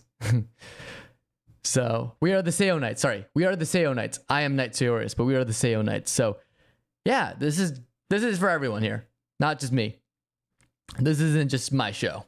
I never wanted it to be. So if you can show me stuff too, and show off what you guys are doing, that's awesome. So yeah, keep it up, Knightorius. I know I am Knight Saorius, not Knightorius. Okay, there's a difference. Knightorius may be for another day. He's another legend, but we will not get there tonight. We will save him for a future stream. Yeah, no, you're fine. Yeah, no, the more the merrier. Like my friend, if anything, you were great. We had, who was it? All the way back. Oh, I have to scroll up all the way. Where is he? Where'd he go? He kind of disappeared on us. Yeah. Sir Loopy Knight, giver of human rights, summoner of waifus, taker of human rights. All right, dude. All right. That's just going to be your thing then, huh? So many questions with that. But yeah. So I'm just going to end stream today. I want to thank everyone for coming. Both friends, IRL friends, and friends on Twitch. So we will be streaming on Friday. We won't be gaming. We'll be doing another talking session on Friday, 8 p.m. Eastern Standard Time. So, oh my goodness. Thank you, C. Jacob World. Thanks for popping in.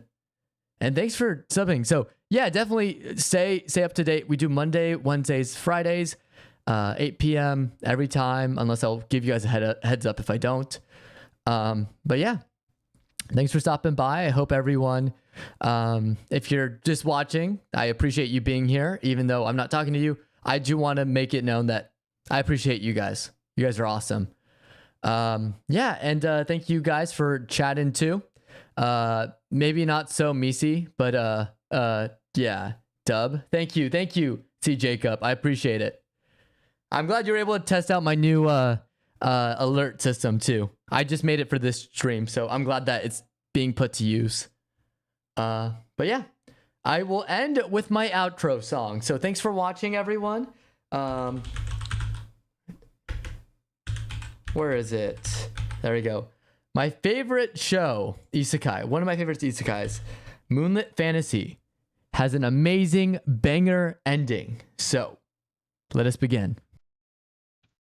See you later, everyone. Thanks for watching, and I'll catch you guys next stream. Bye-bye.